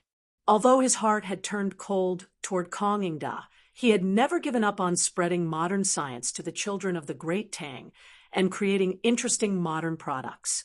His dream was to be able to enjoy the convenience that modern technology brought to his life in the great Tang.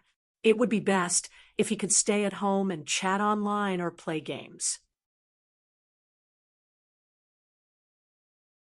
Of course, this was rather far away and could only be dreamed about. What is engineering? Li Zishuan sternly asked, Your Majesty, this child has learned mathematics, physics, chemistry, mechanics, electricity, electromagnetism, and so on from my master. This subject calls all of this knowledge engineering. This lowly subject wishes to leave the Imperial College for another important reason. Other than mathematics, the Imperial College does not have any corresponding subjects. Moreover, in the eyes of some of the great Confucians, these subjects will definitely be classified as miscellaneous studies. This subject will not judge which is superior between miscellaneous studies and Confucianism, and this subject does not wish to instigate a war between the schools. 3 years from now, the outcome will naturally become clear. Thus, this subject wishes to distance himself from this whirlpool and focus on his studies. I wish to carry forward my master's engineering and comfort his soul in heaven. Li Zishuan solemnly replied. Li Zishuan's expression relaxed. He nodded and asked, What is the use of this engineering you speak of?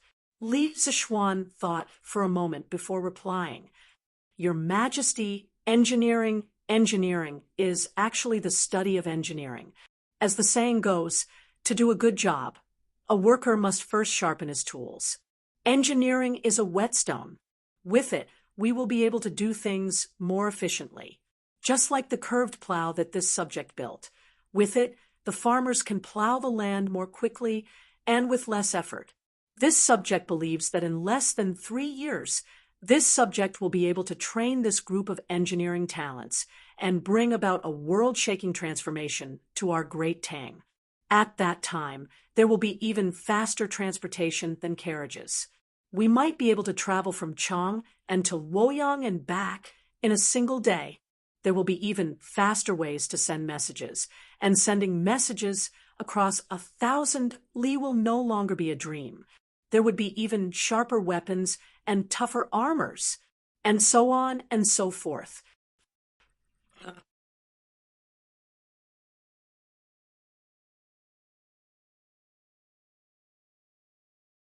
Chapter 337.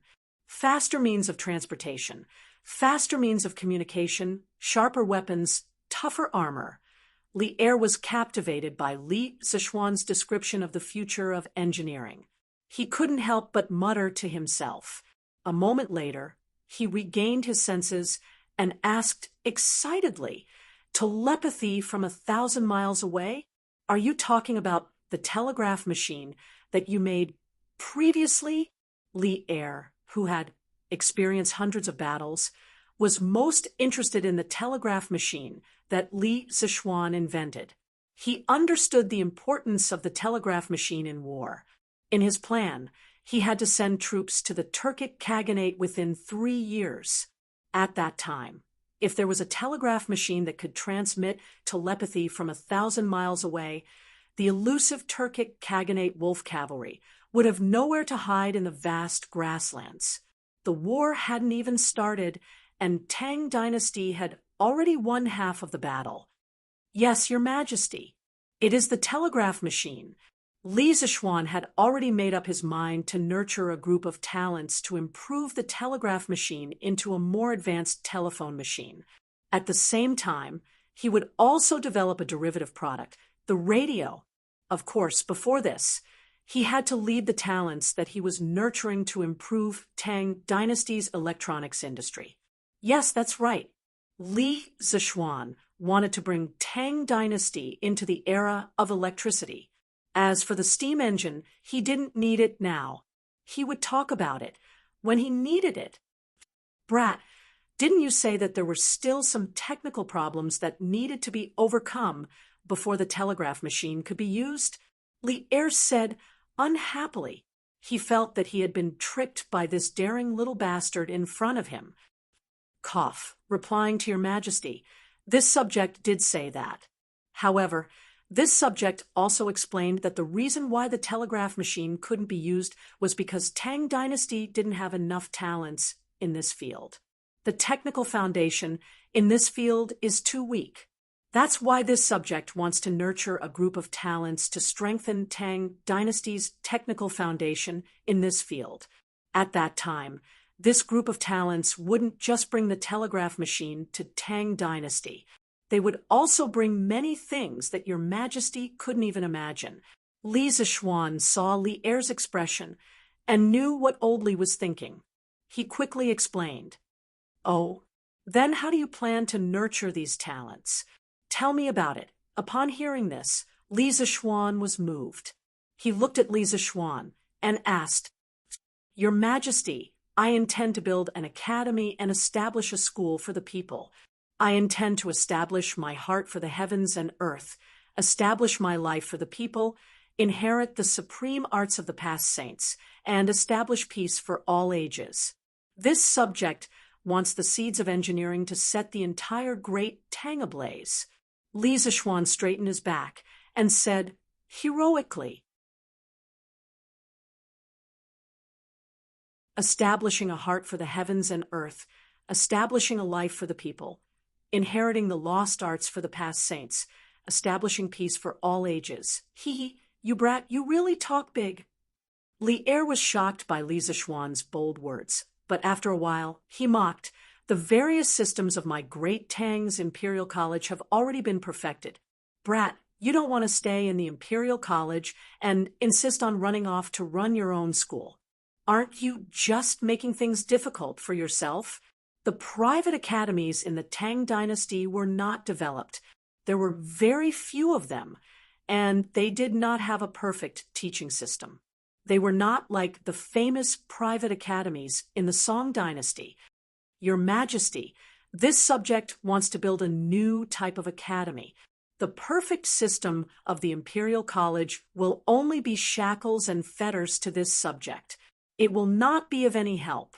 As for what I said about establishing a heart for the heavens and earth, establishing a life for the people, inheriting the lost arts for the past saints, and establishing peace for all ages, I am definitely not bragging. 3 years later, this subject's academy will become the best academy in the great Tang Dynasty.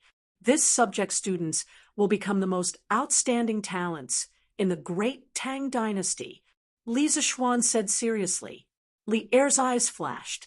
He pondered and said, "Then where do you intend to build the academy? Do you need me to allocate money and manpower?" Thinking of all the big treasures Li Zishuan had done in the past, Li Er felt that this time, Li Zishuan might really succeed. He was moved and wanted to help Li Zishuan. Of course, it could also be understood that he wanted a share of the profits. Most importantly, the sooner the academy was built, the sooner the telegraph could be used for military purposes. This was what Li Er cared about the most.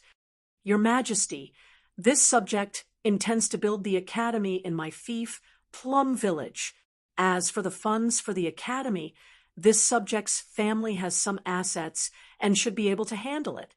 I will not ask for it from your Majesty. After all, the national treasury does not have much money, and the other ministers will not agree to use the national treasury's money for this subject school. As for the teachers of the academy, this subject will look for a group of candidates. I hope that your Majesty can make it convenient for you." Li Zishuan understood what Li Er meant. However, this time, he did not intend to give up power. At most, he would let Li Er be the honorary principal. He was determined to be the principal of this academy. As for why he wanted to build the academy in Plum Village, it was because Plum Village was his fief. The second reason was because Plum Village was surrounded by mountains and rivers. The environment was very beautiful, like a paradise. The last time he went to Plum Village, the scenery there had left a deep impression on him. Overall, Plum Village was the most suitable place to build the academy. From Cui Shanyo's impeachment incident, Li Zishuan understood a principle. Without strength, there was no right to speak. It was easy to become a sacrifice in a struggle. Although he had a noble title and an official position, once it involved power struggles, others would still bully him. In the end, it was because he did not have strength. Why would others not dare to bully him? Why would they not dare to bully Yuchi Jingda? Li Zishuan did not want to bully others. However, he wanted to become strong, so strong that others would not dare to bully him. However, he was not good at political struggles and was not good at fighting on the battlefield. Therefore, to him, he could only build a top-notch academy and use his knowledge to cultivate a group of talents. By then, his students would hold important positions in various departments of Tang Dynasty as their principal, who would dare to provoke him. Since the rules of the game in this world did not change, then he would change this world. Li Zishuan thought to himself pretentiously, when you plan to start the academy, have you thought of the name of the academy? Li Er was silent. Li Zishuan's questions were indeed very realistic. Tang Dynasty was very poor now. This subject intends to start building the academy in 10 days. By then, it should be in time for the field holiday of the Imperial College. At that time, this subject will resign from my position to Your Majesty. Your Majesty will choose another person to take over the Imperial College. As for the name of the academy, it will be Yanhuang College. The so-called field holiday was also commonly known as the busy farm holiday. At this time, the wheat was about to ripen, and the students had to go home to harvest the wheat. Therefore, it was called the field holiday. The field holiday was roughly equivalent to the modern summer vacation. The holiday was about a month long. If the students were far away from home and the travel time was longer, they could apply to the academy for an extension of the holiday. However, this month's holiday was a net holiday and did not include the time spent on the journey. Li Zishuan wanted to make use of this free time to build the academy. When the autumn semester started, he would directly start recruiting students. Yanhuang College. How can a deceased husband not be favored? Both are the descendants of Huang and Yan. Good. When the time comes, I will write a question for the plaque of the academy. However, why do we have to wait until 10 days later? Li Er was indeed an erudite sovereign king. He immediately thought of the origin of Yan Huang. He muttered to himself in a low voice and asked,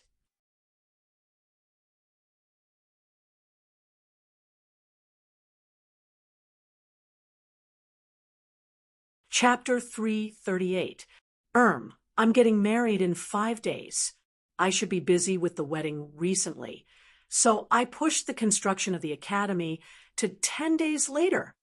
Li Zishuan scratched his head embarrassedly when he heard Li Er's question. The heavens took pity on him. He had lived 2 lives, but this was his first time marrying a wife. Hey, it's rare for you to be embarrassed. Li Er teased, as if he had discovered a new continent. I've heard of your fiancée. She's a famous beauty in the surrounding villages of Chang, and I didn't expect you to be such a pervert at such a young age. What the F***CK? Li Zishuan opened his mouth wide and looked at Li Er with a dazed expression. This dirty old man actually had the face to call him a pervert. Old Li, you mother***er, don't you have a conscience when you talk about this young master like that? Your Majesty, I'm loyal to one person.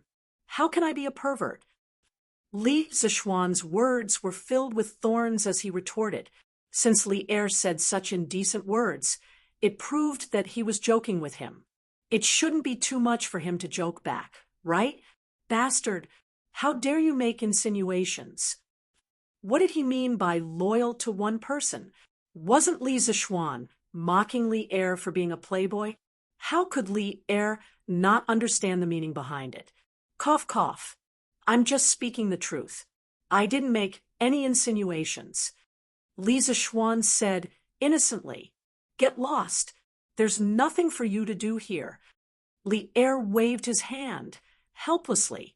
He didn't want to see Li Zishuan anymore. Your Majesty, I still have one more thing. Li Zishuan secretly despised old Li's low quality. What get lost? Was this something an emperor would say to his subject? What else? Cough, cough. That I've just told your Majesty that I'm getting married in 5 days.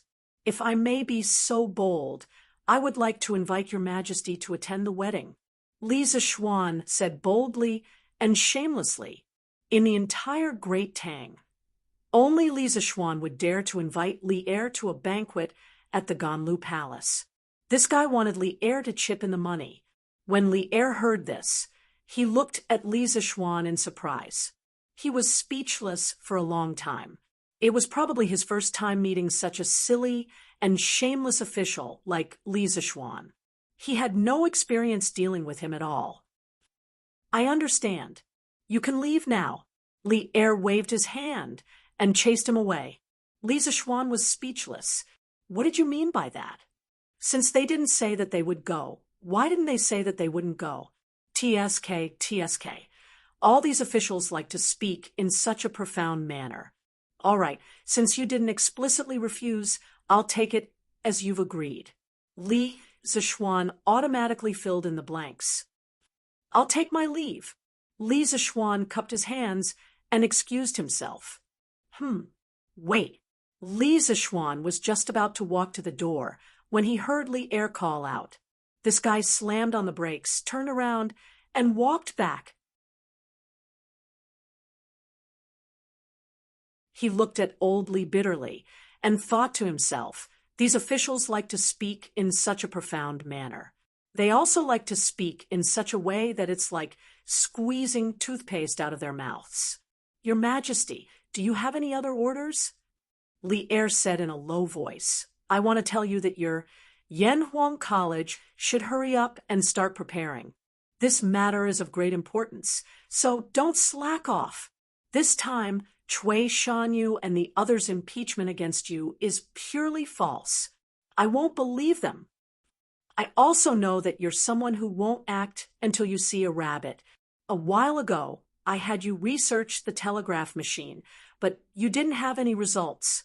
Now that you're suddenly so enthusiastic, isn't it because you have motivation? But don't worry, I won't mistreat you. When you resign from your position at the Imperial College, I'll promote you to be the Crown Prince's steward and give you the title of Golden Purple Guanglu Daifu. How's that? Damn, that's awesome, my brother. This is a 7-level promotion in a row. He was directly promoted from the 5th rank Imperial College's steward to the 3rd rank Crown Prince's steward, which was 1 level higher than Kong Ingda's 3rd rank Imperial College Chancellor. Thank you, Your Majesty. Li Zishuan thanked him happily in his heart. Old Li had finally done something good. Go. Li Er waved his hand without raising his head. After leaving the palace, Li Zishuan really wanted to sing at the top of his lungs.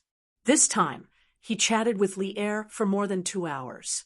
It was the longest he had ever stayed in an audience with the emperor. The key point was that he told Li Er about the big event that he had been brewing for a long time and approved it. In the future, he would be the principal. How could Li Zishuan not be happy?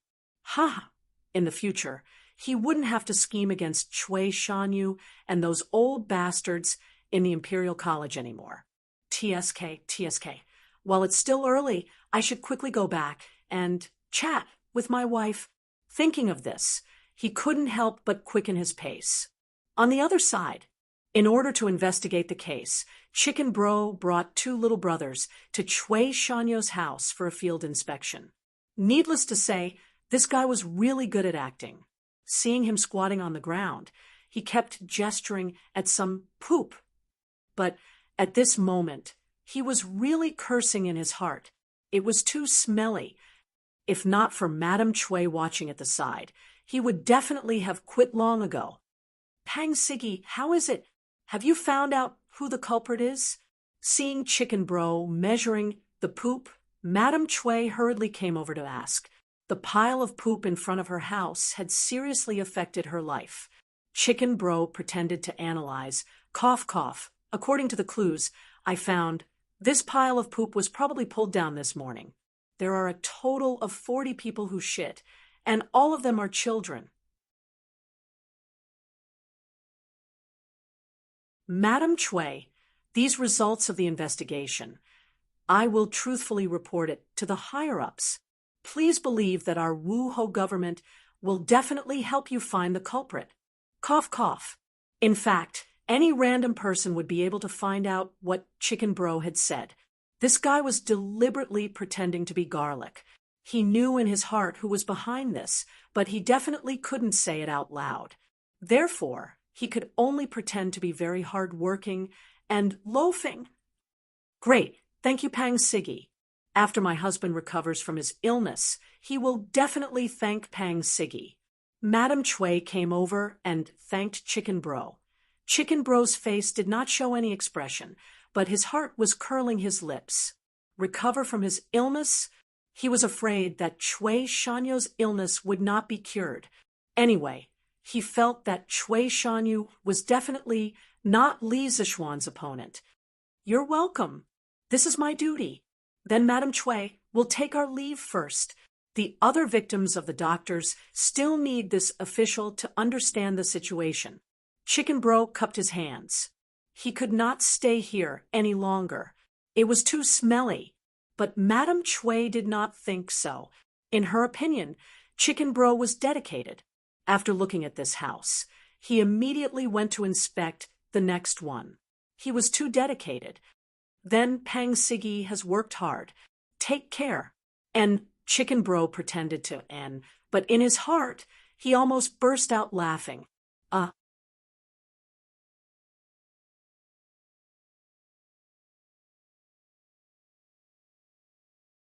Chapter 339. Father, how much money can our family take out right now? Li Zishuan didn't know that Chicken Bro was wiping his butt behind his back. Oh, no, it should be wiping the buttocks of those kids, he hired.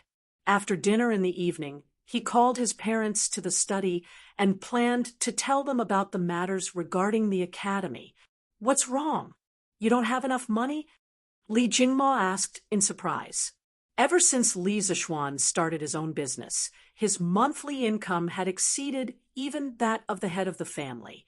How could Li Jingma not be surprised that his son was asking for money? That's right. Xian, did you run into some trouble recently? Madam Li asked with concern. Under normal circumstances, the concerns of parents were always different. Mother, I didn't run into any trouble. Don't worry. Li Zishuan smiled and comforted his mother. Then he looked at his parents and sternly said, Father, I'm in the palace. Father, Mother, His Majesty summoned me to the palace today. I will resign from His Majesty. I will no longer serve in the Imperial College. What? Li Jingma and Mrs. Li's eyes widened upon hearing this, and they exclaimed in unison, Xian, did you do something wrong? Is that why His Majesty is having you resign? Li Jingma asked. His son had been conferred a noble title at the age of 14 and was a minister of the Imperial College. This was something that Li Jingma and Madam Li were proud of every morning. How could Li Jingma sit still when he heard that his son had resigned? Father, it's nothing. This child doesn't want to be a minister of the Imperial College anymore. This child wants to... Bastard! Before Li Zishuan could finish his explanation, Li Jingmo roared and interrupted him. You're about to start a family, so why are you still so fickle? Father told you long ago that being a minister of the Imperial College is a matter of great importance. His Majesty is willing to let you take on this responsibility because he values you. How can you be so greedy for fun and not know what's good for you? Hurry, and apologize to His Majesty. Just say that you were confused this afternoon.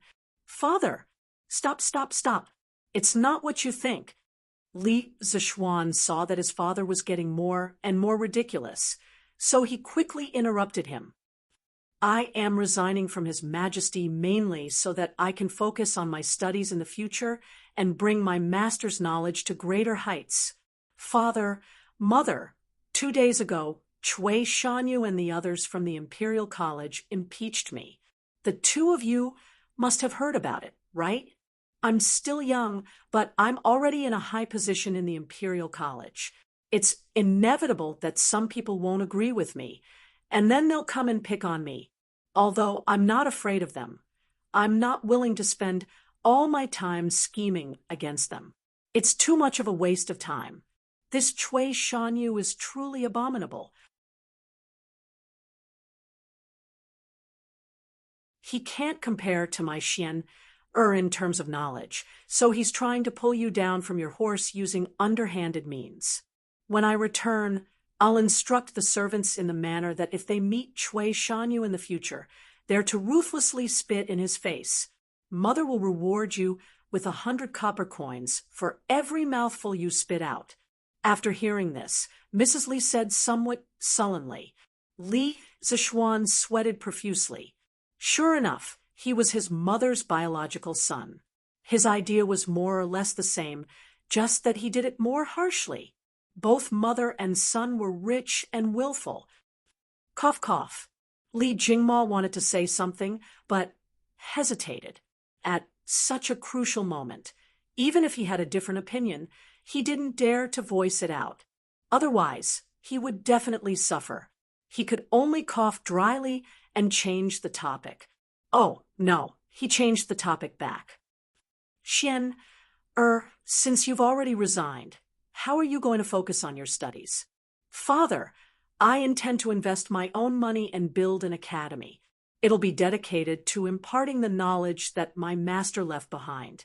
It'll also be a way to comfort my master's soul in heaven. His Majesty has already agreed. Li Zishuan replied. At the mention of spiritual master Ling Su, Li Jingma's expression immediately became solemn.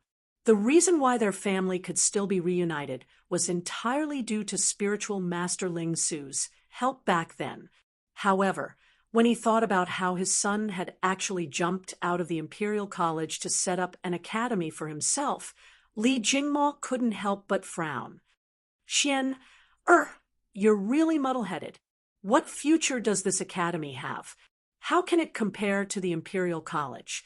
At this time, academies were not popular. Perhaps there would be private academies in 2s and 3s among the people, but they were only places where a few like-minded poor scholars gathered to discuss the Tao. They were not like some of the later government-run academies, which were specifically used to teach and educate people. The earliest government-run academies in China started in the 6th year of the Kaiyuan era of the Tang Dynasty. Emperor Xuanzong of the Tang Dynasty opened the Lizheng Academy in the eastern capital of Luoyang. It wasn't until the Song Dynasty that academies truly began to flourish.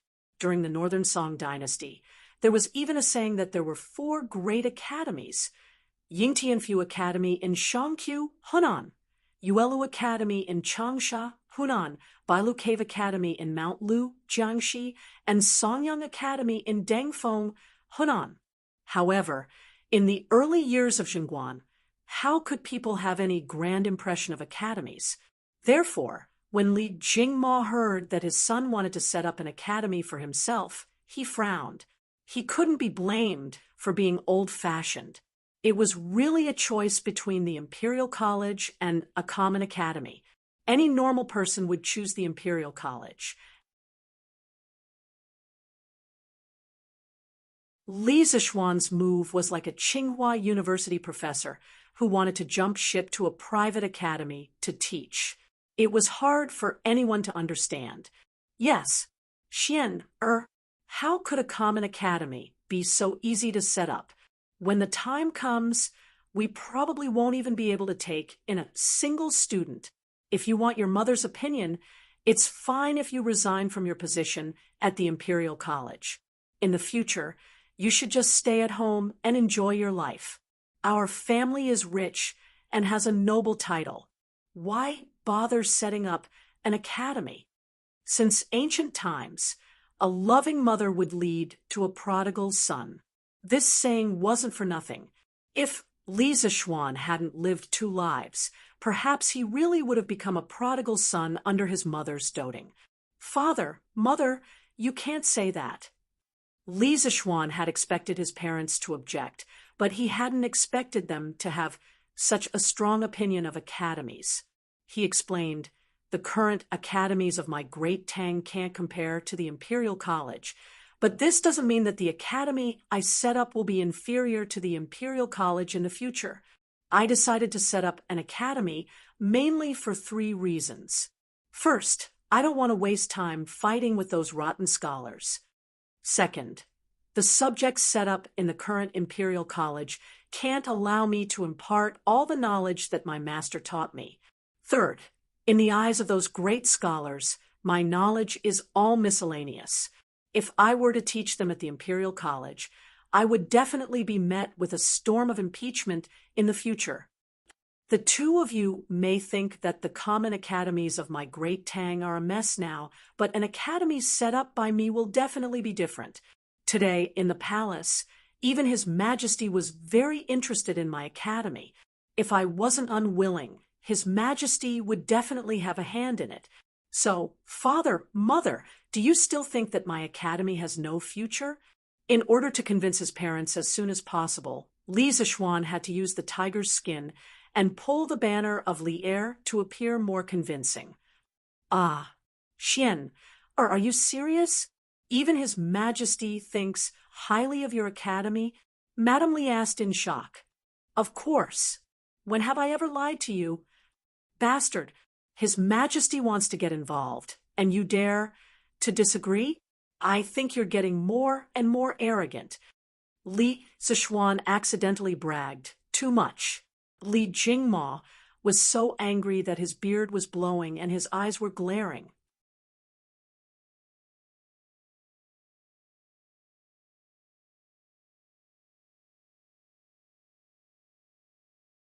Chapter 340. Old Master Xian has grown up and has his own ideas. As his elders, we should support him. Mrs. Li was the first to change her attitude. She was now on Li Zixuan's side. In the end, she still loved her son dearly. "Since that's the case, Xian, have you calculated how much it would cost to build an academy?" After much persuasion, Father Li finally accepted Li Zixuan's plan to build an academy. At this moment, Li Jingma finally remembered that Li Zixuan was about to borrow money when he first entered the room, so he asked, "Father, I estimate that it would cost about 200,000 strings of cash to build the entire academy. However, I won't be able to finish it in the early stages. I plan to invest 100,000 strings of cash to build a place for the students to study, live, read, and play in." On the way back from the palace, Li Zixuan had already roughly estimated the amount of money needed to build the ideal academy in his mind. Therefore, he said, "Let's go." Uffed. Fortunately, Li Jingma was sitting down. Otherwise, he would have knelt down when he heard this number. "How much?" 200,000 strings of cash. "Xian, are you building an academy or a palace?" Li Jingma jumped in fright, his voice rising an octave, as he exclaimed. In his opinion, the academies outside were just a courtyard and a few rooms. At most, it would cost a few hundred strings of cash to build one. How could it cost 200,000 strings of cash? In this era, where prices were extremely low, even the emperor wouldn't need 200,000 strings of cash to build a palace. What he didn't know was that Li Zixuan planned to build an academy on the scale of a modern university. If that was the case, 200,000 strings of cash wouldn't be much. Perhaps some people would think that 200,000 strings of cash wouldn't be enough to build an academy on such a large scale. After all, the cost of a modern university was in the tens of billions. However, one had to consider the price of goods at the beginning of the Tang Dynasty. According to the price of goods, one string of cash at this time was equivalent to 4 to 5,000 yuan in the modern era. 200,000 strings of cash was equivalent to more than 80 billion yuan. Father, I'm not going to build an academy on a small scale. I plan to build an academy on par with the Imperial College. In the future, this academy will nurture hundreds, thousands, or even tens of thousands of outstanding talents for the Tang Dynasty, Li Zishuan explained softly. When Li Jingma heard this grand plan, he was so shocked that he could not close his mouth. This big academy? Li Zishuan chuckled and continued. Father, although I've already been conferred a title, our family is still nothing compared to those real rich and powerful families. I don't have much ambition, and I've never thought of bullying anyone I want. I just want to become stronger, so that others won't dare to bully our family. And if this academy is completed, it will complement your child's new philosophy and the knowledge that Master has imparted to your child. In the future, this academy will become our clan's most solid backing and foundation. Our Li clan will have a place in Chang, and perhaps even in the entire Great Tang. All of Chang, and even the Great Tang, will have a place for our Li clan. Li Zishuan's last sentence caused Li Jingma's breathing to quicken as it echoed in his mind. A moment later, Li Jingma stood up and patted Li Zishuan's shoulder as he sighed with emotion. Xian, you've really grown up. You don't need your father and mother to worry about you anymore. Father can now rest assured and leave the family to you. Father will retire at home in the future. Li Zishuan hurriedly said, Father, you're still in the prime of your life. How can you say such things? Besides, didn't we agree that you'll hand over the family business to me in 2 years? Li Jingmo waved his hand, not buying it. Father has made up my mind. Xian, you don't need to persuade me anymore. In terms of foresight, courage, and management ability, Father can't compare to you now. Only you can bring our family to a higher position. Father will just stay at home and help you settle the accounts. Then he looked at Madame Li and said, I'll have more time to accompany you in the future. Father, Xian, don't try to persuade me anymore. Mother and your father both believe in you. We believe that you'll break out of this world in the future. Madame Li smiled lovingly. That's good. Your son has grown up. It's time for me to take on this responsibility. In the future, father and mother should rest more. Eat well, drink well, and play well.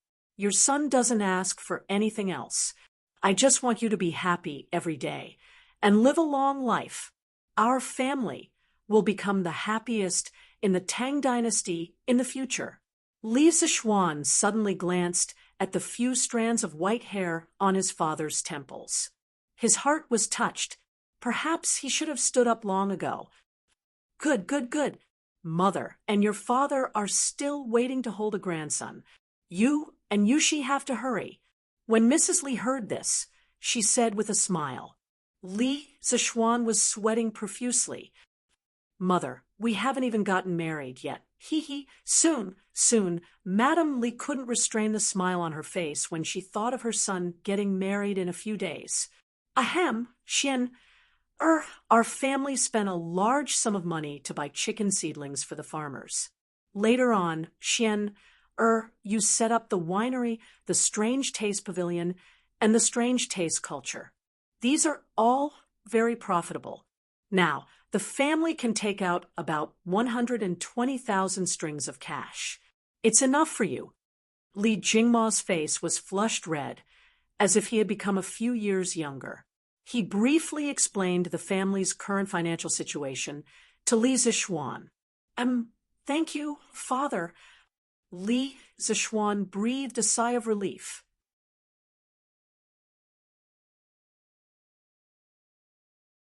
Fortunately, there was enough money for the first phase. Otherwise, he would have to think of other ways to raise money. That's right. After talking for so long, I still don't know the name of the college you're going to build. Madam Li interrupted. Mother, the name of the college will be Yanhuang College. His Majesty has already agreed to personally inscribe a plaque for me. Really?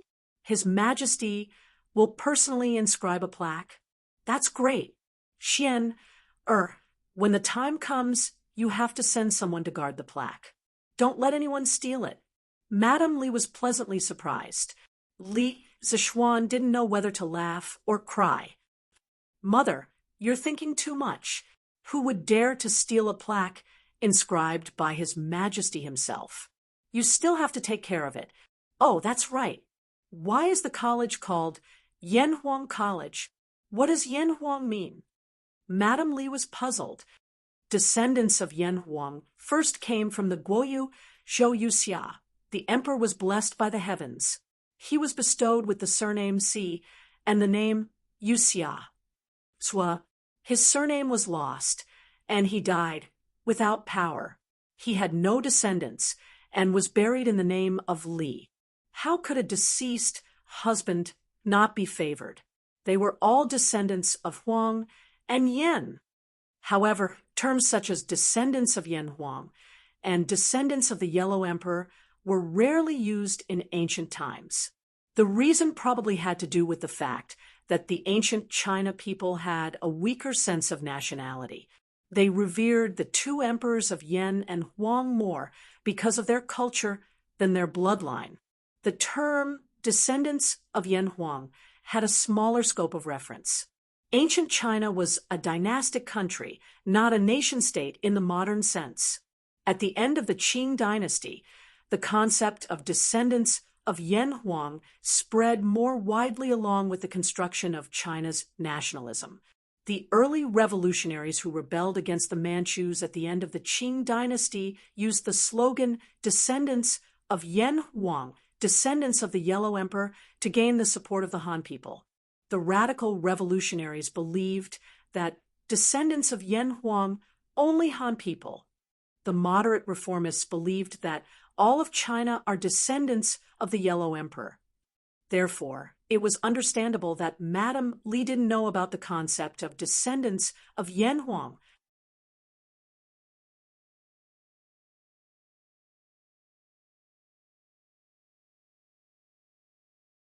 Chapter 341. Without a master, the descendants will be annihilated. How can a dead husband not be loved? Both are descendants of Huang and Yan. Xian'er used these two words as the name of the academy. Are you trying to say that we are all descendants of Yan and Huang? Li Jingma thought for a moment and figured out where the descendants of Yan and Huang came from. Although he was just a merchant, ever since he had some success in business and settled down, he began to read up on history and classics in his free time. Thus, he was more knowledgeable than Li Zishuan when it came to the 4 books and 5 classics. Li Zishuan was still in a state of confusion when he heard his mother's question. When he gave the name of the academy, he thought that everyone would know that it was descendants of Yan and Huang. However, looking at his mother's state, it was clearly not like that. When he heard his father mention a literary phrase, Li Zishuan heaved a sigh of relief. He was really lucky. Fortunately, he didn't know which book recorded something similar. Otherwise, wouldn't he have to work hard to cover up his lie? Yes, that's what it means. Father, you are really knowledgeable. The Yan and Huang emperors are the ancestors of the Han people. I think that people of the Central Plains can all be called descendants of Yan and Huang. In the future, the enrollment requirements for my academy are that no matter rich or poor, as long as you are a descendant of Yan and Huang, you can enroll. Once you enroll, you must remember that you are a descendant of Yan and Huang and never forget your roots. Li Zishuan obviously didn't read the Mandarin, but since his father took the initiative to explain it for him, there was no reason for him not to agree. Hee, then let's leave it at that for now. Xianer, your mother and I will go back to rest first. Li Jingma was very pleased to be praised for being knowledgeable by his son, who seemed to be very high up in the Imperial College. He laughed and pulled his wife's hand, preparing to go back to sleep. Oh right. Father, don't go yet. I forgot to tell you, and my mother something. Li Zishuan hurriedly stretched out his hand and said, "What is it?" Li Jingma asked casually. He had just passed on the responsibility of being the head of the family to his son, and was now, without an official position, he was even more relaxed than Li Zishuan. Today, His Majesty also told me that when I resign in 10 days, His Majesty will promote me to be the Crown Prince again and confer me the title of Jinziguang Lu Daifu. Li Zishuan said, "What? Crown Prince Zhanshi, Dr. Jin Zi Guanglu?" Li Jingma was no longer calm. He originally thought that after Li Zishuan resigned from the Imperial College, he would only have the title of Baron in name. He never expected that there would be the even higher-ranking titles of Crown Prince Zhanshi and Jinziguang Lu Daifu. He and his wife were just lamenting over Li Zishuan's resignation.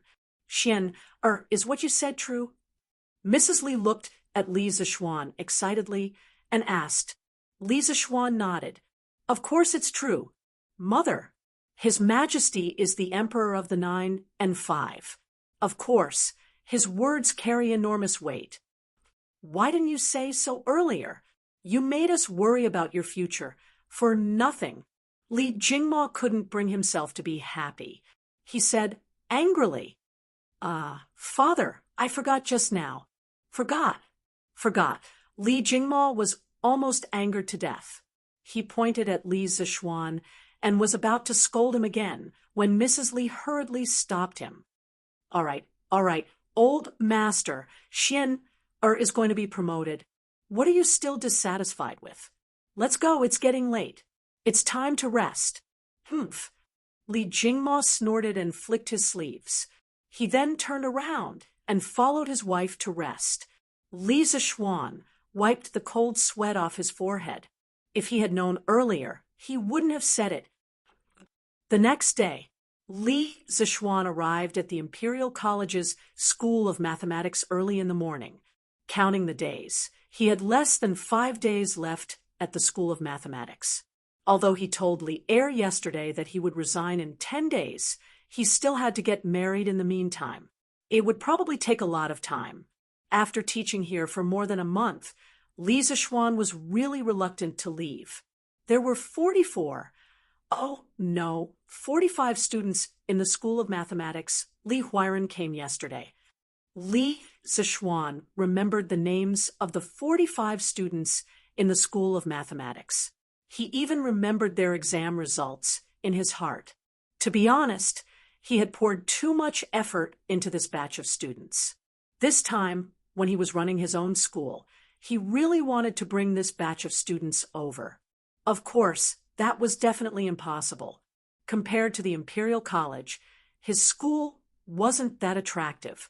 After all, the Imperial College was the highest school run by the Tang Empire's government. Therefore, Li Zishuan knew very well that if half of these students were willing to go with him, he would be very satisfied. Thinking of this, Li Zishuan felt a little sad. Perhaps this was the sad parting of sentiments since ancient times. Master, what's wrong? Iron Egg asked curiously.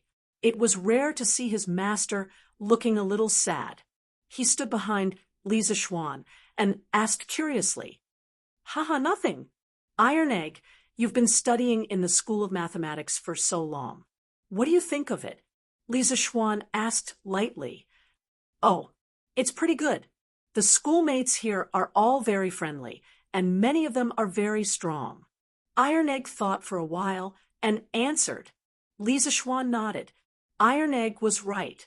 The most important feature of the School of Mathematics now was that there were many experts. It could be said that the students in the School of Mathematics could basically dominate a region in the field of mathematics. Ha! Iron Egg, you should cherish your time in the School of Mathematics these days. Li Zishuan patted Iron Egg's shoulder and then turned to enter the classroom. He saw that there were already a few students not far away who were walking towards them. As his personal disciple, Iron Egg would of course follow him to Yanhuang College in the future. That was why he said that. Why? Master? Iron Egg was dumbfounded. He hurriedly chased after Li Zishuan and asked, "Hey, Chumo, I brought 2 persimmons today. This is the Qingzhou lotus persimmon. It's very sweet. Do you want one?" During the break in the morning, Wang Meng ran to Cheng Chumo's seat with 2 big yellow persimmons in his hands and said with a sneaky smile. This guy's voice was relatively loud.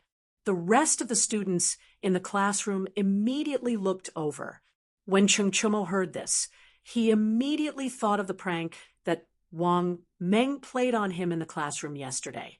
His face turned red, white, purple, and black. He endured it and finally couldn't take it anymore. He said furiously, "Damn, come on, my ass. Wang Meng, you King deserve a beating." Before he finished speaking, Cheng Chumo's big fist greeted Wang Meng's body. "Ow, damn. Cheng Chumo, how can you be so ungrateful? I kindly gave you persimmons to eat. It's fine if you don't want to eat them, but why are you hitting me?" Cheng Chumo's fist was dodged by Wang Meng. However, Wang Meng deliberately pretended to be in pain and cried out in grievance. This guy was really a drama queen when it came to acting. "Eat your mother's persimmons. From now on, you're not allowed to mention persimmons in front of me." Cheng Chumo was even more furious. This guy was now traumatized by persimmons. Ha! This bunch of clowns.